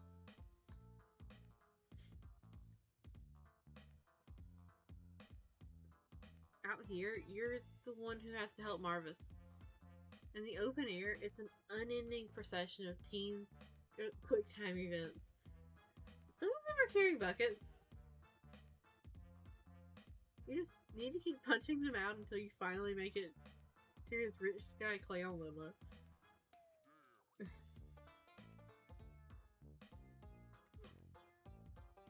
Well, I'm glad we properly know how to fight. Although this does raise more questions about MC and what MC used to be on Earth. The driver's nowhere to be seen. So Marvis gets behind the wheel and you hightail it out of there. You stick your head out the window and look back. There's a nasty storm brewing in the distance. I know somewhere we'll be safe. You make sure to secure your seatbelt.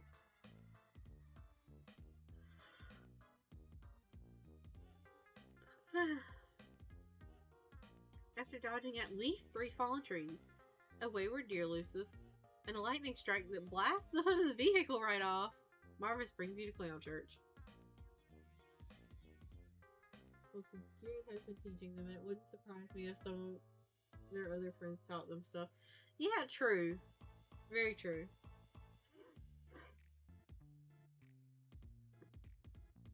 You can't say this place was very high on your list of venues you wanted to visit again, but this thing has a fucking budget.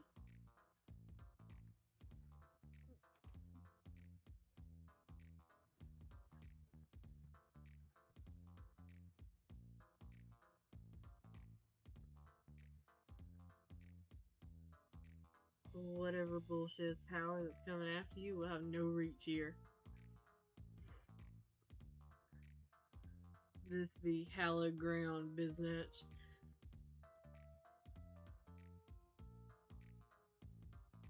Oh. Marvis leaves the limo on the lawn of the church, and you both hurry out, just in time because it explodes not 2 seconds after you're out of the door. By instinct, Marvis shields you from the fiery blast with his body. Ah! Marvis, no, you beautiful soul! You're destroyed by guilt. How could someone so tremendous bring themselves to such harm for someone as so meaningless as you? You drag Marvis's burn-scorched body into clown church, and you collapse as soon as you're past the threshold. You start weeping.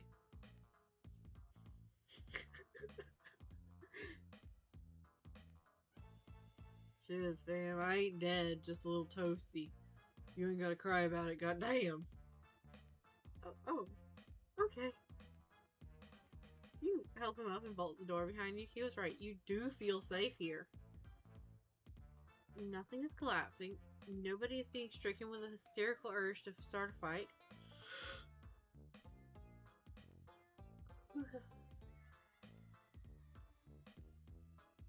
And there's not even a single fire happening anywhere. The mirthful messiahs be protecting us, buddy. Stay frosty, aight? You help Marvis over to sit down in one of the pews. You settle in next to him and gaze up at the imposing architecture. It's not all so bad. There's a beauty there. A beauty in being a clown, too, you're starting to see. Maybe you're even starting to believe? You turn to look at Marvis and his face is ashen and slick with sweat.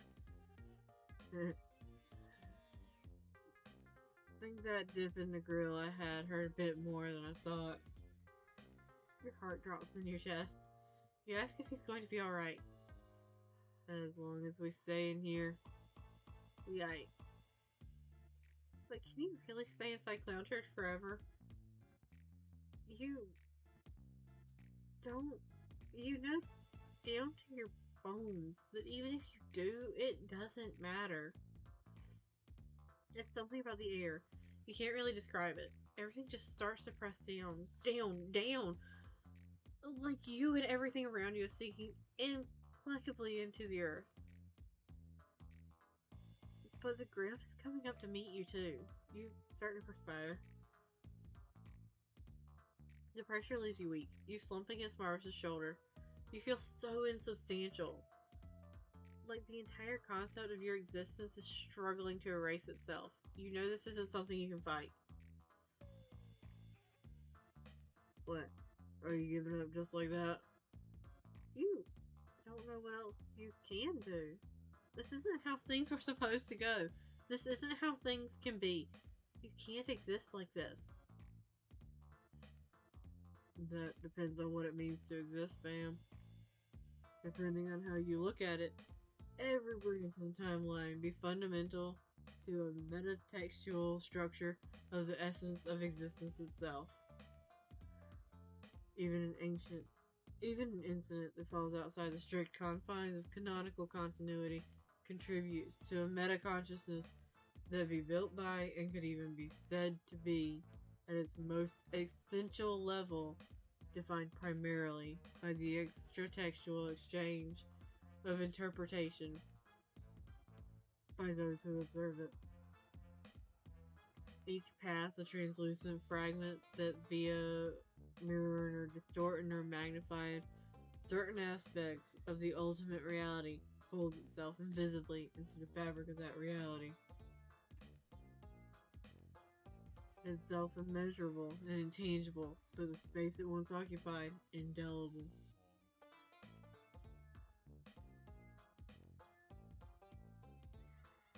The observation of irreality can still inform how reality is to be interpreted, even if that irreality doesn't satisfy even a cursory standard of legitimacy. And the act of contravening continuity can in itself provide definition to that very integrity it defiles. Even if what's going on down here can't be said to be true, that doesn't mean we are meaningless. Third up. How? How the fuck can you say all that and then end it with turn up? Dude.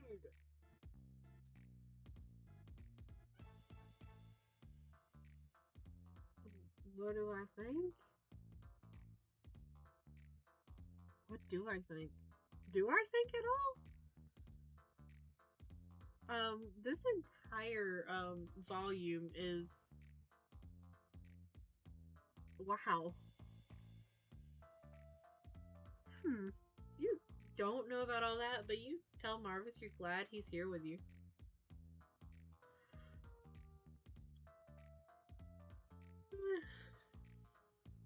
Yeah, it is. Like, it's the first time that we're properly and really seeing that, like, the other endings are more like parallel universes or alternate timelines where things are not going correctly. And it's all, like, slowly tearing at MC's psyche.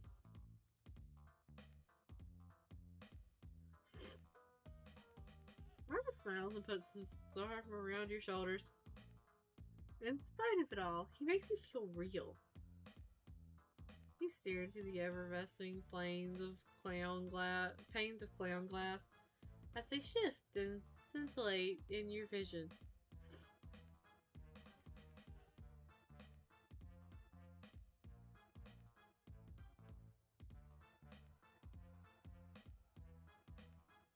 Things are coming apart at the seams. Subatomic concepts scream from the insides of your ears, and the infinity of pure dimension blossoms between the tenuous threads holding the essence of your being together. The terminality of paradox space reaches into you from the inside out. It takes hold of reality in its inescapable grasp. Continuity inverts and cascades into a cataclysmic fractal. What happens will happen, and what can't must not. And no measure of hubris from man or god or clown can stymie the cosmic imposition of the truth. Close your eyes for just a moment, but when you open them again, there's nothing to see at all.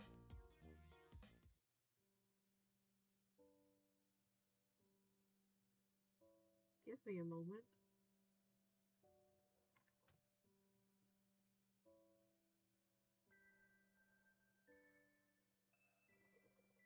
That was a lot to take in.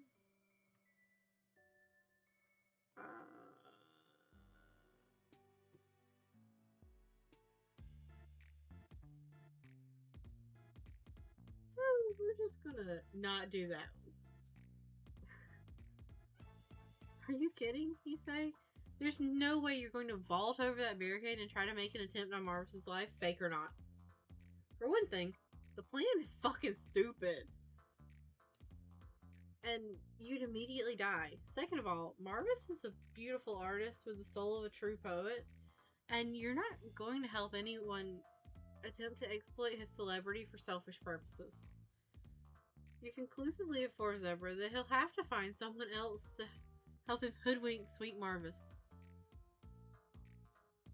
With that, I can't hear you over all the incredibly vicious and beautiful rapping. You tell Zebra that you're not doing it.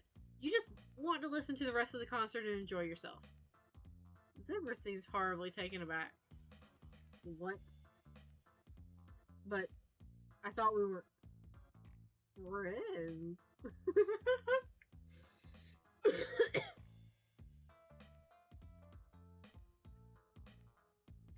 You reassure Zebra that you are friends, but affirming a friendship doesn't necessarily require one to embark upon a ludicrous suicide pact in order to socially hornswoggle a rhythmically gifted Mary Andrews.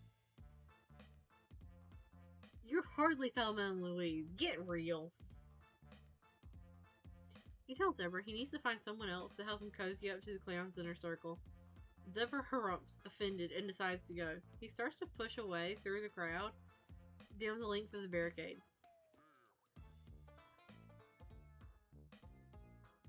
And with that, you're free to turn your gaze back to his mirthful immanence and embrace the new peace that you have found in his artwork.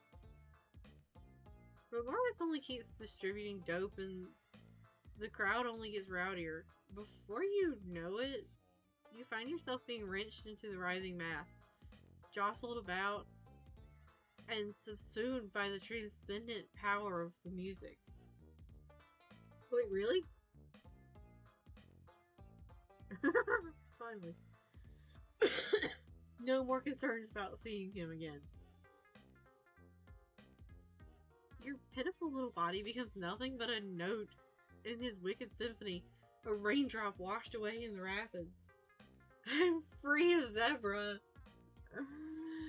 You know how exciting that is?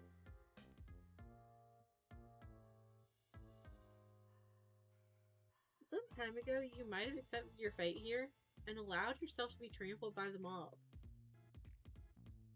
But you have something to live for now. Even as you feel yourself begin to physically break, those sick beats tether you spiritually to the mortal world. His ruthless bars cut through the heat and the sweat and the heavy stench of piss and meat, drawing you like a sailor to the siren's song. Not even death could wrench you free of his grasp. In spite of the odds, you manage to muscle your way back up to the fore. You exit the mosh pit a shattered mess, bruised, battered, and broken, hanging on only by the most tenuous of threads. As you look around you, you get a glimpse of your fate. You're surrounded on all sides by trolls who have collapsed and been trampled dead, faces frozen in a rictus of ecstasy. Given how lightheaded you feel, you aren't long for this world either. But you can carry on a bit further. For him. Wow, he's really something else, that Marvis, you think, as your wasted body slumps against the barricade. All you can do is lift up your weak head and stare at him, drinking up his boundless audiovisual wonder as your vision starts to blur and your consciousness begins to fade.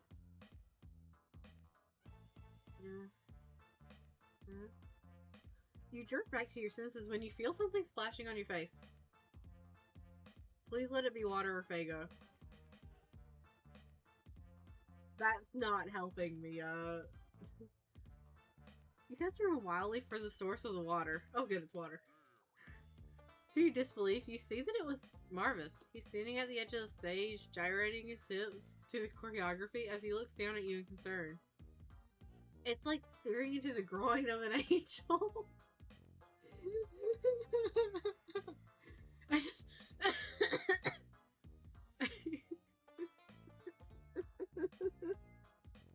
the groin of an angel.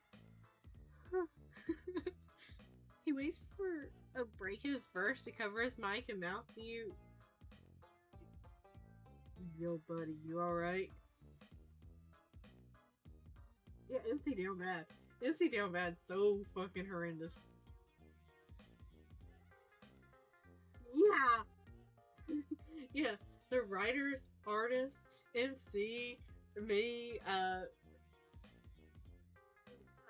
huge chunk of the fandom, apparently. Well, like I said, sexy clowns are sexy.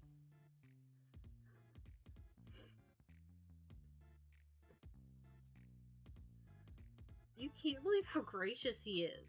To see a humble fan such as yourself in pain and to stop to make sure you're okay. Is this real? Or have you passed on to heaven after all? You. Wait, we've just been. Ipsy has just been staring at his crotch. I thought it was just a like perspective thing there, not just where Ipsy was looking. Your gaze tracks up from his well-proportioned crotch to the generous view offered by the plunging neckline of his shirt. Hey, you're all right now. You've never been more right in your life. Rush jumps off the stage into that impassable purgatory that separates it from the pit, the gods from the mortals, and makes his way over to you. He stretches out his hands.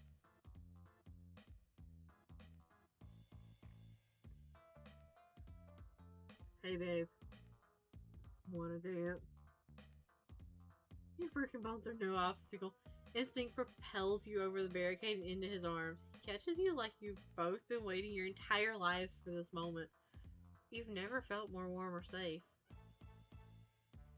He scoops you up with his incredible strength and carries you back onto the stage. Marvis is talking into his mic again, so his words reverberate through the entire field. Look what we got here. Seems a fucking low blood cut to the front of the line, my friends, lol. The remainder of the crowd that's still conscious boos viciously. What's happening? Oh, you're clearly bleeding red from being stomped in the face several times in the mosh pit, and in the murky lights of the stage it looks awfully burgundy. Someone's been naughty. The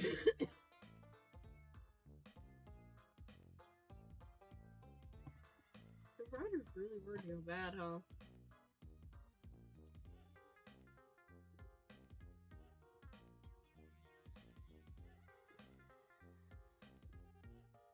Uh-huh.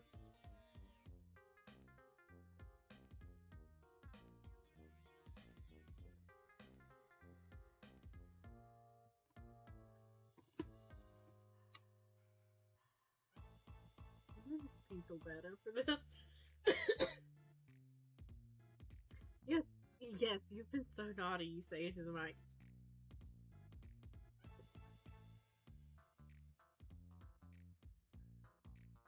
No remorse. For damn shame. The crowd jeers. Well, we clearly got a criminal on our damn hands. What do you think I should do with him? Any opinions? The response is disjointed, but still functionally unanimous. Amidst the clamor, one word keeps ringing out clearly. Kill, kill, kill, kill! Wow, y'all want me to kill him? Shit, that's brutal. Well, I ain't one to let my fans down, you hear me? Justice be fucking done, my merry men. What better way to cap off a wicked night than with a little gutter blood shower, lol. Well, you're hardly qualified to question Marvis's judgment. If what he wants is to publicly execute you in front of a crowd of his adoring fans, I guess that's how it has to be. You surrender completely as Marvis directs the stagehands to help him erect some sort of makeshift crucifix. You don't struggle as he carries you over and ties you up, suspended above the crowd. All the spotlights shine on you, burning hot. The audience's rapturous screams deafen you. But all you can see is Marvis, approaching you ringed in otherworldly light. His back is to the crowd, so you are the only one who can see his face like this. Intense, focused, merciless. A gaze meant only for you. You've never felt more special. He steps up before you, face to face. You stare into his eyes enthralled. Such clear eyes. So potent and beautiful. Your only regret is that you can't gaze into them for longer. Oh? There's a sword in the cave?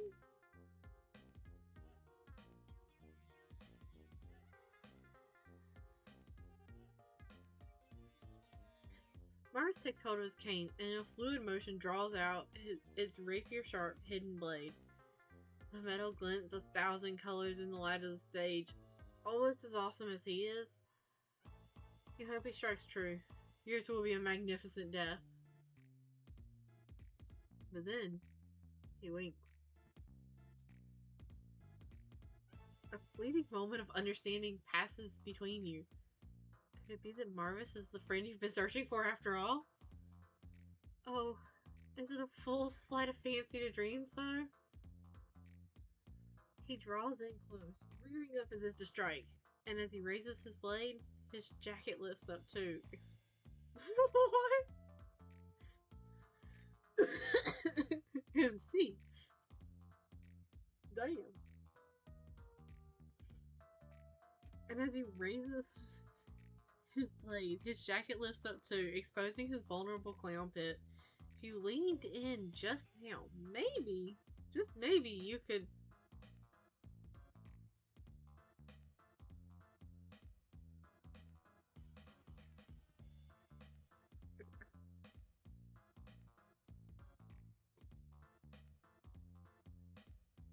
No, man, I gotta respect myself, because out of all things that I could be into, I'm not into that yet.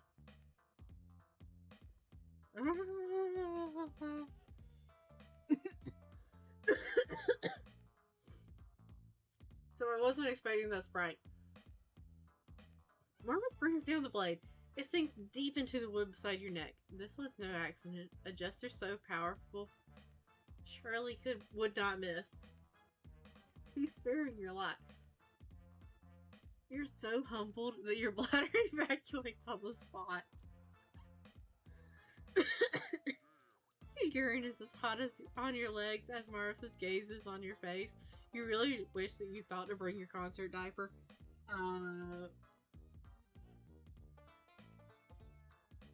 So I see we're delving into some very specific fetishes with him.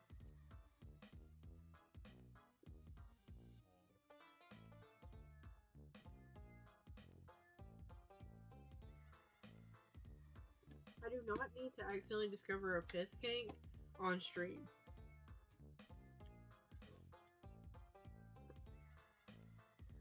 Marvis gives you a look, and then glances pointedly to his cane sword. You take the hint and make an exaggerated reaction like you've just been stabbed for real. You grab at your neck, sputtering and flailing. High bloods right at the front can tell you haven't really been stabbed, and they're a little disappointed, but it's not as clear to the trolls further back. Somewhere around the mass of teal bloods, the illusion really hits home. They start going fucking bonkers back there. The apeshit wave travels back to the burgundies, and then ricochets back home to the high bloods. You crack one eye open as you play dead. This time, it's nothing like the controlled moshing during the performance. This is pure anarchy. A whirlwind of death and brutality. Trolls are at each other's throats, literally ripping each other apart with fang and claw. All the blood spraying into the air makes the humidity really skyrocket.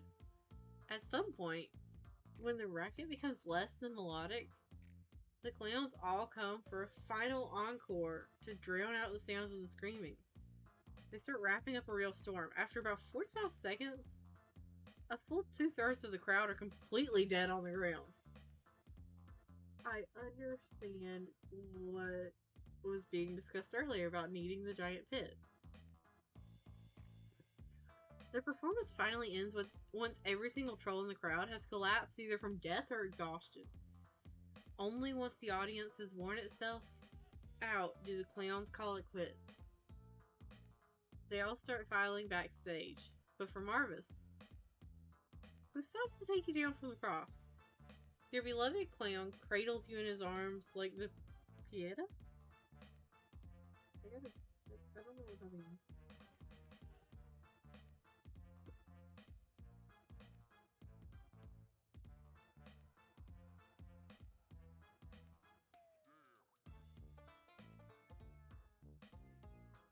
Oh, and it's supposed to be Pieta.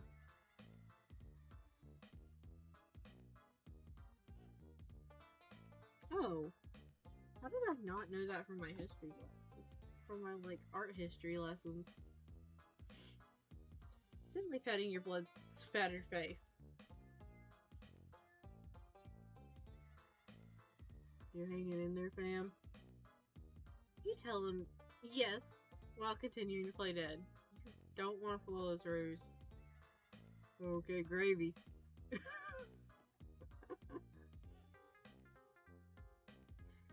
He picks you back up and carries you off the stage.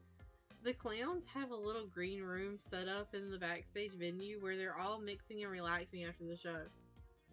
Nobody seems concerned to see Marvis carrying a 90% dead alien, or particularly rattled after witnessing thousands of trolls savagely cannibalize each other, either.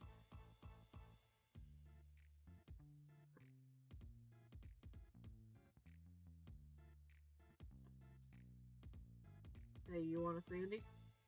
A what? Sando? You're sorry? Grub bread. You say, yeah, sure, you're pretty hungry. Marvis drops you off on a couch, and you lounge indulgently as you wait for him to walk to the catering table and pick you something up. He's back quickly.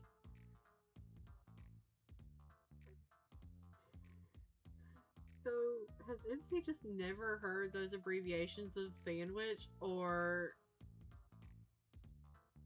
was MC just still so, like, out of it?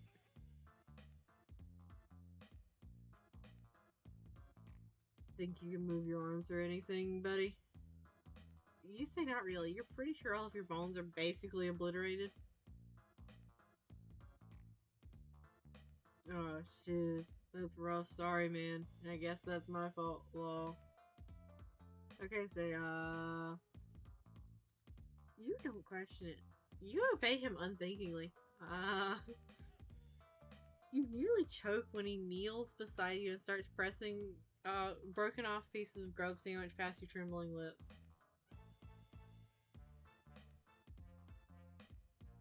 Yeah, true. May have just not wanted to assume anything.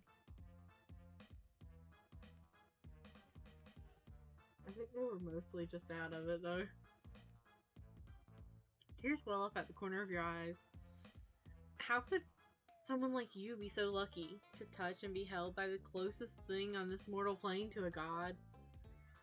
You're sure there are thousands, millions of trolls out there who would die to get to experience anything like this. It's humbling. What did you do to deserve this?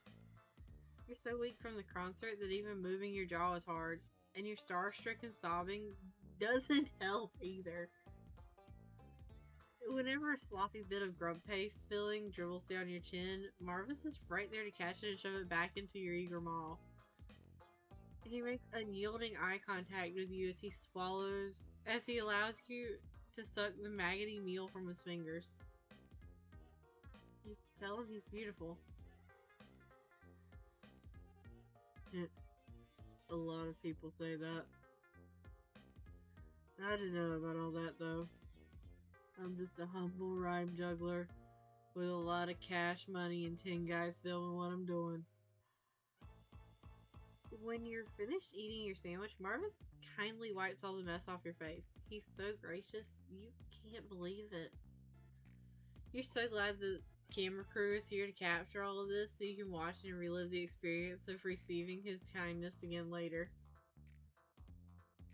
You guess you need an answer to the question, why did Marvis decide to save you?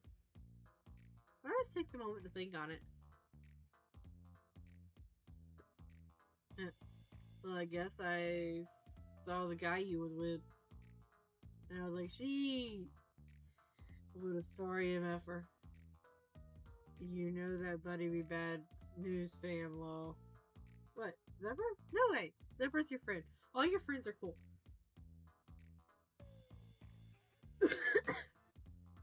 Yeah, it's quite intense. Like, even for me, who is currently actively simping along the way, it's really intense. Also, hallelujah for him saying that Zebra's bad news. Dang, because that's raw. You okay? You sick? You real friends with that ending dong? You know he blacklisted all the fucking way out in Clown Town. What? Really? Why? I feel like this is Toko levels of something from MC, which is concerning.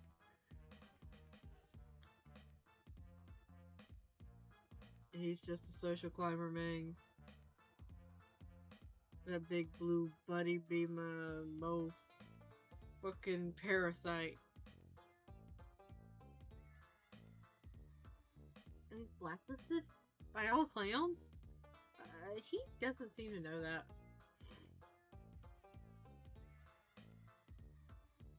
Well, we ain't about to go and tell his chatty ass.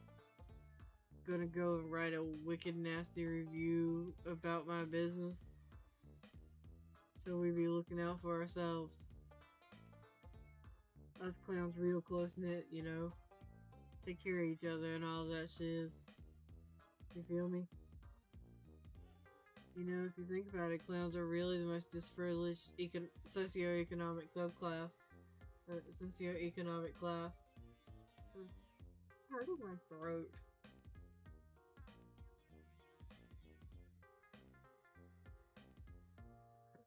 You've thought about that, and it's making more and more sense recently. You'd love to engage in nuanced discourse with him about clown privilege or lack thereof.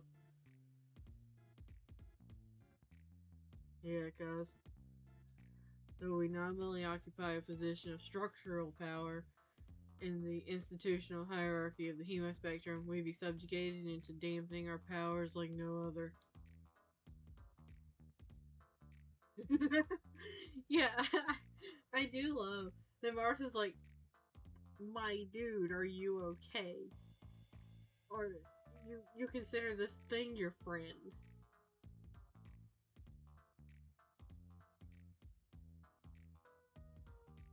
Because the agents of the Empress and her abyssal hierarchy know the unimpeded strength of me and my sick nasty buddies would easily unseat sea dwellers of the dominant caste. And if purple blood be objectively superior to violet in every metric of strength and power and influence despite chromatically preceding them. And the reason we don't rise up and rip the fins off their slimy little faces is an eternity of religious persecution and culturally immutable precedent. What does that say about the validity of the rest of the system?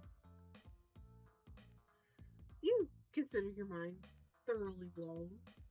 Wow, this guy is incredibly woke and not the least bit racist at all. You're really inspired by how good he is both as an artist and a man. It is very strange to me that MC has mentioned several times, oh, he's totally not racist at all.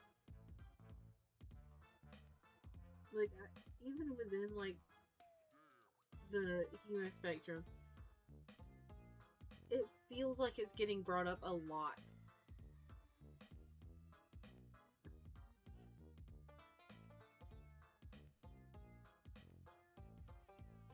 Damn straight.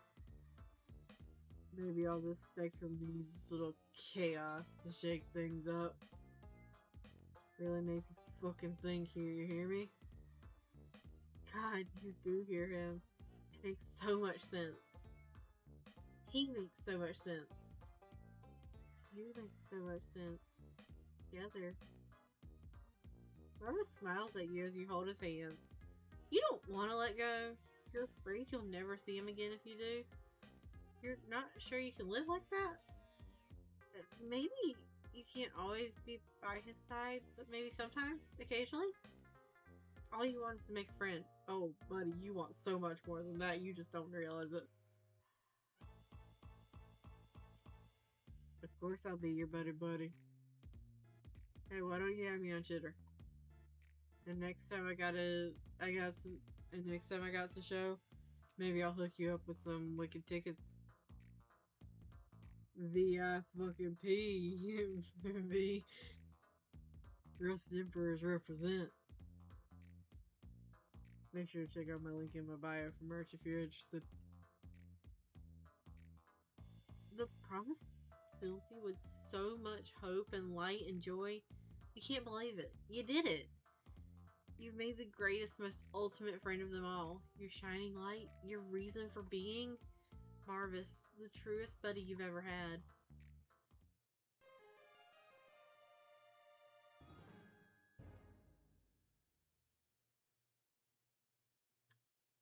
So there's not any other routes where we like simp that hard, right? I'm like, I don't think I can take that.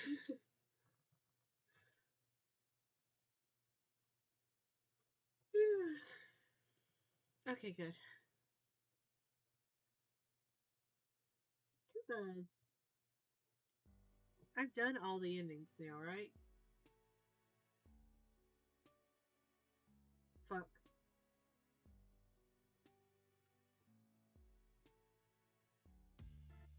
I got it.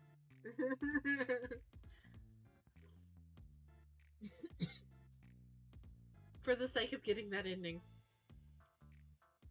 You can't help it. You can't help yourself. You lean right into the clown's swampy armpit and breathe in deep.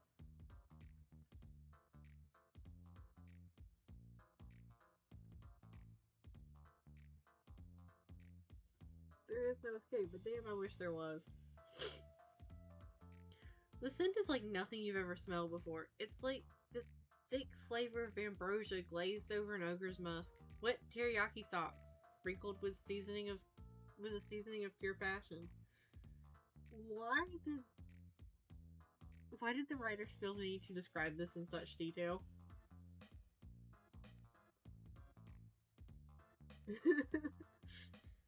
Powerful, indomitable, and beyond intoxicating. You can't get enough. You sniff, and then you snuff, sucking in as much of the hot, salty odor into your nostrils as possible. So delicious. The fresh bouquet.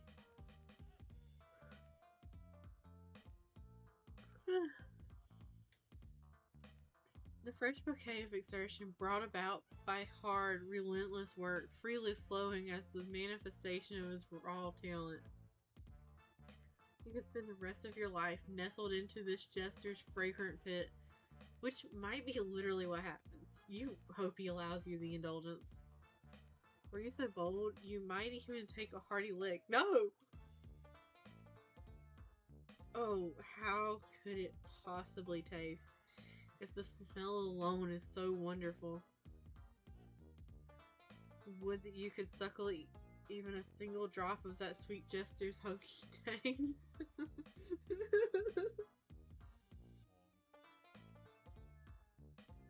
You imagine some poor Let's Player having to read every delectable sentence of these odiferous paragraphs aloud and get a little hot and bothered. No, we are not getting hot and bothered. Jesus. I can see that. Ah. Ah. But you aren't quite that brave. Marvis brings down the blade. It sinks deep into the wood beside your neck. This was no accident. A jester so powerful would surely not miss. He's sparing your life.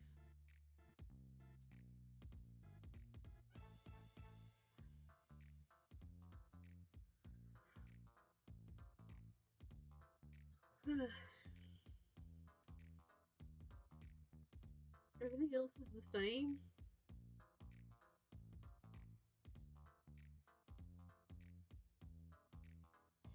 Since everything else is the same, do you mind if I just like skip forward? Because there was a fair bit of reading after that one. Ew.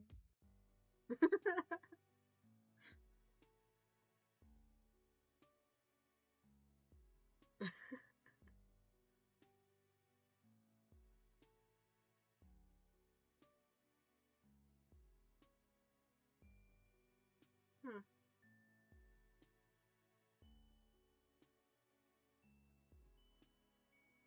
I see that.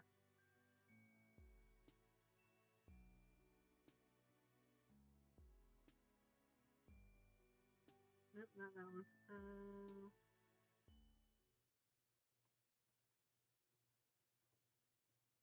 So after this, there's just volume 17 and 18.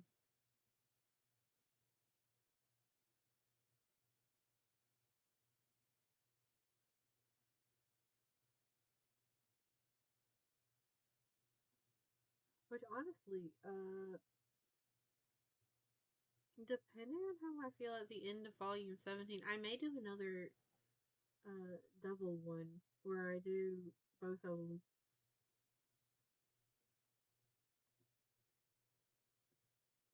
But for now, I think this is going to be the end of this stream.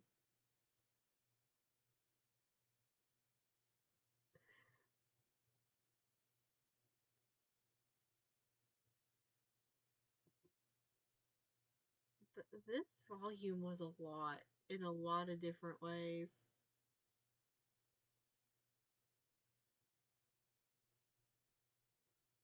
Yeah, it's definitely a bit cursed too. Good night.